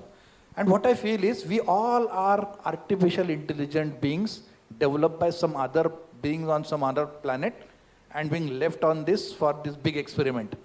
Maybe tomorrow we'll create beings and then put them on Mars and see from a distance place how they are proliferating, how they are continuing. God created them, left them, multiply, go and देखना है कि ये कैसे खुद को खत्म करते हैं. Maybe tomorrow, we never know. I wonder many times, are we part of some experiment? ये कैसा हो रहा है? How is this happening? And then when finally किसने बनाया वो God है. Similarly, those beings, since it is spiritual, I am talking in spiritual sense.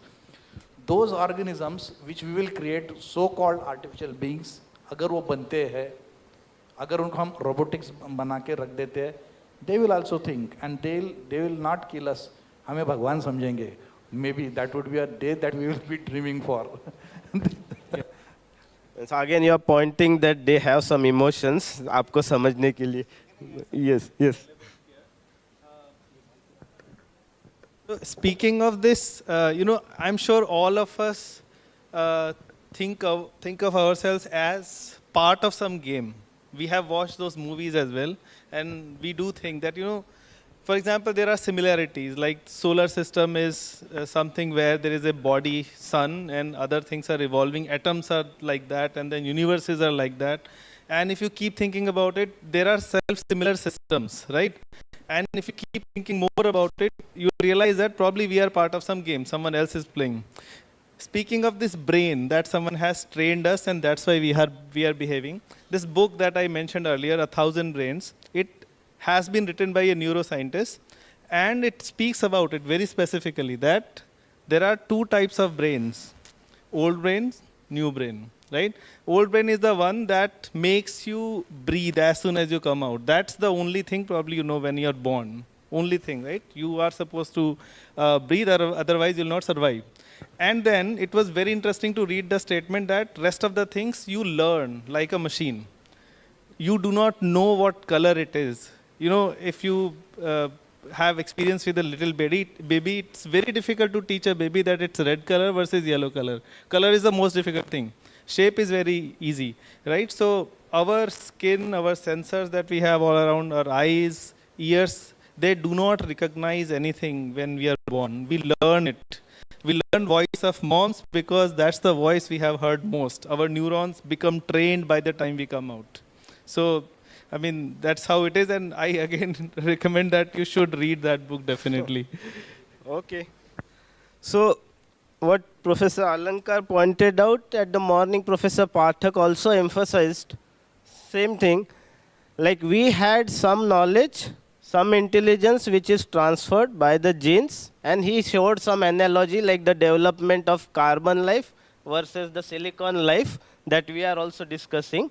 But then now it needs our attention that maybe some knowledge is transferred from the genes which we get, and later on maybe every individual, maybe we have some generations, few generations were training themselves for 20-25 years to get some level, some threshold of knowledge which will make them equipped for getting their jobs or livelihoods. Okay. Now, where AI can help us, they cannot be helping us to the knowledge of genes, but maybe this period of 20-25 years, professional learning, the AI can play a very, very big role. Okay.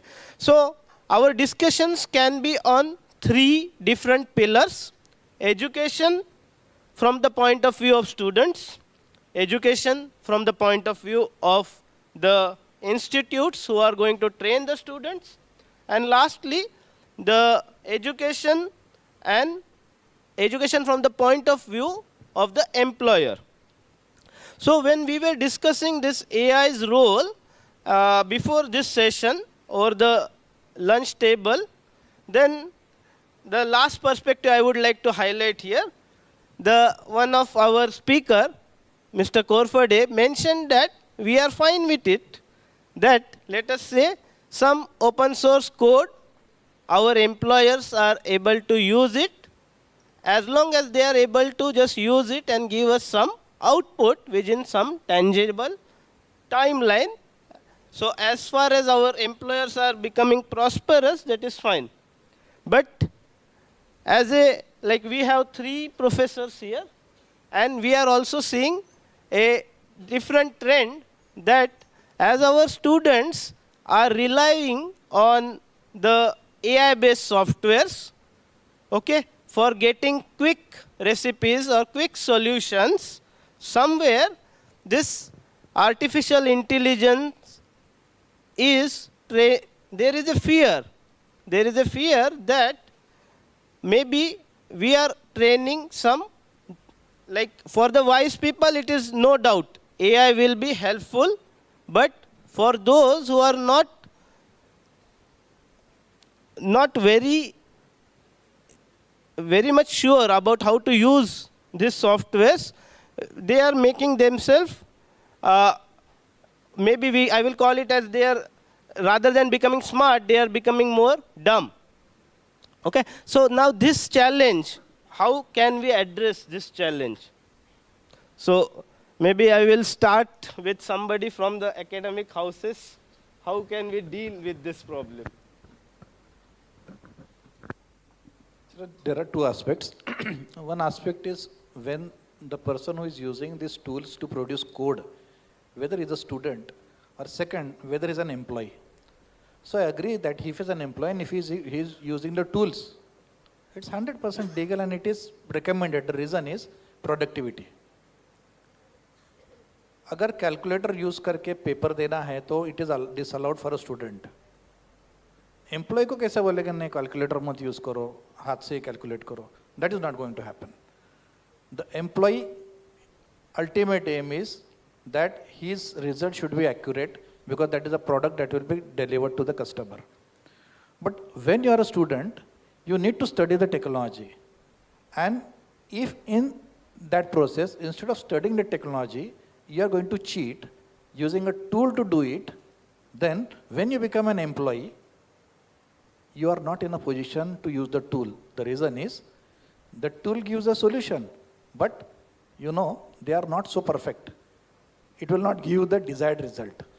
It may write the code, but that code will not give you the desired result. Then you should have the knowledge where and which line to modify so that I'll get the correct results. You'll be fired off the next day. So such products, those who will be using these tools during their study days, that is during their studentship, will not cater to the industry needs and he will not be suitable for the job. Second thing is, you are screened before you get the job. So when you are screened, in the very first day, you will fail. The reason is, they will not give you such solutions. They are proctored interviews, even if they are offline or online.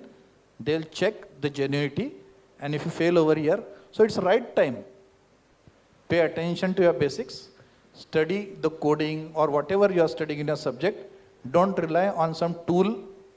For instance, students preferring for JEE, in these coaching classes, they are told not to touch the calculator for 2 years.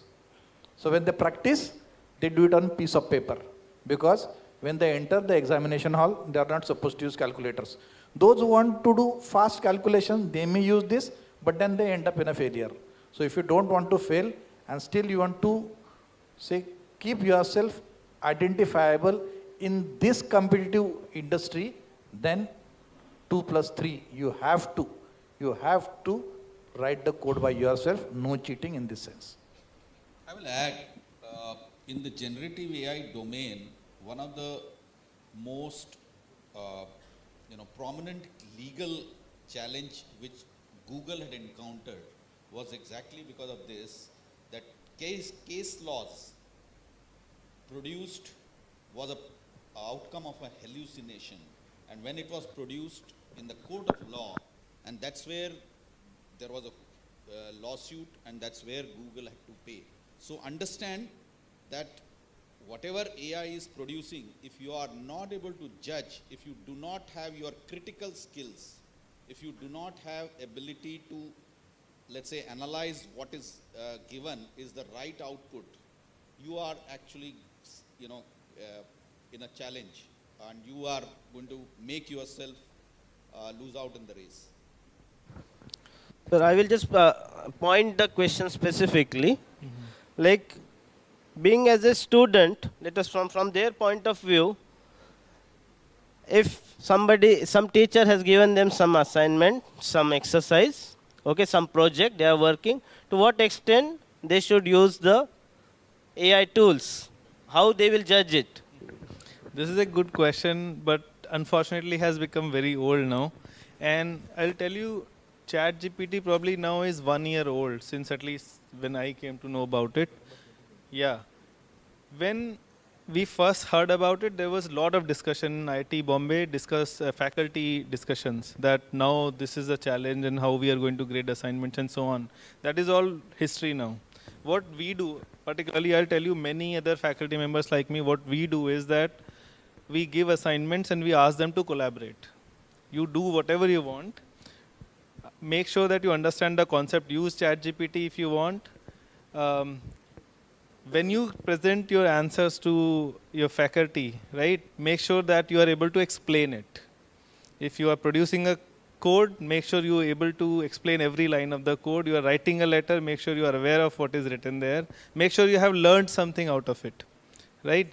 So expectations that you will not use ChatGPT are gone long back. We are not expecting, do use it. Here I want to make an additional point that, use it consciously. People, societies, countries that have not, adapted to situations, they have disappeared, right? So if you stop using your skills that are sitting in your brain, like your ability to do calculations, your ability to distinguish things or recognize colors and so on, right? If you do not use those basic skills, they will go away. Very basic example is that, cows, basically, animals can move their ears because they need it. They want flies to go away and so on. We cannot, right? Some human can do, but we do not need this skill so frequently, it has gone. More frequent example that has already started coming. I have actually forgotten many spellings, frankly speaking, because spellings appear as we type. And I do not remember spellings. When I have to write things on board, I'm really concerned whether I'm writing correct or not. And then I have to go back to my notes just for small spelling because I don't want to write wrong in front of students. This is happening right now. At the cost of repeating, because I think most of panelists have mentioned, but I will repeat. I was taking a project management course for one of the engineering colleges in Mumbai. I had given an assignment. Most of the students had given their assignments in time.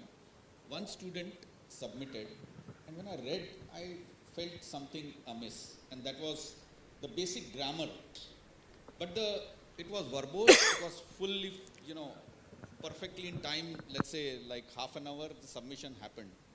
And that's where I suspected the use of one of the options like ChatGPT or something. So when I inquired, that girl confessed she has used such a tool. But I said, why didn't you at least read that English itself was having basic errors?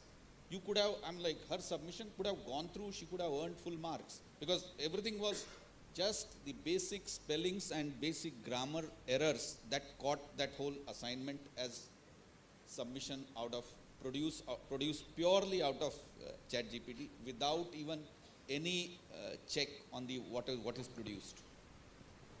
Next question. Yes, so I agree.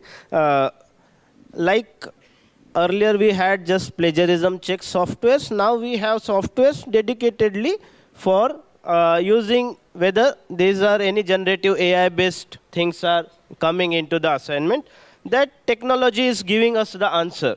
The point which I would like to again ask the panel members is, how can AI be leveraged to promote creativity and critical thinking skills in the classroom?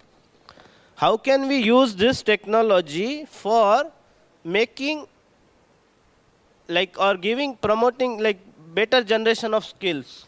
See, teachers' role is textbooks are already there. But what we do in the classroom is we make them think.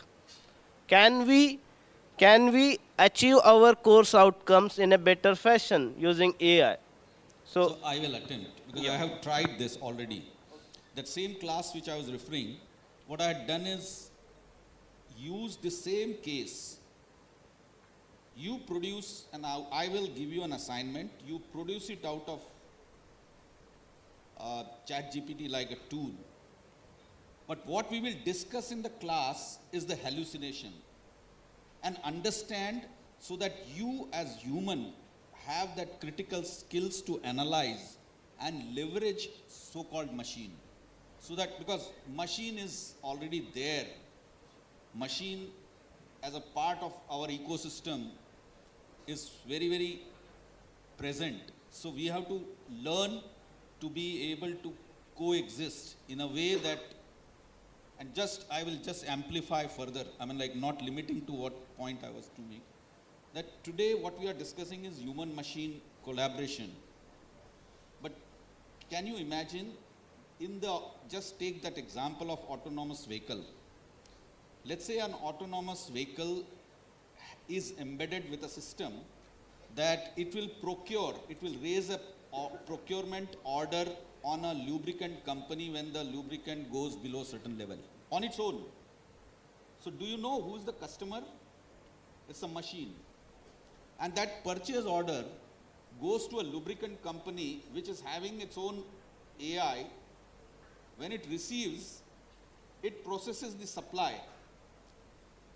So who is the supplier? Machine. So understand, the ecosystem development is happening where machine to machine collaboration is also going to be relevant and real. Just wanted to, because I felt before we lose out this. Very important point, yes.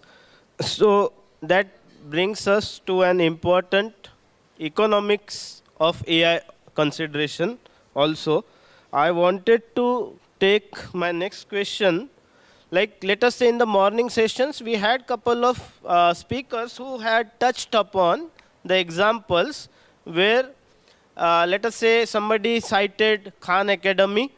They are having an chatbot who is going to train each personalized assistant to each of the student. Okay, because each student is having a perspective and he understands a concept in his own way. And as a teacher, it is very difficult to reach maybe a class of 100 or even a class of 50 also. So we can maybe at max give personalized assignments or checking, but this kind of technology can be of real help. But knowing that, I would like to say that there will be the biggest barrier to this technology adoption is the cost. And maybe in some initial discussions, you have already given us some ballpark figures. Okay, so can you have any idea? Let us say typical institute, if such kind of bots or such kind of AI technology for grooming students we are adopting, which will be assisting our teachers, how will my education cost be increasing? Okay, as far as cost is concerned in NVIDIA, let me tell you, this company loves education. So all the education institutes in India, be it private or government, have been given heavy discount. So discount to the tune of 30 to 40%. This is point number one. Secondly, we also execute a lot of AI labs into colleges, engineering colleges, and other universities also. So I have myself delivered a couple of lectures into AI, on AI rather, on how AI is used into education. So these are two things which are important. The third thing is that today to deploy anything is a cost. We all know that. And everybody runs for ROI. So this is also a part of a calculation when things are discussed. Maybe any of the panel member can have a wide speculatory number, whether the cost will go down or it may have multifold increase. Any rough? I would add, cost will never go down. Simple. Because a technology today we are using in 2024, in 2026 it's going to get obsolete. Very clear. And these companies want to make money. They are there to make money. Be it Google, Microsoft, any company, or NVIDIA. They want to make money. They have the roadmap clearly clearly defined, I would say, till 2030, what is going to be what. Where is the company going to be and what technology they will evolve till 2030. The roadmap is extremely clear. So cost-wise, it never come down. But yes, technology is going to improve at a certain cost, which will be customer friendly also. Thank you. So maybe just to summarize this second subsection, my last question is, what are the future directions of AI in education? What emerging technologies in context of AI sub-technologies hold promise for further innovation? Maybe Dr. Patil can take up this. Yes. When I talk of this, education has become a business now. It is not a service no more. It's a business, and it's the largest industry. Every child who is born has to be admitted to a school, and he is processed for at least 17 to 18 years. At least. Forget about PhD and MPhil.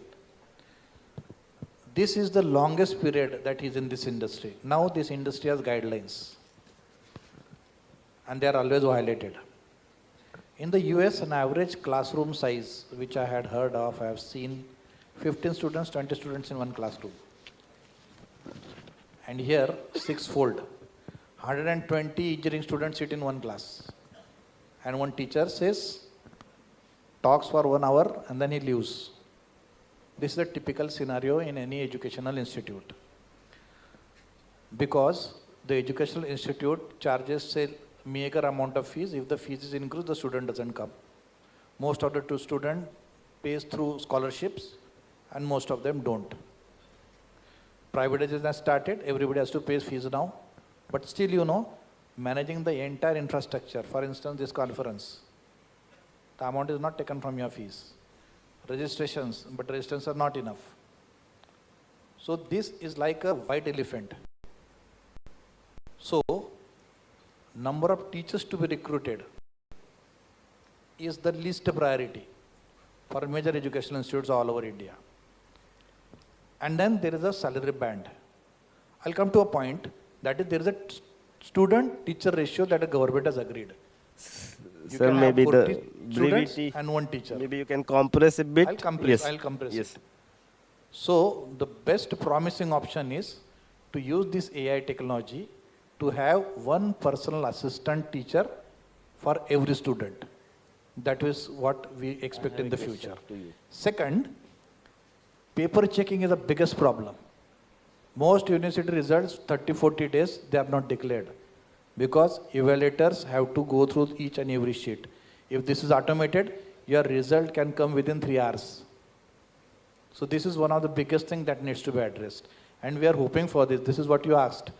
So we are hoping for technologies that will automatically check your mark sheets, evaluate them, and generate the results.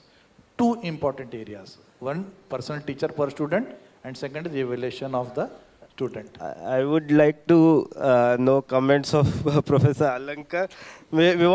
Basically, I myself, I had been in IIT ecosystem, and many times what I have noticed as a student there, that like what we see, automatic checking patterns or automation in the learning models, it brings, it thrashes innovation or critical thinking abilities.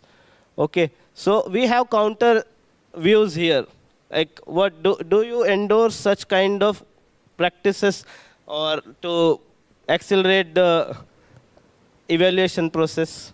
Yeah, so, you know, we are actually in need of it because of the reason that he earlier mentioned, that class sizes have definitely gone bigger now. We are handling on an average a BTech class of about 200 students. In engineering drawing or in makerspace, there are 800 students in one batch. There is no way we can grade those answer books on our own. In my current class of data science, I am looking for solutions. There is one solution I found called MOS, in which I want to basically in batch I want to grade my this thing. But we are actually losing something also of this whole education system. Teaching assistantship used to be an important part. The master student and PhD students used to assist teachers for grading sheets, for sometimes making assignments also, sometimes questions, for quizzes, etc., that is diminishing slowly, because once you have this automated assistants, they are not going to do what they used to do earlier. So there are positives and negatives, definitely. Last question, thank you. Last question to Mr. Shiralkar. Imagine a classroom of future powered by AI. What does it look like? How does it function? Your thoughts? Yeah, if I have to imagine and add a bit of my own hallucination,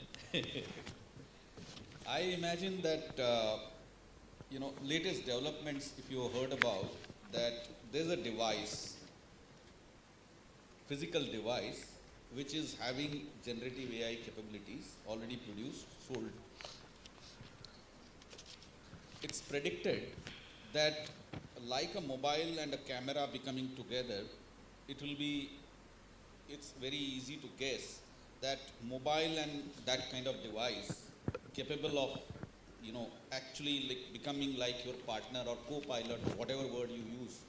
So I imagine a class where a teacher's role has moved from an instructor with a set of knowledge, with a set of predefined, let's say, curricula, to becoming a facilitator.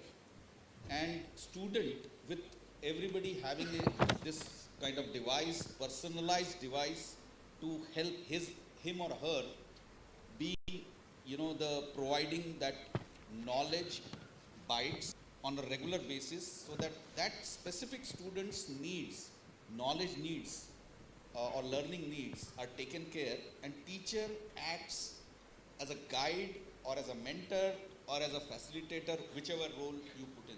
So this is what Right. I imagine.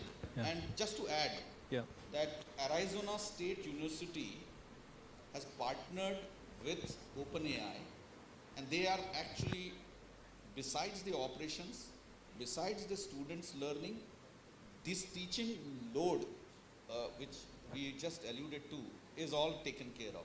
So they are experimenting. It's in the experimental stage, but they are already, things are The monotony in the teaching things can be. go. It will like go. you're not asking a fish to show like a, jumping out like a monkey. So obviously it will change. This definitely adds to this personalized experience, personalized training and learning. This has already been happening. Before AI tools came, students used to use their mobile phones already.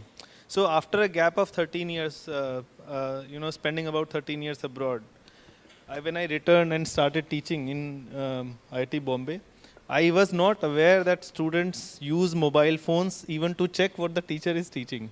It happened with me, and as soon as you are distracted, you are teaching wrong, they challenge you. So it happens. So it is basically benefiting them. It is also correcting the teacher.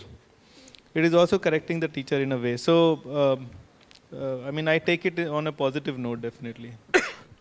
So, many thanks to all the panel members. I am having overwhelming response by the participants. Many interesting questions have been floated.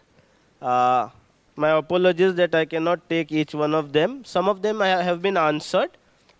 Maybe I will take a couple of them. And also, I had been notified about the time scenario, and maybe we have to converge. So one question, interesting question from one of the audience. What is the point of getting a degree when most of the companies are shifting towards using AI and encouraging their employees to utilize it? Although AI is not expected to replace humans, it is becoming the future in most industries. Therefore, what will be the relevance of having a degree in future? Like degrees like BBA, BArch, BSA. Yeah. So already there's a published report talking about so-called the concept of paper sealing. What we are discussing degree is like a paper evidence of yours, let's say, capabilities. So this paper sealing is already challenged. Be it International Monetary Fund, I think IMF, or OECD, as well as World Economic Forum, they have discussed this subject of paper ceiling. And as we are talking, paper ceiling is challenged, meaning some of the large employers like Google or Amazon or Microsoft, they are hiring based on your skill, not on your paper evidence. So it is happening, but understand, don't be misled by something as a phenomenon which is yet to be the norm. So this is just as a response to whether the degree or that question. Yes, there is, if you have the skill, believe me, you will rise. You will be able to make a difference. Like, just to give you, as a father, I have a child who has jumped out of his running course, and he has a startup in generative AI. As a parent, I am totally challenged because, believe me, till the time that child succeeds, I will be sitting on a tenterhooks. But the child is very confident on the skills, and those skills are that generative AI skills. So hopefully things are proven, but believe me, it's not that easy. Even now, I believe that there is no comparison of your formal, gradual education system that we are having. I mean, it has to stay. Degrees bring trust, right? I'm not sure if you have heard of things like NIIT, UpTech, AppTech. They are gone. They came and they are gone. They were actually in the market to make you able to work for these companies. They were giving quick skills, but they are long gone. And the formal education system has been there for a long time. It will stay, right? These tools are there for assistance, and use them like that only. Okay. Yeah, that's what we have. Just 2 minutes. I'll tell you the way how we recruit. We have a 3-tier system. The first tier says that which school are you from, which college are you from. Very important.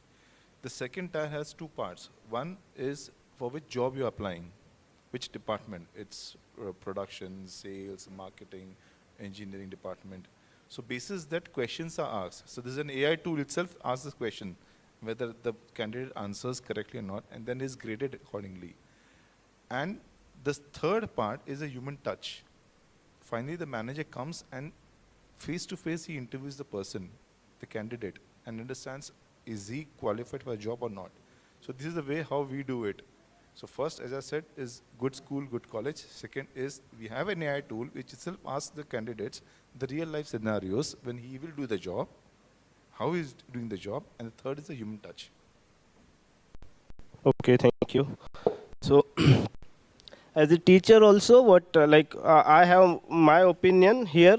Like, it is not something like AI is coming in a big way in all the sectors. That is fine. But this was the question earlier also, like I being a faculty from mechanical engineering, we are seeing that there are many technologies. Sometimes some technology overpowers the other. Okay, but when in that 4-year degree, what the teachers will emphasize, or the program outcomes are designed such that there will be a general level of preparedness. How do you think? How do you solve the problems to cater the society? So that is some field work will be done. So that is independent of the technology. Let us say in the Industrial Revolution first, there were steam engines that were the most sort of things. Later, let us say IC engines were dealt with. Right now, battery-operated vehicles are there. So technologies come and they go. But there are some fundamentals which are needed. Some fundamental trainings are needed in which we train the students. Any organization will emphasize on the human resource development, basically. So maybe degrees, the nature of degrees, the nature of training may change. They may come and go, but I suppose that we cannot just overrule the entire system as such. Okay. With this, maybe I am just going to sum up the discussion. AI is, we are into the AI revolution, that there is no denial about it. In fact, my last ending thoughts, will be in the form of question itself. Again, I will pose last question, and maybe I will take one opinion from each one of you. See, we are seeing that currently the AI technologies are mostly, lot of money is pumped in by US and China, and they are giving us many technologies, and those who have the control and supremacy will take a very, very dominant global positioning. They will, in some or the other way, they will control the global situation. So my question is, where do India stand in this race? What is the joint role of government, industry, and academia to ramp up India's current position? Anybody can contribute to this? You know, I will tell you that there is a report published where which governments had a plan, like we have this 5-year plan so-called, included AI and recognized that they need to invest on AI.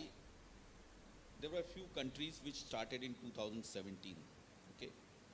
And then the list of other countries were identified which were having intent or interest, and India figures in that list.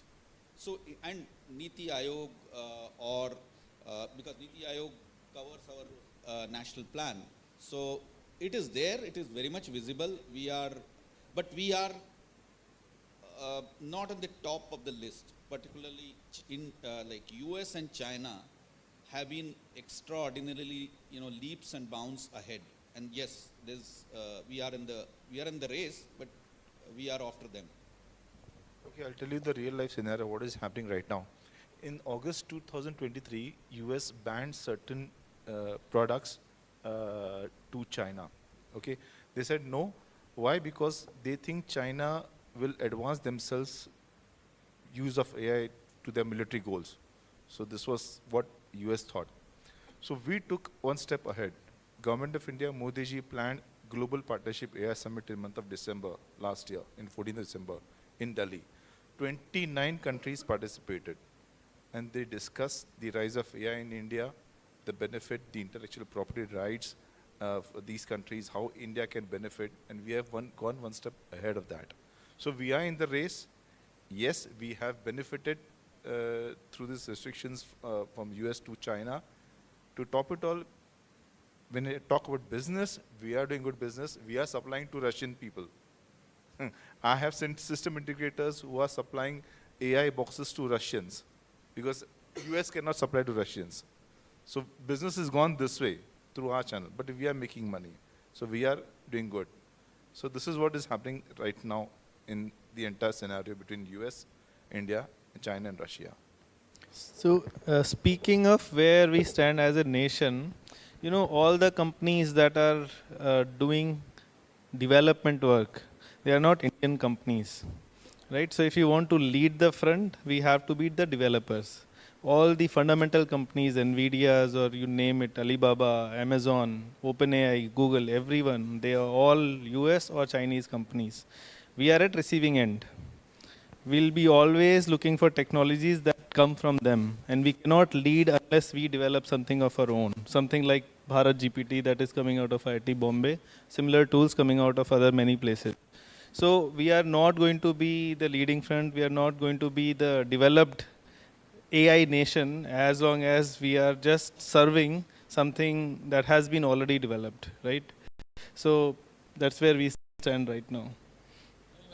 I am aware that Geo has a huge, and then again, it's partnership with Microsoft, which is like, we know that we are in the race, but we are trailing. The report that I followed recently for the same topic, India actually does not appear as a nation anywhere in those. Not in the first year. Nations are in US and China in terms of research. 50% research publications are coming from China. I mean, they have already surpassed US. The next nations are from European Union. We are nowhere. We are as good as service IT companies like we were in 2000s. Now we are in AI. Same status.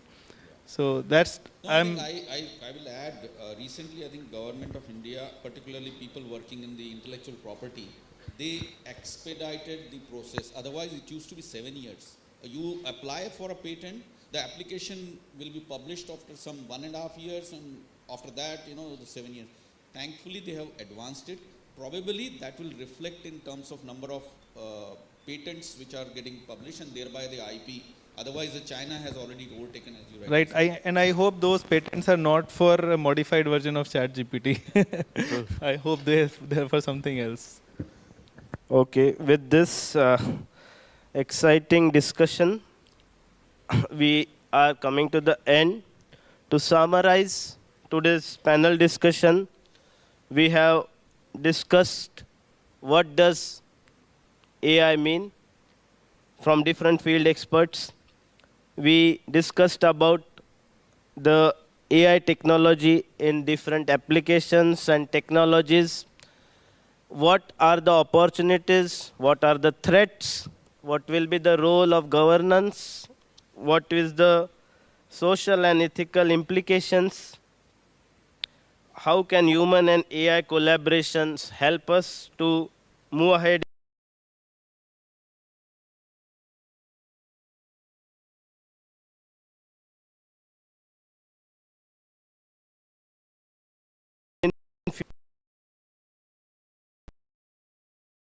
how will they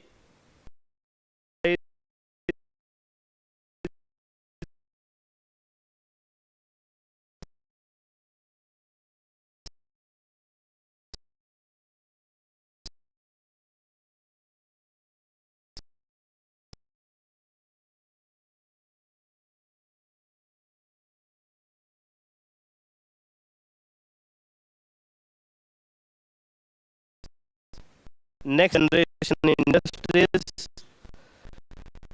We touched upon the learning process, how AI can augment the learning experience, how it can be beneficial for the student. AI can be beneficial for teachers, and also we took up the opinions from the industry person, like what they are looking, like they are right now looking people in massive requirements. One thing which we did not touch upon was, but I still think it is very valid thing, like maybe there currently requirement of AI qualified people who can do, maybe as he pointed out, they might be the last thread in the entire AI services. But right now India is seeing a surge in such professionals, but other core areas, okay, on which till now our GDP was thriving enough, okay, how we are going to cater the imbalance, because currently all the mindset from the student community, they are a bit confused about, they are saying ages, and but we don't know exactly. So there is some need that some policymakers will also object. What is the job? What are the jobs that are climbing up, and what are the skill set needs?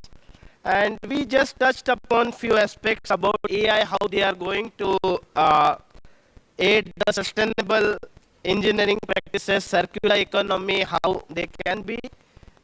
That is a separate discussion. Yes, environment friendliness and climate change mitigation is also one of the area where AI can be very, very promising tool. And lastly, we touched upon India's role, India in the global race, okay, and how to move ahead. Okay, I am sure that there will be many more questions. I will request Dr.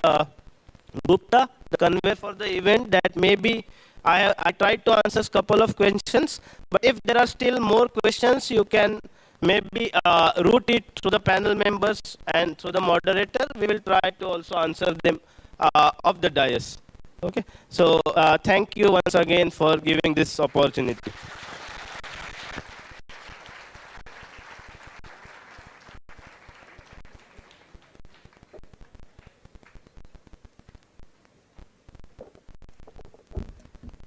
I now would like to call our conference convener, Dr. Rakhi Gupta, for giving the vote of thanks.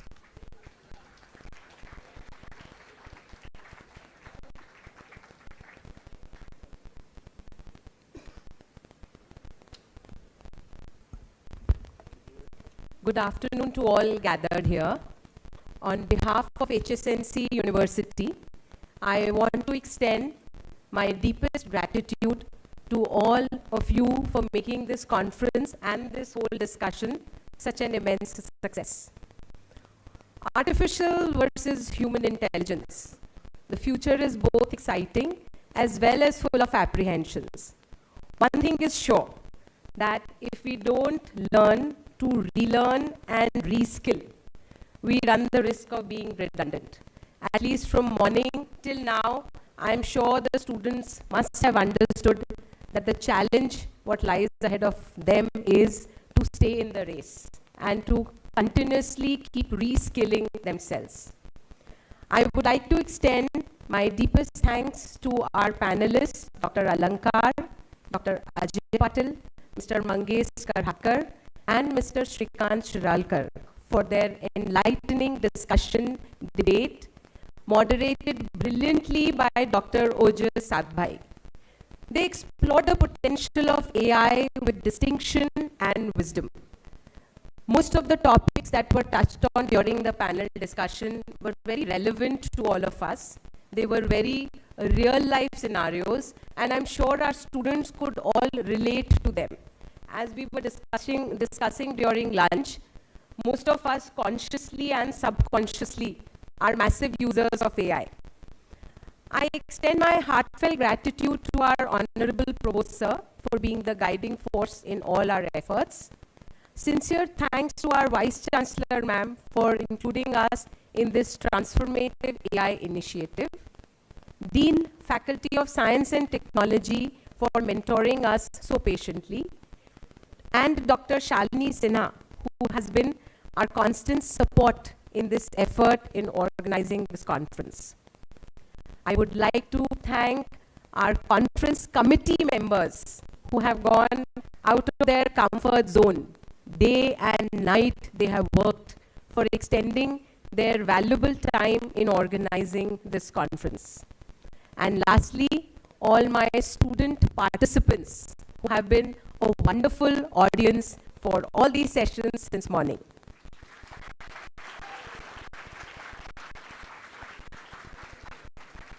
I hope for all the participants that you found this conference useful and engaging. Having taken something that will last you for a long time. Thank you again for being a part of this international conference on artificial intelligence, navigating future frontiers. Let's keep the conversation going as we steer AI towards a better future for all. Thank you. I have a request for all the IT department and CS department teachers, as well as my core committee student members, to assemble on stage, please, for a group photograph. I request Head of Department for Computer Science, Dr. Shalini Sinha, to kindly join us for the group photograph. Thank you.